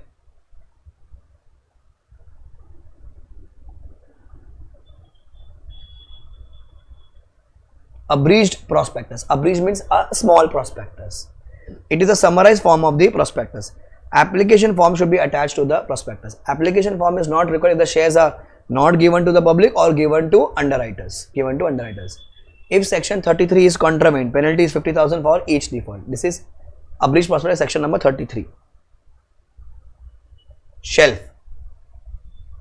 Explain shelf prospectus. Shelf boxes.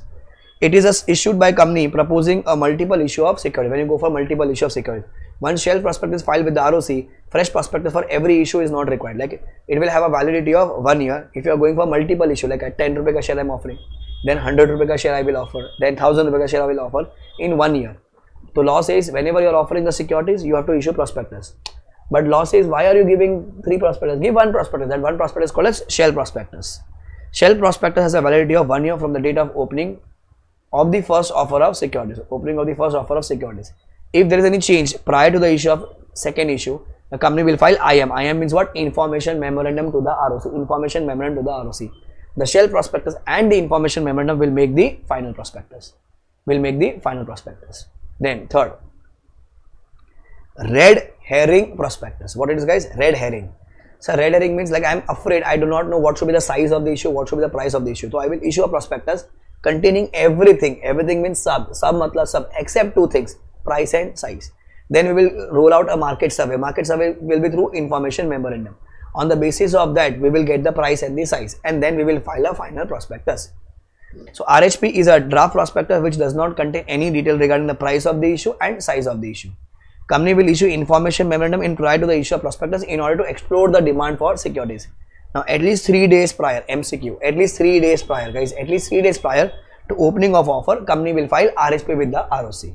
Now RHP has same obligation as applicable to the prospectus. Same obligation, same rights, duties, everything is same. On the basis of response, company will finalize the price and the size to close the offer.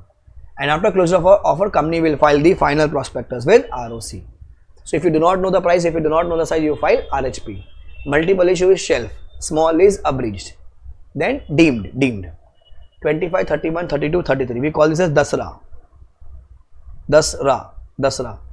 25, 31, 32, 33. Deemed, shelf, red herring, abridged. Deemed, shelf, red herring, abridged. Okay.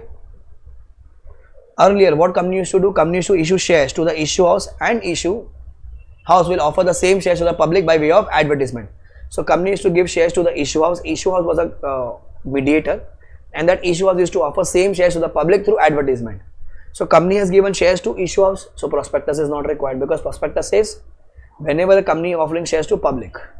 Number 2, issue house is offering to public, rule is on the company, so prospectus was not required. So in this way, company used to play with the law. So what did the government do? It helped the company to avoid the strict requirements of prospectus. So government came and said any document containing such offer of sale of securities issued by the issue house will be termed as deemed prospectus. we will consider it as a deemed prospectus. So when you consider as a deemed prospectus, so whatever the obligation is there in the prospectus, the same would be applicable for that advertisement, whatever advertisement you have offered. Okay. Now, such advertisement, okay, law says such advertisement will not be deemed prospectus if company receives full concession today from the issue house and the shares are offered to the public by issuers after 6 months from allotment by a company. Okay, if you say, I mean, company, you want that we should not consider this advertisement prospectus, no worries. Issuers pay money to the company today and wait. How many months? 6 months. After 6 months, you go and offer the shares to public. Now you think, will any issue house do? Today you are buying the goods and you are not selling it for 6 months. In 6 months, anything can happen. So in this way, no issue house came into the picture now. So law won, company lost. Law shocks. Sorry, company shocks, law rocks. Clear? Remember 6 months MCQ. Then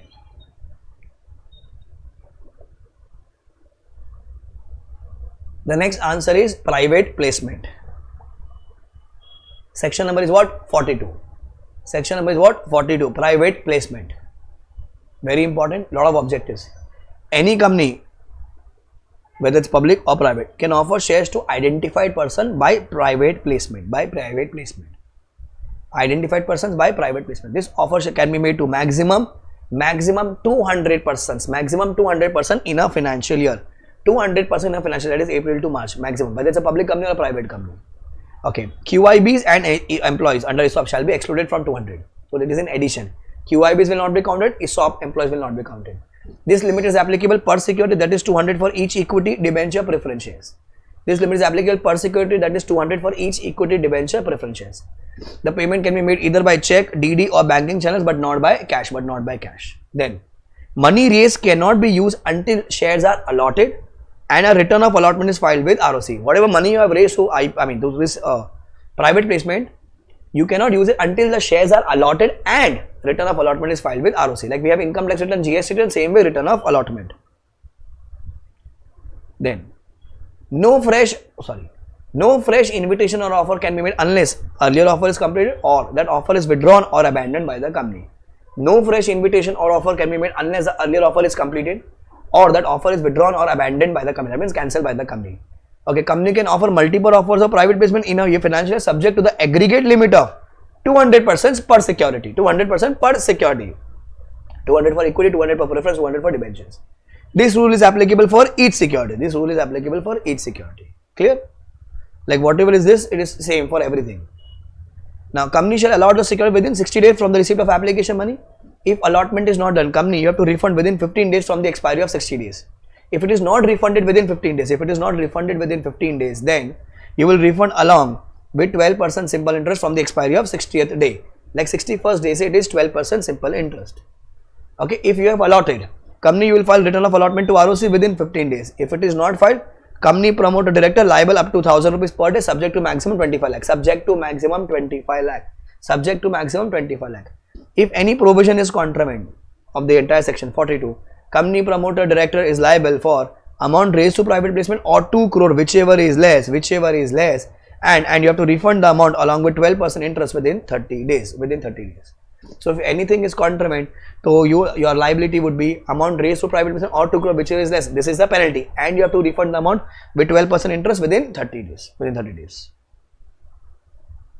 Of order imposing the penalty, and such offer will be termed as a public offer, and then the requirement of Companies Act, SECRA, SEBI will apply. SECRA is Securities Contract Regulation Act, CAUA is Companies Act 2013, SEBI Securities Exchange Board of India Act. Okay, it will apply. So if any provision is contravened, company, promoter, director is liable for the amount raised to private placement or 2 crore, which is less, and you have to refund within 30 days at 12% interest, and this offer would be considered as a public offer, and the requirement of Companies Act, SECRA, SEBI will apply. Okay, these are the 4 questions, 3, 5, 7, 9 from model what you have to do. Clear? Prospectus, Dasra, Deem, Shelf, Red Herring, Abridge, 25, 31, 32, 33. 34, 35 is basically a civil, criminal liability and civil liability. Cool? Guys, one more chapter is over. Okay, so aim for a rank or 70 plus, which is earlier. I am going with a very quick revision. It's only for the exam oriented thing because you have studied it from whatever author, whichever teacher you have studied. I am talking only in 100% English, especially for South students. I hope it will be beneficial to you guys. Bye, take care, enjoy, aim for a rank or 70 plus, whichever is earlier. Hi guys, welcome back. So we are starting with a new topic which is called as deposits. So deposits is very important. It has been coming in the exam in every attempt. Minimum 3 mark. It can go to 5 marks, 6 marks including MCQ. Okay, very simple chapter. Only 4 sections, 73, 74, 75, 76, 76A. A is that amendment wala part. Okay, first, what do you mean by deposits? So like we do FD in the bank, same way people do FDs with the companies. And why they don't go to bank and they put the money in the company? Because of the interest, because the company will give them high rate of interest. So now this chapter is from the perspective of company, and the person who deposit the money is called as a depositor or deposit holder. Okay, so it means any receipt of money by way of deposits or loan and other forms or any other form by company. It means, one second, it means receipt of money in the form of loan or deposits or any other form, deposit or loan or any other form. And it does not include such categories of deposit, it does not include such categories of amount as prescribed by RBI. Now what is the categories? RBI has given the list. Where it is written on page number 372, page number 372. So we'll just scroll once, page number 372.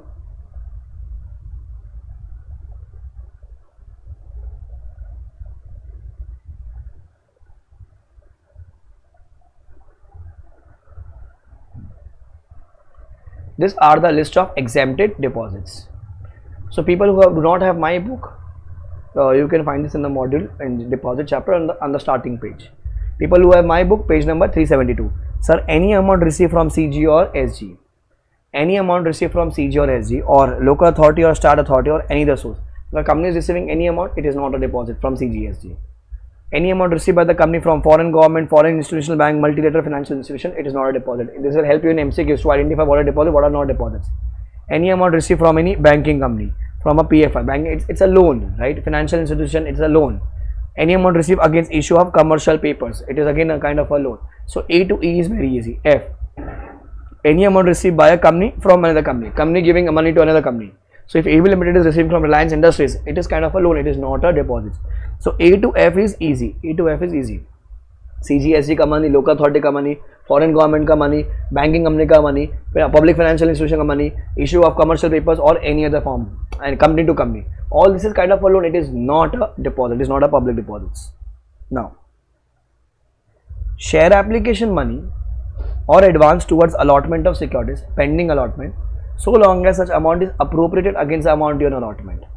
If allotment is not done within 60 days of the receipt of application money, see, people have given the money, share application money on any advance towards allotment.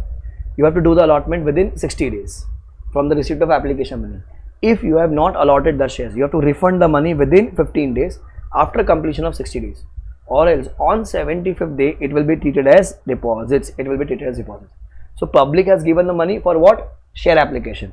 So or pending allotment. So you have to allot the shares within 60 days from the receipt of application money. If you have not allotted the shares, refund the money within 15 days.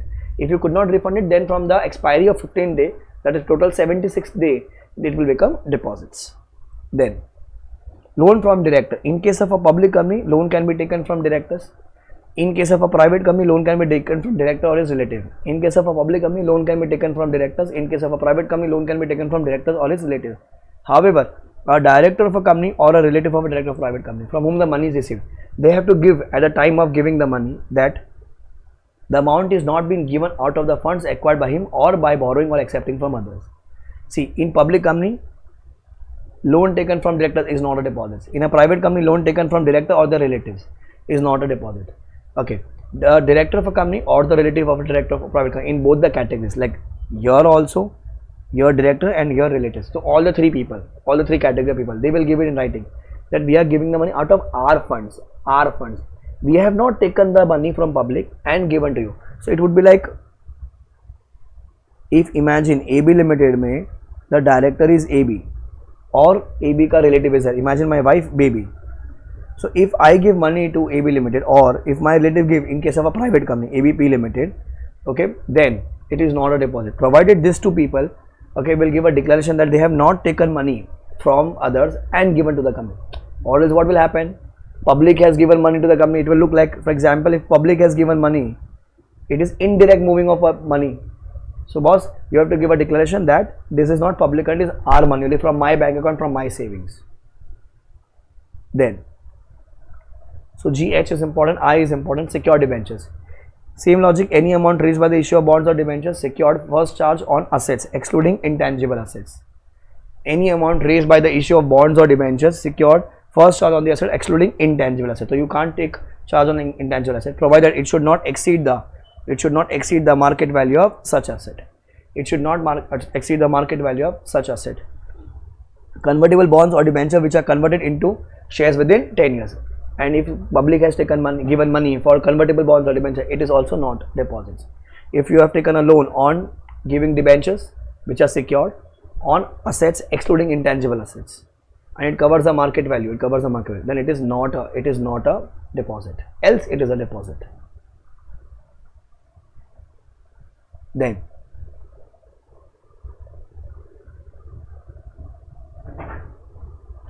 non-convertible unsecured debentures. Non-convertible unsecured debentures listed on stock exchange, it is also not a deposit. This came in the exam. Non-interest bearing security deposit received from the employee of a company not exceeding the annual salary. If imagine Ramesh is my employee and Ramesh's salary is 5 lakh rupees and he has given 5 lakh rupees as to the company, maybe kind of a loan to employee, has given money to the company. So public has given, I agree, public has given, but it is not a deposit. But it should not exceed annual salary and it should be non-interest. We will not pay any interest on it. Any non-interest bearing amount received and held interest on behalf of someone. Any amount received as an advance for supply of goods, like for example, our customer has given some advance to us, it is not a deposit. N, important, any amount brought in by the promoters by the company by way of unsecured loan in pursuance of a condition of any lending financial institution or bank. Bank says I will give loan to AB Limited only if the promoter is also giving unsecured loan. So promoter is giving unsecured loan, that means director promoter is giving unsecured loan, so it is also not a deposit. Any amount accepted by a needy company, any amount received by way of chit fund, it is not a deposit, or collective investment scheme, it is not a deposit. Then any amount received from alternative investment fund, domestic venture capital fund, infrastructure investment trust, REITs and mutual funds registered with SEBI, it is not a deposit because they are ordinary course of business. Okay. R is important. There are 6 points. Every point is important. An amount of 25 lakh rupees or more received by a startup company, that is minimum 25 lakh rupees or more. Number 2, by a startup company by way of convertible note. Convertible means it is converted into equity shares or repayable within a period not exceeding 10 years, like maximum 10 years. In a single tranche, from a person, from an individual. 6 points are there. If all 6 conditions are complied, it is not a deposit. Minimum 25 lakh rupees received by a startup company by a way of convertible note, that is convertible into equity shares or repayable within period of 10 years, maximum 10 years, in a single tranche, it from a person, it is not a deposit. If all conditions are satisfied, it is not a deposit. Cool. So I'm giving you 5 minutes time, just recall to all the points. They can ask you descriptive, they can ask you MCQ also on this. What is deposit, what is not a deposit. What is not a deposit is important. Read.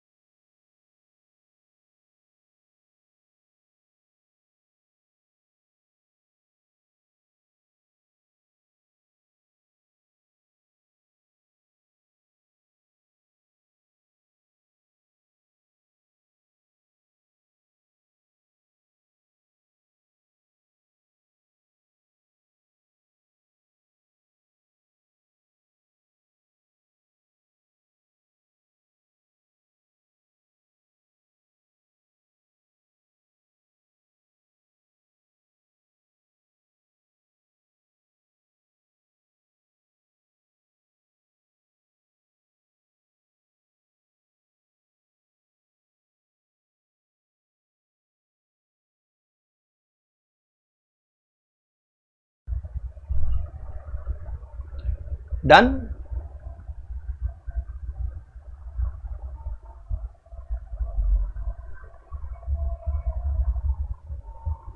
Now what is eligible company? It means a public company and having net worth of minimum 100 crores or turnover of minimum 500 crores. Very important definition. Net worth of minimum 100 crores or turnover of minimum 500 crores and members have passed SR in GM and that SR is filed with ROC. It means a public company having net worth of minimum 100 crores or turnover of minimum 500 crores and members have passed SR in GM and that SR is filed with ROC. It is called as what? Eligible company. An eligible company is one which is accepting deposits within the limits of section 181C. Okay, and an eligible company is one which is accepting deposit within the limits of 181C. Deposits can be accepted by OR.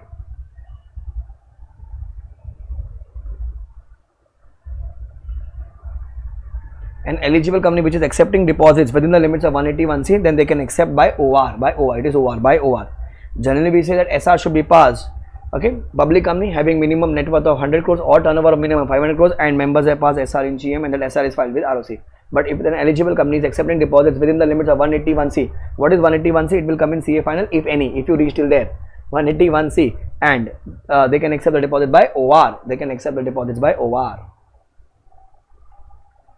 They can accept the deposits by OR. Clear? SR, OR both. SR is special resolution, OR is ordinary resolution. Then, sir, from whom deposits can be accepted? In case of a public company, from public, from members. In case of a private company, only from the members. In case of a public company, from public, from members. In case of a private company, only from the members, only from the members. The person or member who give money is called as what? Depositors. It is called as what? Depositors. It is called as depositors. Then, sir, what is the limit for max amount of deposits from the members? Okay, here we are studying members. Okay.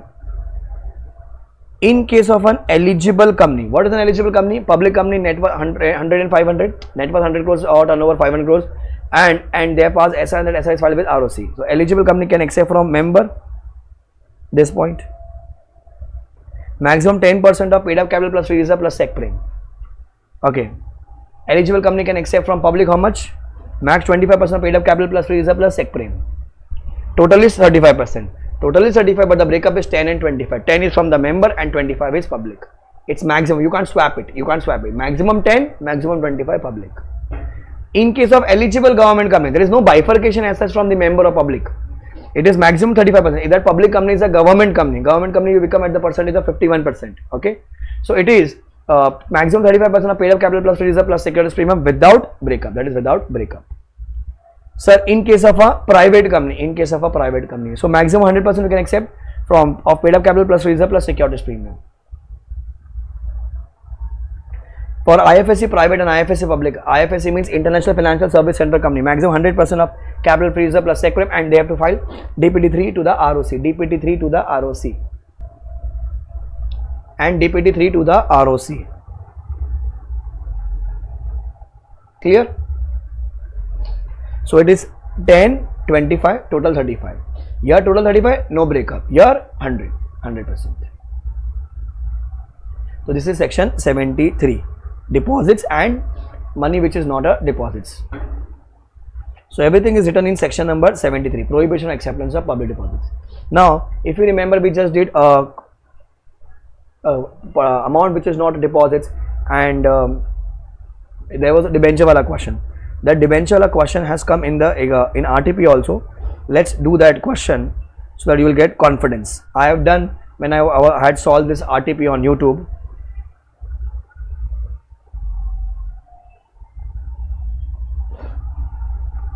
See, E Limited raised secure deposit of 80 crore on 30th June 23 from the public on interest at the 12% repayable after 3 years. The charges have been created within prescribed time in favor of trustees or depositors against the deposit taking following assets. So they have taken charge. Land building 55 crores, plant and machinery 15 crores, factory share 10. 55 plus 15 is 70, 70 plus 10 is 80 crores. Bro, Babu. Yeah. Trademark, goodwill 10, 15. If you know intangible, sir, intangible should always be excluded. Intangible should always be excluded. Decide the validity of the charges. Validity of charges. So how much is the deposit? So it is 80 crores. 80 crores into 12% into 3 years. Repayable after 3 years, right? So how much is the percentage? So total is coming as 28.8. So 80 crores plus 28.8 is your total liability. That means 108.8 crores is your total liability. That means you have to repay the deposits. You have to repay the deposit plus the interest. So 108.8. Total amount is what? 108.8. But you have given as a security only 80 crores. It is invalid. It is invalid because it should be at least 108.8. The same question we have done in the class. It was a past exam question. I still remember. I think at Seshadipuram I had done. Someone had given the right answer. It is 80 crores. The charge is invalid. Let's check the answer. Total asset is 80 crores. Deposits accepted and interest payable is 108.8 crores. So the charge is not validly credited. It is not valid. The charge is not valid. Understood? So you have to add interest. That is your hidden adjustment. This will come when we do section 76.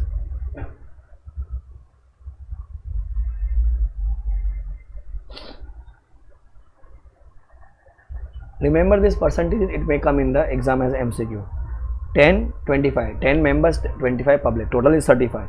Eligible government company, total is 35. Private company, maximum 100%. Okay. Repayment of deposit before a commencement of this act, section 74, it is waste section, it is irrelevant section because it is before commencement of this act. Old provision. 75. If a company fails to repay deposits part or its interest, deposit is not paid, part of the deposit is not paid, interest is not paid within the time specified or extended time given by the tribunal, then what will happen? So fraud they have done, and it is proved that the deposits were accepted to defraud the depositors or any fraudulent purpose, then every officer of the company was responsible shall be liable under section 447, shall be liable under section 447 and shall be unlimitedly and personally liable for all the damages they have been incurred, that have been incurred by the depositors. So they will be liable under section 447. They will be liable under section 447. Easy. Section 75, which is damages for fraud. If you see the word fraud, it is always AK-47, section 447. AK-47, section 447. Then, any suits or proceeding or action may be taken by any person or a group of persons who have suffered loss on account of non-payment of deposit. So any legal case will also go on them, but penalty they will be levied as per section 447. So this is section number 75. 75.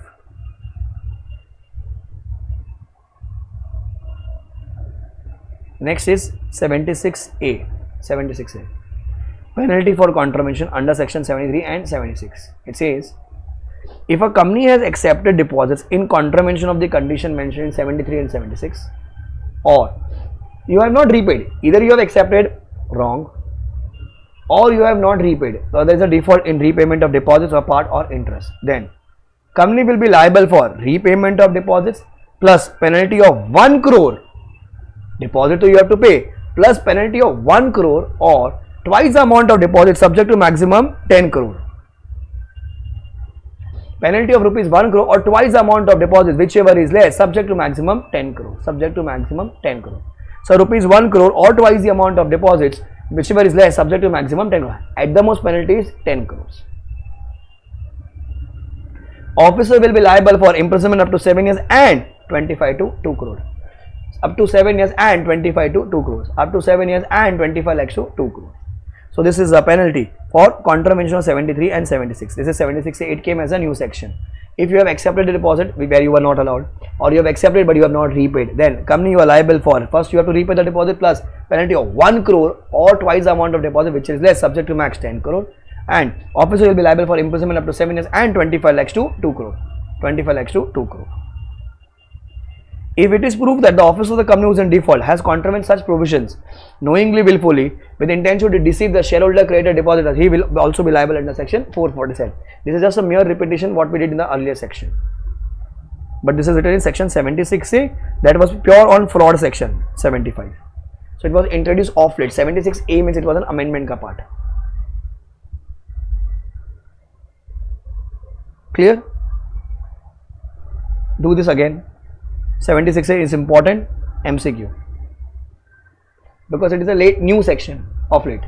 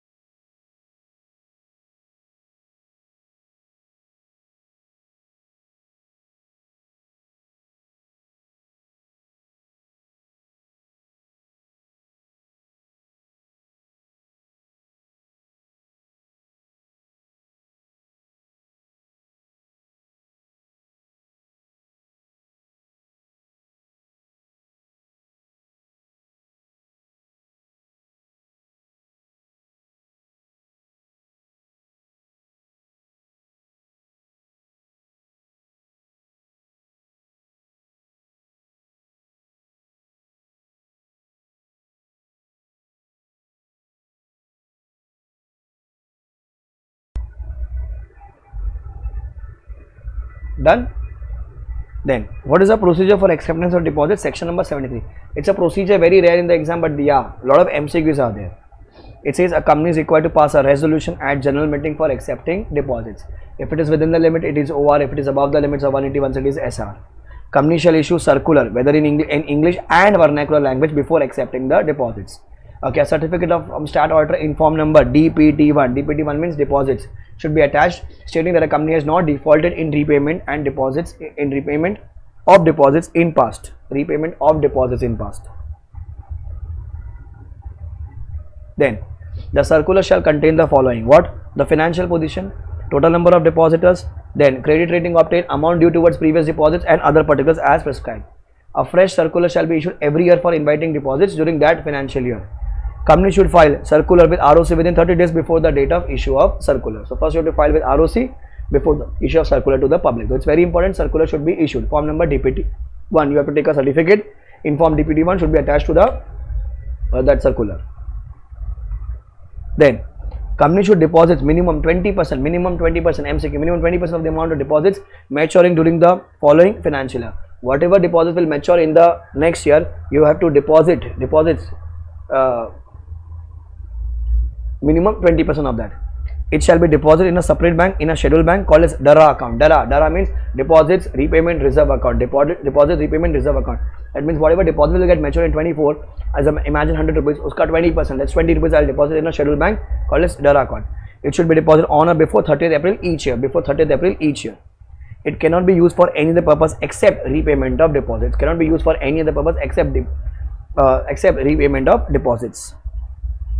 Then company should certify that there is no default for repayment of deposits or interest. If defaulted and the default is rectified and 5 years have passed, then only they can accept fresh deposits. So if you have defaulted in the past, you cannot accept deposits for 5 years. Sir, if you have taken the deposits and you have not repaid, that means you have defaulted and the default is rectified. still you have to wait for 5 years. Still you have to wait for 5 years. MCQ, still you have to wait for 5 years.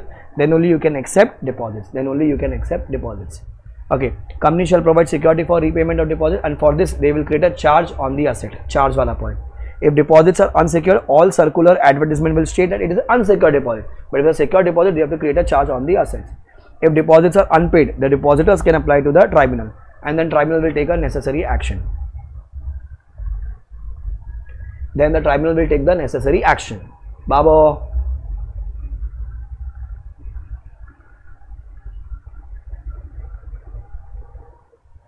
Babu.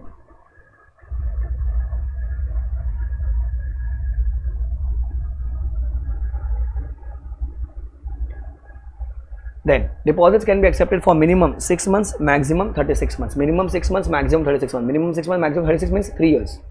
It can be less than for 6 months also if such deposit are maximum 10% of capital freezer plus security, and such deposit are accepted for minimum 3 months.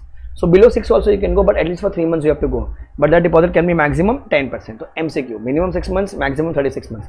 Below 6 months also you can go, but that is for minimum 3 months. And such deposits are for maximum 10% of capital freezer plus securing. If a company fails to repay deposits, whether secure or unsecured, they are liable for 18% interest for the amount overdue. First interest percentage in this entire chapter, 18% interest. MCQ, 18% interest. A company can pay brokerage or interest, but it shall not exceed the max rate prescribed by the RBI. Okay, in case of NBFC for acceptance of deposits. Okay, brokerage ka percentage will be prescribed by RBI. Max limit of deposits. Max limit of deposit is not applicable to the following. Max limit of deposit is not applicable to the following. Max limit of deposit, this one. This diagram is not applicable to the following. A startup company for 10 years and a private company following 3 conditions. A startup company for 10 years and a private company fulfilling 3 conditions. Okay, it is not an associate and a subsidiary of any company, and they have taken a loan of less than twice of the capital or 50 crores, whichever is less, and they have not, and there is no default existing for such loan. So they can accept more than the percentage prescribed. Startup company for 10 years and a private company following 3 conditions, not an associate and a subsidiary, and loan is taken of less than of twice of paid up capital of 50 crores, and no default for existing for such loan. Such company shall file DPT3 to ROC, that is if they can accept more than 100%. So I have given the interpretation here, they can accept more than 100%. Point 1 to 4, 1 to 4 are not applicable to following, that is they can accept deposit without following 1 and 4. 1 to 4 without following 1 to 4. This circular, resolution, circular, 20% wala rule, and 5 years wala rule. That is a private company accepting deposit up to 100%. Startup company for 10 years, that is same above wala point. A private company fulfilling above conditions, above 3 conditions. So these two are same. These two are same from the above. So just a theoretical point for practical life, very rare in the exam. Okay. Then appointment of trustee and register of depositors, you have to do it from the main book. I'll just open the notes so that you can check.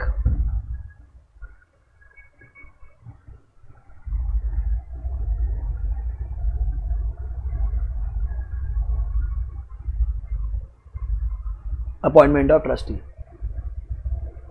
So whenever you are accepting the deposits, secure deposit. Which deposit? Secure deposits. So you can accept it only if you have appointed 1 or more trustee for the depositors. Consent of trustee. Before appointing them, you have to obtain written consent from them. Then you will enter into a deposit trust deed in form number DPT2 at least 7 days before issuing circular or the advertisement.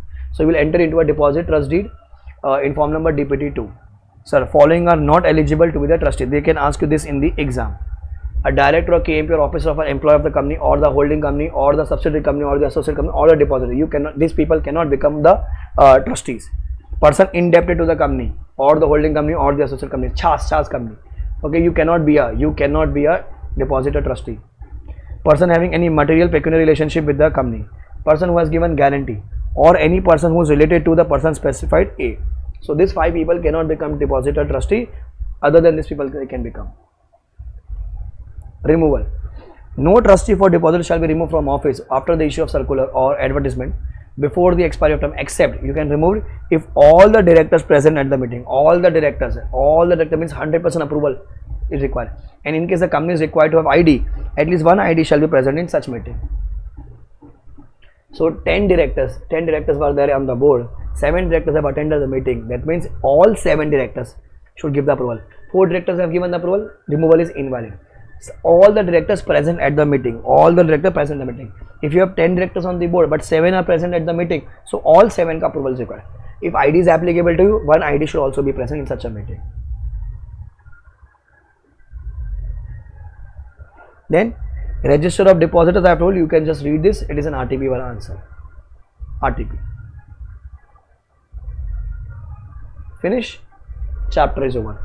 So deposits may come in the exam, minimum 3 marks, it can go to 6 marks. So with this, deposit is also done. Okay guys, so all the best, aim for a rank or 70 plus, whichever is earlier. We continue in the next class. Bye guys, take care. Babo. Bye.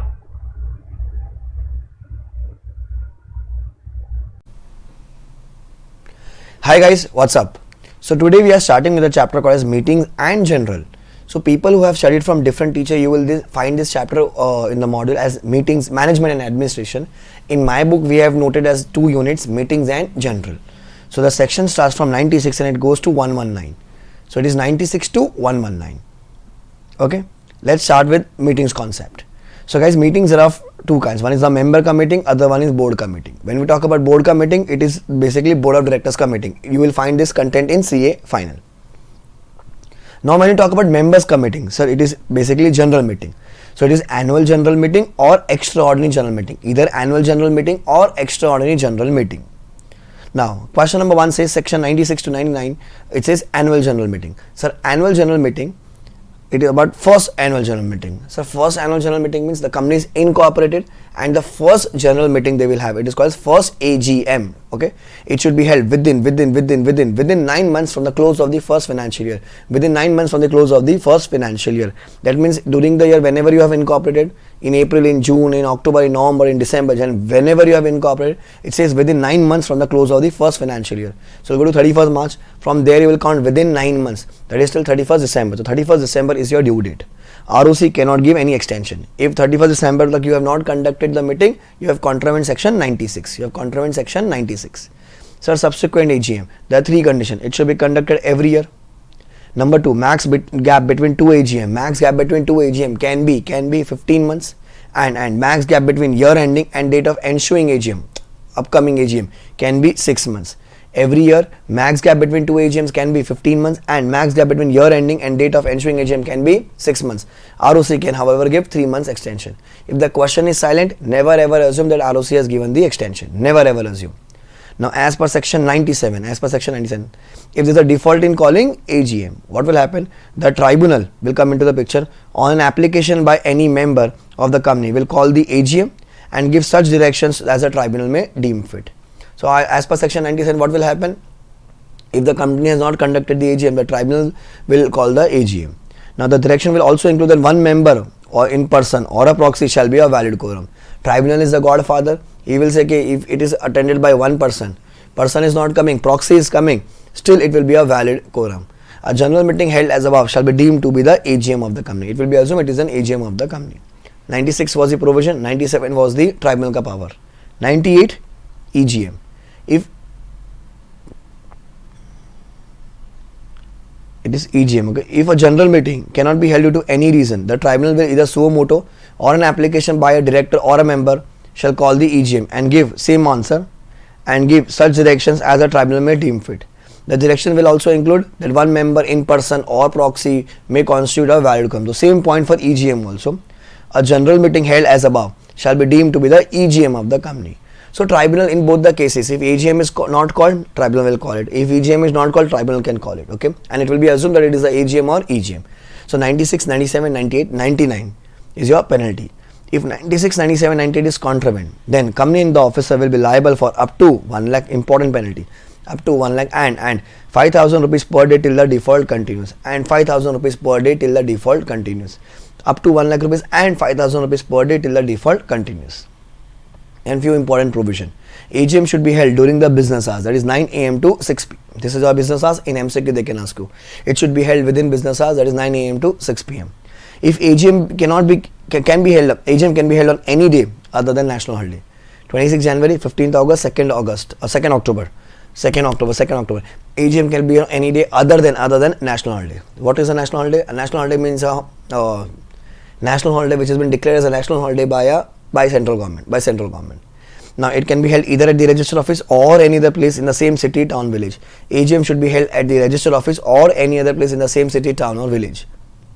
However, AGM of an unlisted company may be held at any time in India, may be held at any place in India if the consent is given by all the members in writing or electronic mode in advance.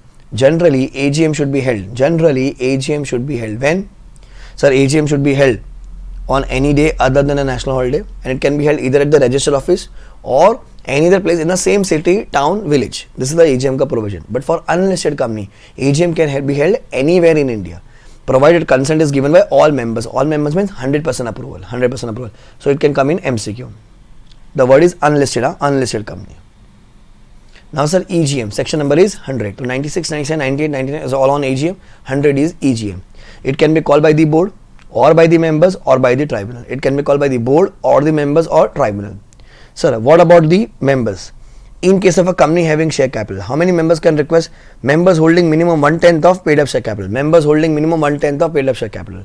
In case of guarantee company, members holding 1/10 of voting powers. Members having 1/10 of voting power. They can request to call the EGM.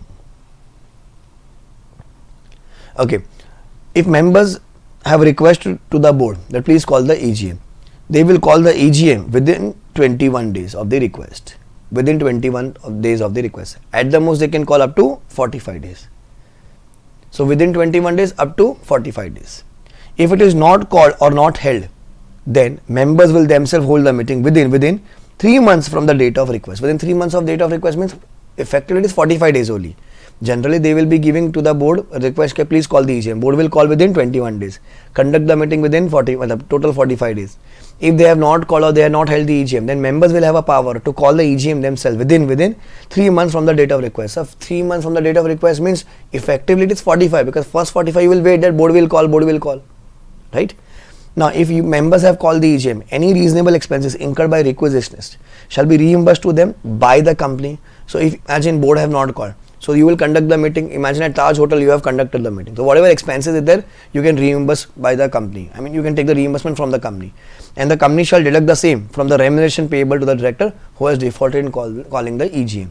So because it was a director's duty, they have not called it. So company will pay to the requisitionist, but it is a loss to the company. They will recover it from the director's remuneration. Okay. Now, EGM can be held on any day except national holiday during business hours. Business hours are 9 a.m. to 6 a.m. and anywhere in India. Guys, AGM either at the register office or the same city, same town, same village. But for unlisted company, you can hire at anywhere in India, provide consent of 100% members are taken. Here, EGM can be held directly anywhere in India if it is a wholly owned subsidiary of a company incorporated outside India. If it is an Indian company, is a subsidiary, wholly owned subsidiary, holding company is foreign, then the EGM can be held even outside India. Then the EGM of such subsidiary can also be held outside India. It's logical, na? Holding company is outside India, subsidiary is in India, and it's a wholly owned subsidiary, wholly owned 100% stake. So if this company is calling the EGM, they will call the members. Where are the members? Sir, all are outside India. So why to conduct meeting in India? So there they have given a benefit. If you are a wholly owned subsidiary of a foreign company incorporated outside India, if you are a wholly owned subsidiary of a company incorporated outside India, the EGM can be held even outside India, because that's logical, na? Now, length of notice. How long? Sir, a general meeting shall be called by giving 21 days clear notice. For calculation of 21 days, follow the following. Date of sending notice 1 day, plus 21 days 22 days, plus 2 days of post 24 days. So 24 days a gap should be ideally there. The 25th day should be the date of meeting. 25th day should be the date of meeting. Okay. So 1 day, that is date of sending notice, plus 21 days 22 plus 2 days of post 24, then 25th day is the date of meeting. Then receipt or non-receipt of notice is immaterial. What does the provision says? Receipt or non-receipt of notice is immaterial. Company should have a proof that they have sent the notice. Okay. Now shorter notice, generally it says there should be gap of 24 days. and 25th day should be the date of meeting, not earlier than that. 25th, 26th, 27th, 28th, 29th, 30, you can have later but not earlier than that. But for MCQ you will write 21 clear days. For calculation it is 25th you will take, but for MCQ it is 21 clear days. Sir, shorter notice is valid if it is considered by, in case of AGM, members holding 95% of the paid up share capital carrying voting rights. For AGM, members holding 95%, they should agree that acha, keep 15 days gap, we will come for the AGM. But sir, for EGM, in case of a company having share capital, majority number and members holding 95% of paid up share capital carrying voting rights. Majority number and member holding 95% of paid up share capital carrying voting rights. In case of a guarantee company, that is company not having share capital, members holding 95% of voting power. Members holding 95% of voting power. So 95% approval is required in simple words. That keep 7 days ka notice, 10 days ka notice, because you are keeping shorter days ka notice. So these people should agree. These people should agree. Then, so notice should be sent to Malti. I have written refer section 136 notes accounts of company. Malti, members, auditors, official assignee, legal representative of deceased member, TSA trustee of debenture holders, Malti. The notice should contain the place, date, time of the meeting and the business to be transacted, that is agenda. The directors or secretary must be authorized by the board to send the notice. Secretary cannot call the meeting on her own. Director or the secretary must be authorized by the board to call the meeting. If omission to send this notice is willful, then the notice is invalid, meeting is also invalid. However, if it is accidental or by mistake I forgot to send, then the meeting is also valid and the notice is also valid. In the question, always assume it is accidental omission. Always assume it is accidental omission. Clear? 96 to 99 was AGM, 100 was EGM, 101 was length of notice. Now 102, to business. What will you say? 102, to business. Sir, at the AGM, there are only ordinary business. At the EGM, there are special business. Ordinary business is conducted at the EGM and all the business transacted at the EGM is called as special business. Sir, ordinary business is ADDA. A. Adoption of accounts, audit report, board report. Adoption of accounts, audit report, board report. D. Declaration of dividend. One more D. Appointment of directors and fixing their remuneration. A. Appointment of auditors and fixing their remuneration. Sir, special business. Any business other than ADDA. Any business other than ADDA. That means any business other than ordinary business will give you special business. Sir, for ordinary business, we require ordinary resolution. For ordinary business, we require ordinary resolution. That means more than 50% people should say yes. Acha, special business, sir, it can be conducted by OR also, it can be conducted by SR also. For SR, we require 75% approval. For SR, we require 75% approval. Clear? Now, section number is 102, to business. Resolutions are written in 114. Resolutions are written in 114. Then, if any item of special business is to be transacted at the meeting of the company, an explanatory statement should be annexed to the notice.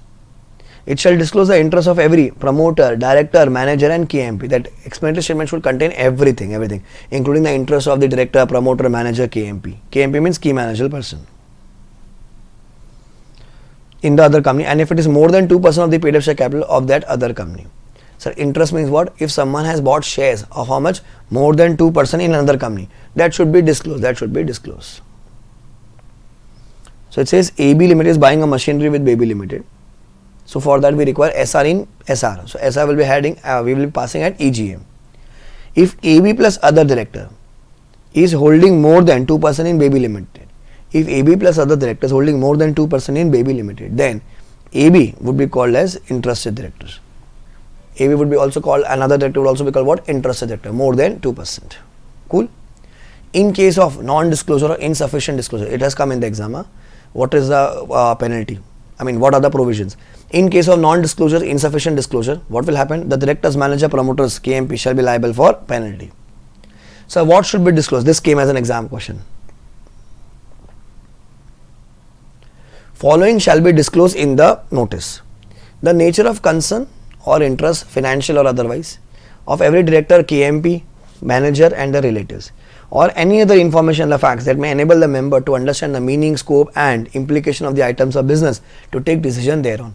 So these things should be disclosed when a director is interested, where it should be disclosed in the explanatory statement attached to the notice of EGM. attached to the notice of EGM, because with every notice of EGM, explanatory statement will be going. In explanatory statement, you have to give every disclosure. This is 102. Okay. 103 is, guys, quorum. 103 is quorum. So for private company, it is minimum 2. For public, it is 5, 15, 30. Sir, 0 to 1000, basically it is 1 to 1000, okay? Not 1 to 2 to 1000, you will say. No, sorry, 7 to 1000, because it's a public company, public company. So just to remember, 0 to 1000, 1001 to 5000, 5001 and above. 0 to 1000, 1001 and 5000, 5001 and above. So if in a company I have 800 members, so this limit is for members. So in the AGM, 5 members should come. Minimum 5 should come. If I have 1500 members in my company, then at least 15 members should come for the AGM or EGM. So this quorum is written in section 103. It says 103 ka quorum or AUA ka quorum, whichever is higher. So if in AUA you have stated a higher number, then that will be the quorum. So 103 or AUA, whichever is higher. If within half an hour quorum is not achieved, the meeting would be adjourned. That means extended by 1 week to the same day, same place, same time. Meeting would be adjourned by 1 week to the same day, same place, same time, or some other day, some other place, some other time, as a board may decide. So meeting would be adjourned by 1 week. Always remember, preference shareholders and proxies are not counted for quorum. Preference shareholders and proxy are not counted for quorum. Preference shareholder and proxy are never counted for quorum. Sir, if EGM is called by board, quorum is not achieved, meeting would be adjourned. If EGM is called by the members, remember EGM can be called by the members, section 100, right? Quorum is not achieved, EGM would be cancelled. So read the question very thoroughly. If EGM is called by the board and quorum is not achieved, meeting would be adjourned. If EGM is called by the members, quorum is not achieved, meeting would be cancelled. Sir, for adjourned meeting, how many days ka notice? 3 days ka notice. For normal meeting, 21 days ka notice. Then at the adjourned meeting, within half an hour, if quorum is not achieved, members present will be the valid quorum. Clear? Sir, chairman, section 104, chairman. Chairman shall be elected among members themselves by show of hands. Who want to become the chairman? Please raise your hand, show of hands. However, if a poll is demanded, audience poll, okay, voting on the election of chairman, then the person so elected as chairman as a result of poll shall be the chairman for the rest of the meeting. Generally, MCQ, chairman will be elected only by show of hands. However, if the poll is demanded on election of chairman, the person so elected shall be the chairman for the rest of the meeting. Then 105 PROXY, 5 alphabets proxy, PROXY proxy. Sir, any member can appoint proxy and proxy need not be a member.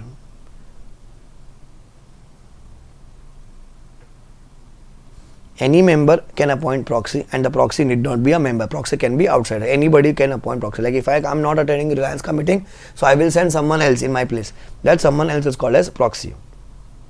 A proxy is not entitled to vote except on poll. Proxy can never vote except on poll.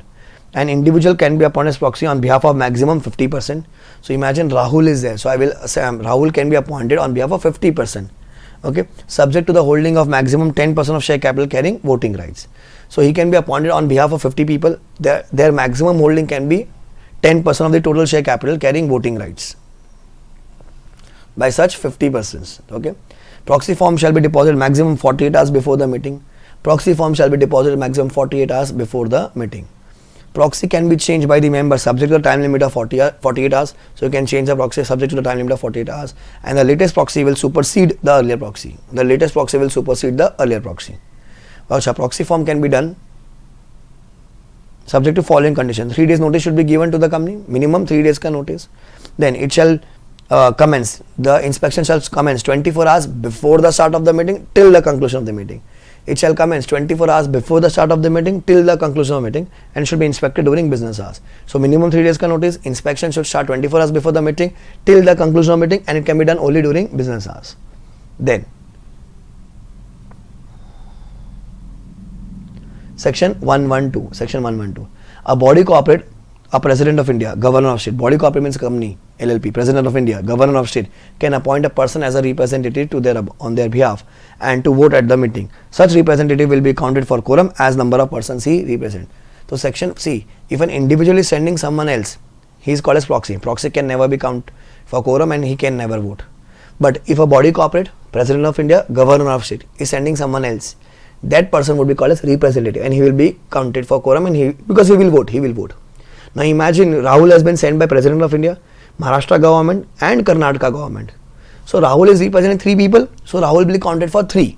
Rahul will be counted as 3. He is one person only, but he will be counted 3. So such representative will be counted for quorum as the number of persons he represents. Understood this much? Cool. Sure. Now, after doing proxy PROXY, that's 105. Now we do voting, VOTING, 106 voting. So, can a member, if I don't like your face, can a company restrict their voting rights? The answer is no. It says no company can restrict the voting rights of any member except, only one reason is there, if the calls have not been paid up. Except if the calls have not been paid up. That's the only reason, guys. That's the only reason where you can restrict. Nowhere else you can restrict it. Always remember that. Okay.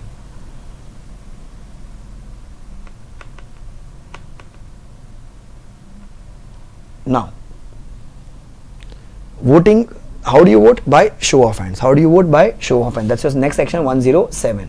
Voting by show of hands. Now, all the resolution at general meeting. What we will say? All the resolution at general meeting shall be decided by show of hands, except when the poll is demanded or voting is carried out electronically. Except on poll or when the voting is carried out electronically. So all the decisions would be always by show of hands, MCQ. Okay, except when the poll is demanded or if it is carried out electronically. Now, the declaration by chairman of passing the resolution or otherwise by show of hands and the entry in the minutes book will be a conclusive evidence that the resolution has been passed. So, in show of hands, the chairman says, okay, the resolution is passed, then it will be assumed that the resolution is passed. Voting by electronic means every listed company or a company having minimum 1,000 shareholders, every listed company or a company having, like unlisted company or a private company having 1,000 shareholders shall provide to its member a facility to access their voting by electronic means. So you can vote by like electronic vote, you can vote it through website or through a mobile. So which company? Every listed company and every company having minimum 1,000 shareholders. So 1,000 is your MCQ. That's 108. 5 was proxy, 6 was voting. How do you vote? By show of hands, and 8 is electronic means. Then I have marked some page 218 from the main book. You can read it. People who have their other teacher ka book or module, you can refer voting by electronic means ka content. Just read for MCQ purpose. Now 109, demand for poll. Very important answer. A poll can be demanded either before or after the declaration of the result. So you can demand a poll either before or after the declaration of the result on voting by show of hands. Poll who can demand? Chairman, member, proxy. Proxy can also demand a poll. This is also a separate question. Can a proxy demand poll? The answer is yes. Now the chairman shall order a poll if a demand is made by, if a company having share capital, member plus member present in person or by proxy, like member sitting at home, member present in person, proxy, together holding how much?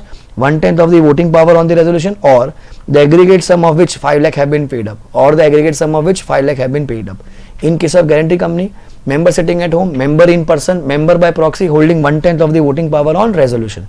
This number should be request, then a chairman will demand a poll. So chairman can do it suo motu, that is voluntary, if these people request, or a proxy. So when you talk about member and proxy, you add them, and if they fall in this category, poll can be demanded. Then demand for poll can be withdrawn at any time by the person who made the demand. So whoever is requested, he can withdraw it also.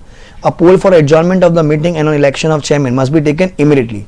So two things: poll for adjournment of the meeting and election of chairman should be taken immediately. Rest other question can be taken within 48 hours of making the demand. Rest other question can be taken within 48 hours.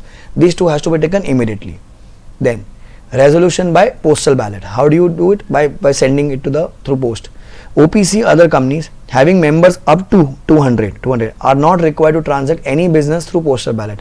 One person companies or other companies having members up to 200, that is maximum 200, are not required to transact the business through postal ballot. That means they have to make sure they do the meeting in person. A company has a discretion to pass any resolution by postal ballot except for ordinary business items like adda wala item, or any business in respect of which director or auditor have a right to be heard. So these two cannot be done through ballot. That means it can be done physically. Okay, OPC and a private company up to 200, or other company means public also up to 200, they can do meeting, or they can pass a resolution only through physical presence, not through postal ballot. Okay, if other companies from whom ballot is allowed, ordinary business item, that is adda, plus where the director or auditor have a right to be heard, that cannot be decided by ballot. Then read A to J transactions, page 219 main book. You just have to read this content. Okay. Now, question number 13, important resolution requiring special notice. Following are the resolution which requires special notice. Section 140, a resolution appointing an auditor other than retiring one, and a resolution providing that retiring auditor shall not be reappointed. Same way for director, a resolution appointing a director other than retiring one, a resolution providing that the retiring director shall not be reappointed. Same content, same content. These two require special notice. Special notice means 14 days notice.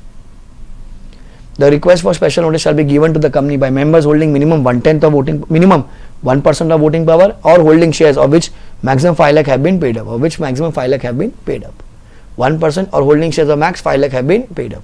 Section number is what? 115. Resolution requiring special notice. Exam question, it came in the previous attempt. Again, it is important, MCQ purpose.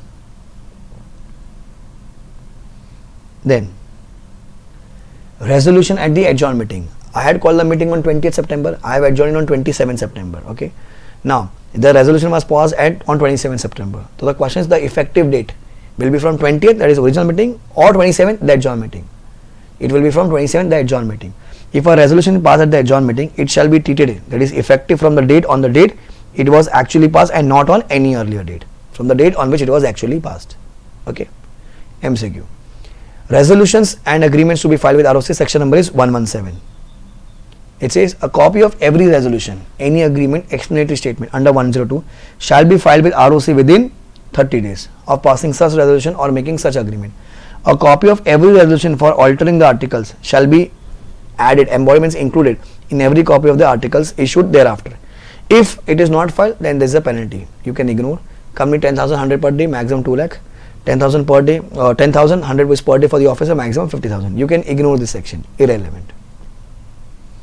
Now, section 118, 119, what will you write? Minutes and inspection of minutes. So, refer question 9, 10 and question 23 on page 232 of main book. So, question 9, 10 and 23. These three questions you have to read for minutes book. I'll just quickly recall for minutes. Generally, member has a right to inspect the minutes book, right? If there is a matter which is detrimental to the member or to the company, chairman has a power to decide what to include, what to exclude. Nobody else on this earth, chairman, okay? If every minutes book ka page has to be initialized by the chairman, last page the chairman have to sign. But due to any reason, if chairman could not sign, like he has died or he has shifted to some other place, then the next meeting ka any director can sign. Any director of the company can sign the minutes book. Okay. So all these things you will read in question number 9, 10 and 23. Register of members. Every member limited by share shall maintain a register of members in form number MGT1. Form number MGT1. For debenture other security, the register is MGT2. Entry should be made in the register within 7 days. Within 7 days of the board or the committee approving the allotment or transfer. So within 7 days you will make the entry. Such register should be maintained at the register office of the company.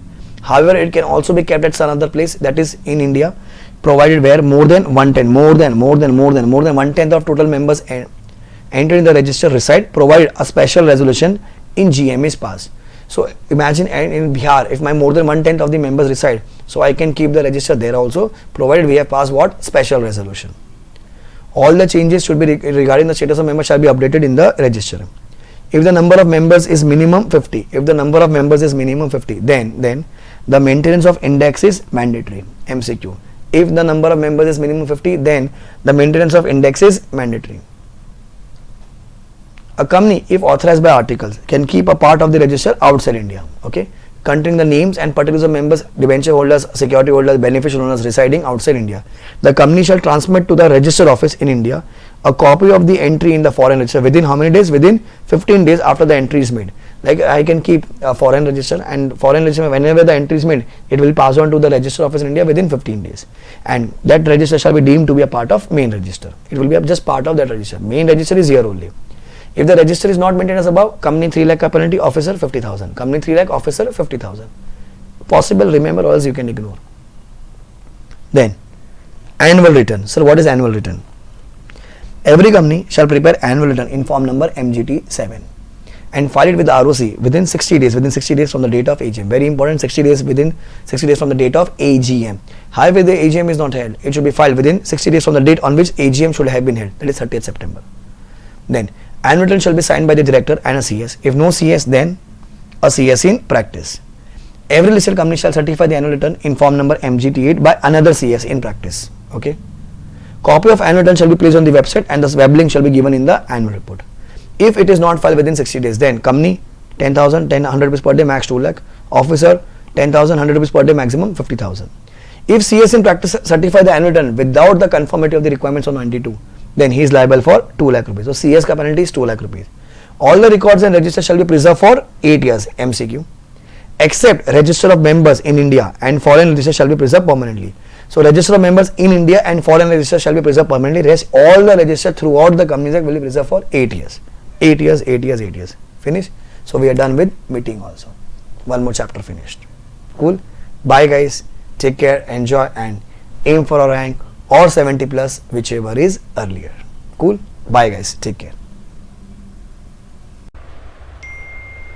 So hi guys, what's up? Today we are starting with a new topic which is called as shares. Okay, very important unit for exam point of view. Close to 8 to 12 marks it will come. MCQ may also it is very important. It can be a very important chapter for MCQ also. Half of the chapter is used in your audit paper also. I'll let you know from where it is used in audit. Let's quickly discuss one by one. The first point says minimum subscription. Okay, so it is section number 39, minimum subscription. So section 39 says no allotment of shares shall be made to public unless minimum amount stated as stated in prospectus has been subscribed.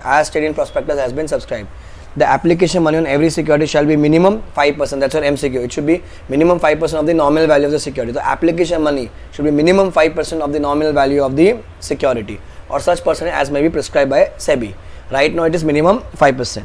Now if minimum subscription is not achieved within 30 days from the date of issue of prospectus, then the company has to refund the money within 15 days. If they have not refunded within 15 days, then the directors and officers shall be liable to repay the money with 15% interest per annum. Okay, so minimum subscription should be achieved within 30 days. If it is not achieved within 30 days, then you have to refund within 15 days. If you are unable to refund, then you have to refund. You have to refund the money along with 15% interest, per annum. Okay. Then, whenever company makes an allotment, the company shall file a return of allotment with ROC. You have to file a return of allotment with ROC. In case of default of section 39, then it says the officer shall be liable to minimum 1,000 rupees, maximum 1 lakh. Minimum 1,000 rupees, maximum 1 lakh. Minimum 1,000 rupees, maximum 1 lakh rupees. Section number, guys, is 39, minimum subscription. Now, return of allotment. So, whenever company allots the share, they have to file a return of allotment. If the shares are issued for cash or for consideration other than cash, then the company shall file a return of allotment in form number pass 3, prospectus and allotment of securities. Prospectus and allotment of securities, pass 3 within 30 days along with the prescribed fees. So that's a part of section 39 only. Section 40, underwriting commission. So again, it's a repetitive question of underwriting commission.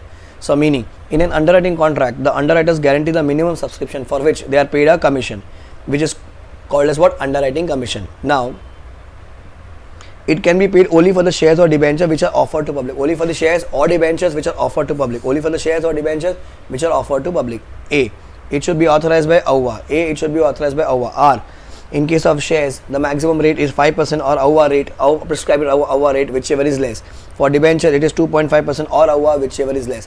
5% or AUA, whichever is less. Debentures 2.5% or AUA, whichever is less. Okay. R. K. Copy of underwriting agreement shall be filed with ROC along with prospectus. For the sound, K.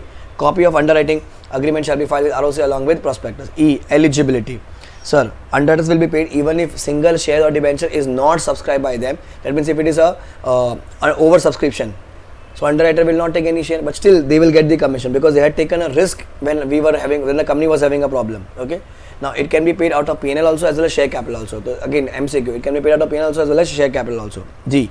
Details of underwriter's number of shares underwritten rate should be disclosed in the resolution, and it may be paid in cash or lump sum or kind. It may be paid in cash, lump sum or kind. So this is MAG, section number 40, underwriting commission. Okay. Now, what is irregular allotment? We have written, refer question 5, page 190. People who are studying from model from different author. Irregular allotment means if you have contravened the section of prospectus or shares, whatever shares you have allotted at that time, that allotment would be irregular. What it is? That allotment will be irregular. So, for example, the basic requirement is that you have to issue shares. So, you have to issue prospectus. You have not issued prospectus only. Or prospectus was issued but it was not registered with ROC and you have allotted the shares. So, it was registered with ROC but it was containing some false, misleading statements, untrue statement. Allotment is irregular. Sir, minimum subscription was not achieved and you have allotted the shares. Minimum subscription was not achieved, you have allotted the shares. Sir, and the application money has to be minimum 5%, it was less than 5%. So still, the whatever shares you have allotted, it will be irregular allotment. So we have applied for listing to the exchange, but the permission has not been received. The allotment, whatever you have done, it is irregular. So whatever conditions were there, you have contravened those conditions and you have given the allotment. That allotment is called as irregular allotment. That allotment is called as what? Irregular allotment. Now, so section number 52, it says securities premium. Section number 52, securities premium. RP is BB. RP is BB. R. Sir, sec prem can be used only for 5 purposes. Premium on redemption of preference shares and debentures. P. Writing of preliminary expenses. I. Writing of share and debenture issue expenses. B. Bonus shares. Once more B. Buyback of shares. Sec prem can be used only for 5 purposes. Other than this 5 purposes, sec prem cannot be used anywhere. If the company has used sec prem for other than this 5, then the company has contravened section number 52. Company has contravened section number 52. Sir, what is 53? Sir, prohibition on issue of shares at discount. No company shall issue a share at discount, and if they have issued such issue will be void. Such issue shall be void. If 53 is contravened, what will happen? Sir, amount raised for discount issue is the penalty, or rupees 5 lakhs, whichever is less, will be the penalty. Along with that, you have to refund the money. At the rate of 12% interest per annum. So, penalty plus refunding the amount plus interest. All three things would be there. So, company can issue shares at discount to two people. One, at the time of sweat equity shares. Other, when the shares are given to creditors, when the debt is converted into equity as per the scheme approved by RBI. Clear? So, two exceptions, it was asked in the exam. One is sweat equity shares, other one is when the shares are given to the creditors, when the debt is converted into equity as per the scheme approved by RBI. Now, section number 54, it says explain sweat equity shares. So, sweat equity shares are given to employees. Okay, sweat equity shares will be given to employees. So, some companies may issue sweat equity shares at discount or for consideration other than cash. MCQ, at discount or for other than cash to their employees or director for their value additions, intellectual property, technical know-how, etc. Now, what are the conditions? So, the code is sweat. S. Shares should be of same class already issued. W. When will you issue it? Sir, at any point of time company can issue. E. Employee and director details like number of shares, market price, concession if any should be disclosed in the resolution. A. It should be authorized by SR. For sweat equity it is SR. T. Terms and conditions. In case of listed company you have to comply with SEBI rules. In case of unlisted company you have to comply with central government rules. Okay. Now, the company can issue amendment. The company can issue sweat equity shares for a maximum of 15% of its paid up capital in a year, or shares of rupees 5 crores, whichever is higher. So, in terms of number it is 15%, in terms of value it is 5 crores. So, what should be 5 crores, whichever is higher. Subject to maximum 25% of paid up capital at any point of time. Subject to maximum 25% of the paid up capital at any point of time. 15% or 5 crores, whichever is higher. Subject to maximum 25% of paid up capital at any point of time. However, a startup company may issue sweat equity shares of maximum 50% of the paid up capital up to 10 years. So, if it is a startup company, you can issue maximum 50% of the paid up capital up to 10 years from the date of incorporation. May 23, question number 1A, law paper, CA Inter, May 23. Please solve that question. It's very, very, very important. Okay, it was in this concept only, startup wala concept. So, they have given two solutions. You can follow either of it. ICA has given correct to both. So, I repeat, May 23, question number 1A, suggested of ICA. Okay. Now, redemption of preference shares, you just have to read. company can redeem the preference shares. Okay, and when you're redeeming it, sir, you have to pass SR. You have to pass SR. Okay. Then, very important, distinguish diminution of capital, reduction of capital. Diminution of capital, reduction of capital. If you cancel your authorized capital, that means market is not getting affected. You are cancelling your authorized capital, that means the market is not getting affected. It is called as diminution of capital. You are cancelling your subscribed capital, your market is getting affected, it is reduction of capital. In the both, tribunal approval is required. Okay, for one OR is required, for other one SR is required. OR is required, SR is required. Clear? Okay, this I have to read from the book. Now, purchase of own shares. Section number is what? 67. Purchase of own shares. Sir, no company means no company can buy its own securities, that is own shares, at or give loan guarantee security to any person to buy the shares in its company or its in holding company. So no company can give buy the own shares or give money or guarantee or security to anybody to buy shares in the same company or in the holding company. However, a company can give loan for buying shares in it or in its holding company provided all the three conditions are fulfilled. So what are the three conditions? If it is given to its employees other than director or KMP, that means normal employees. If it is given to the normal employees. Number 2, amount is maximum 6 months ka salary. And the amount should be used to purchase fully paid up shares. If it is given to, it is to be given to the employees other than the director and KMP. Number 2, and maximum 6 months ka salary you can give as a loan. Number 3, and the amount should be used to purchase fully paid up shares. To purchase fully paid up shares. The shares held by the employee will be in the capacity of beneficial owner. He is not the actual owner, he is just the beneficial owner. He is not the actual owner, he is just the beneficial owner. Clear? Now, Section 68, it says buyback of shares. Section 68 says buyback of shares. So, 67, 68. Company can buy back how much? Maximum 25% of paid up capital. Company can buy back maximum 25% of paid up equity share capital. So, company can buy back maximum 25% of paid up equity share capital. And which shares can be bought back? Sir, only fully paid up equity shares can be bought back. What is required, sir? SR is required for buyback. However, if the buyback is up to 10%, then we require only BR. Okay, so what are the sources of buyback? Number 1 is free reserve. Number 2 is sec prem. Number 3, proceeds of fresh issue. Now, buyback should be authorized by AWA. Fresh issue, sec prem, and free reserve. Only this can be used for buyback. Okay, always remember this. Now, the entire buyback should be completed within 12 months of passing BR or SR. So, period is 12 months. This was also asked in the exam.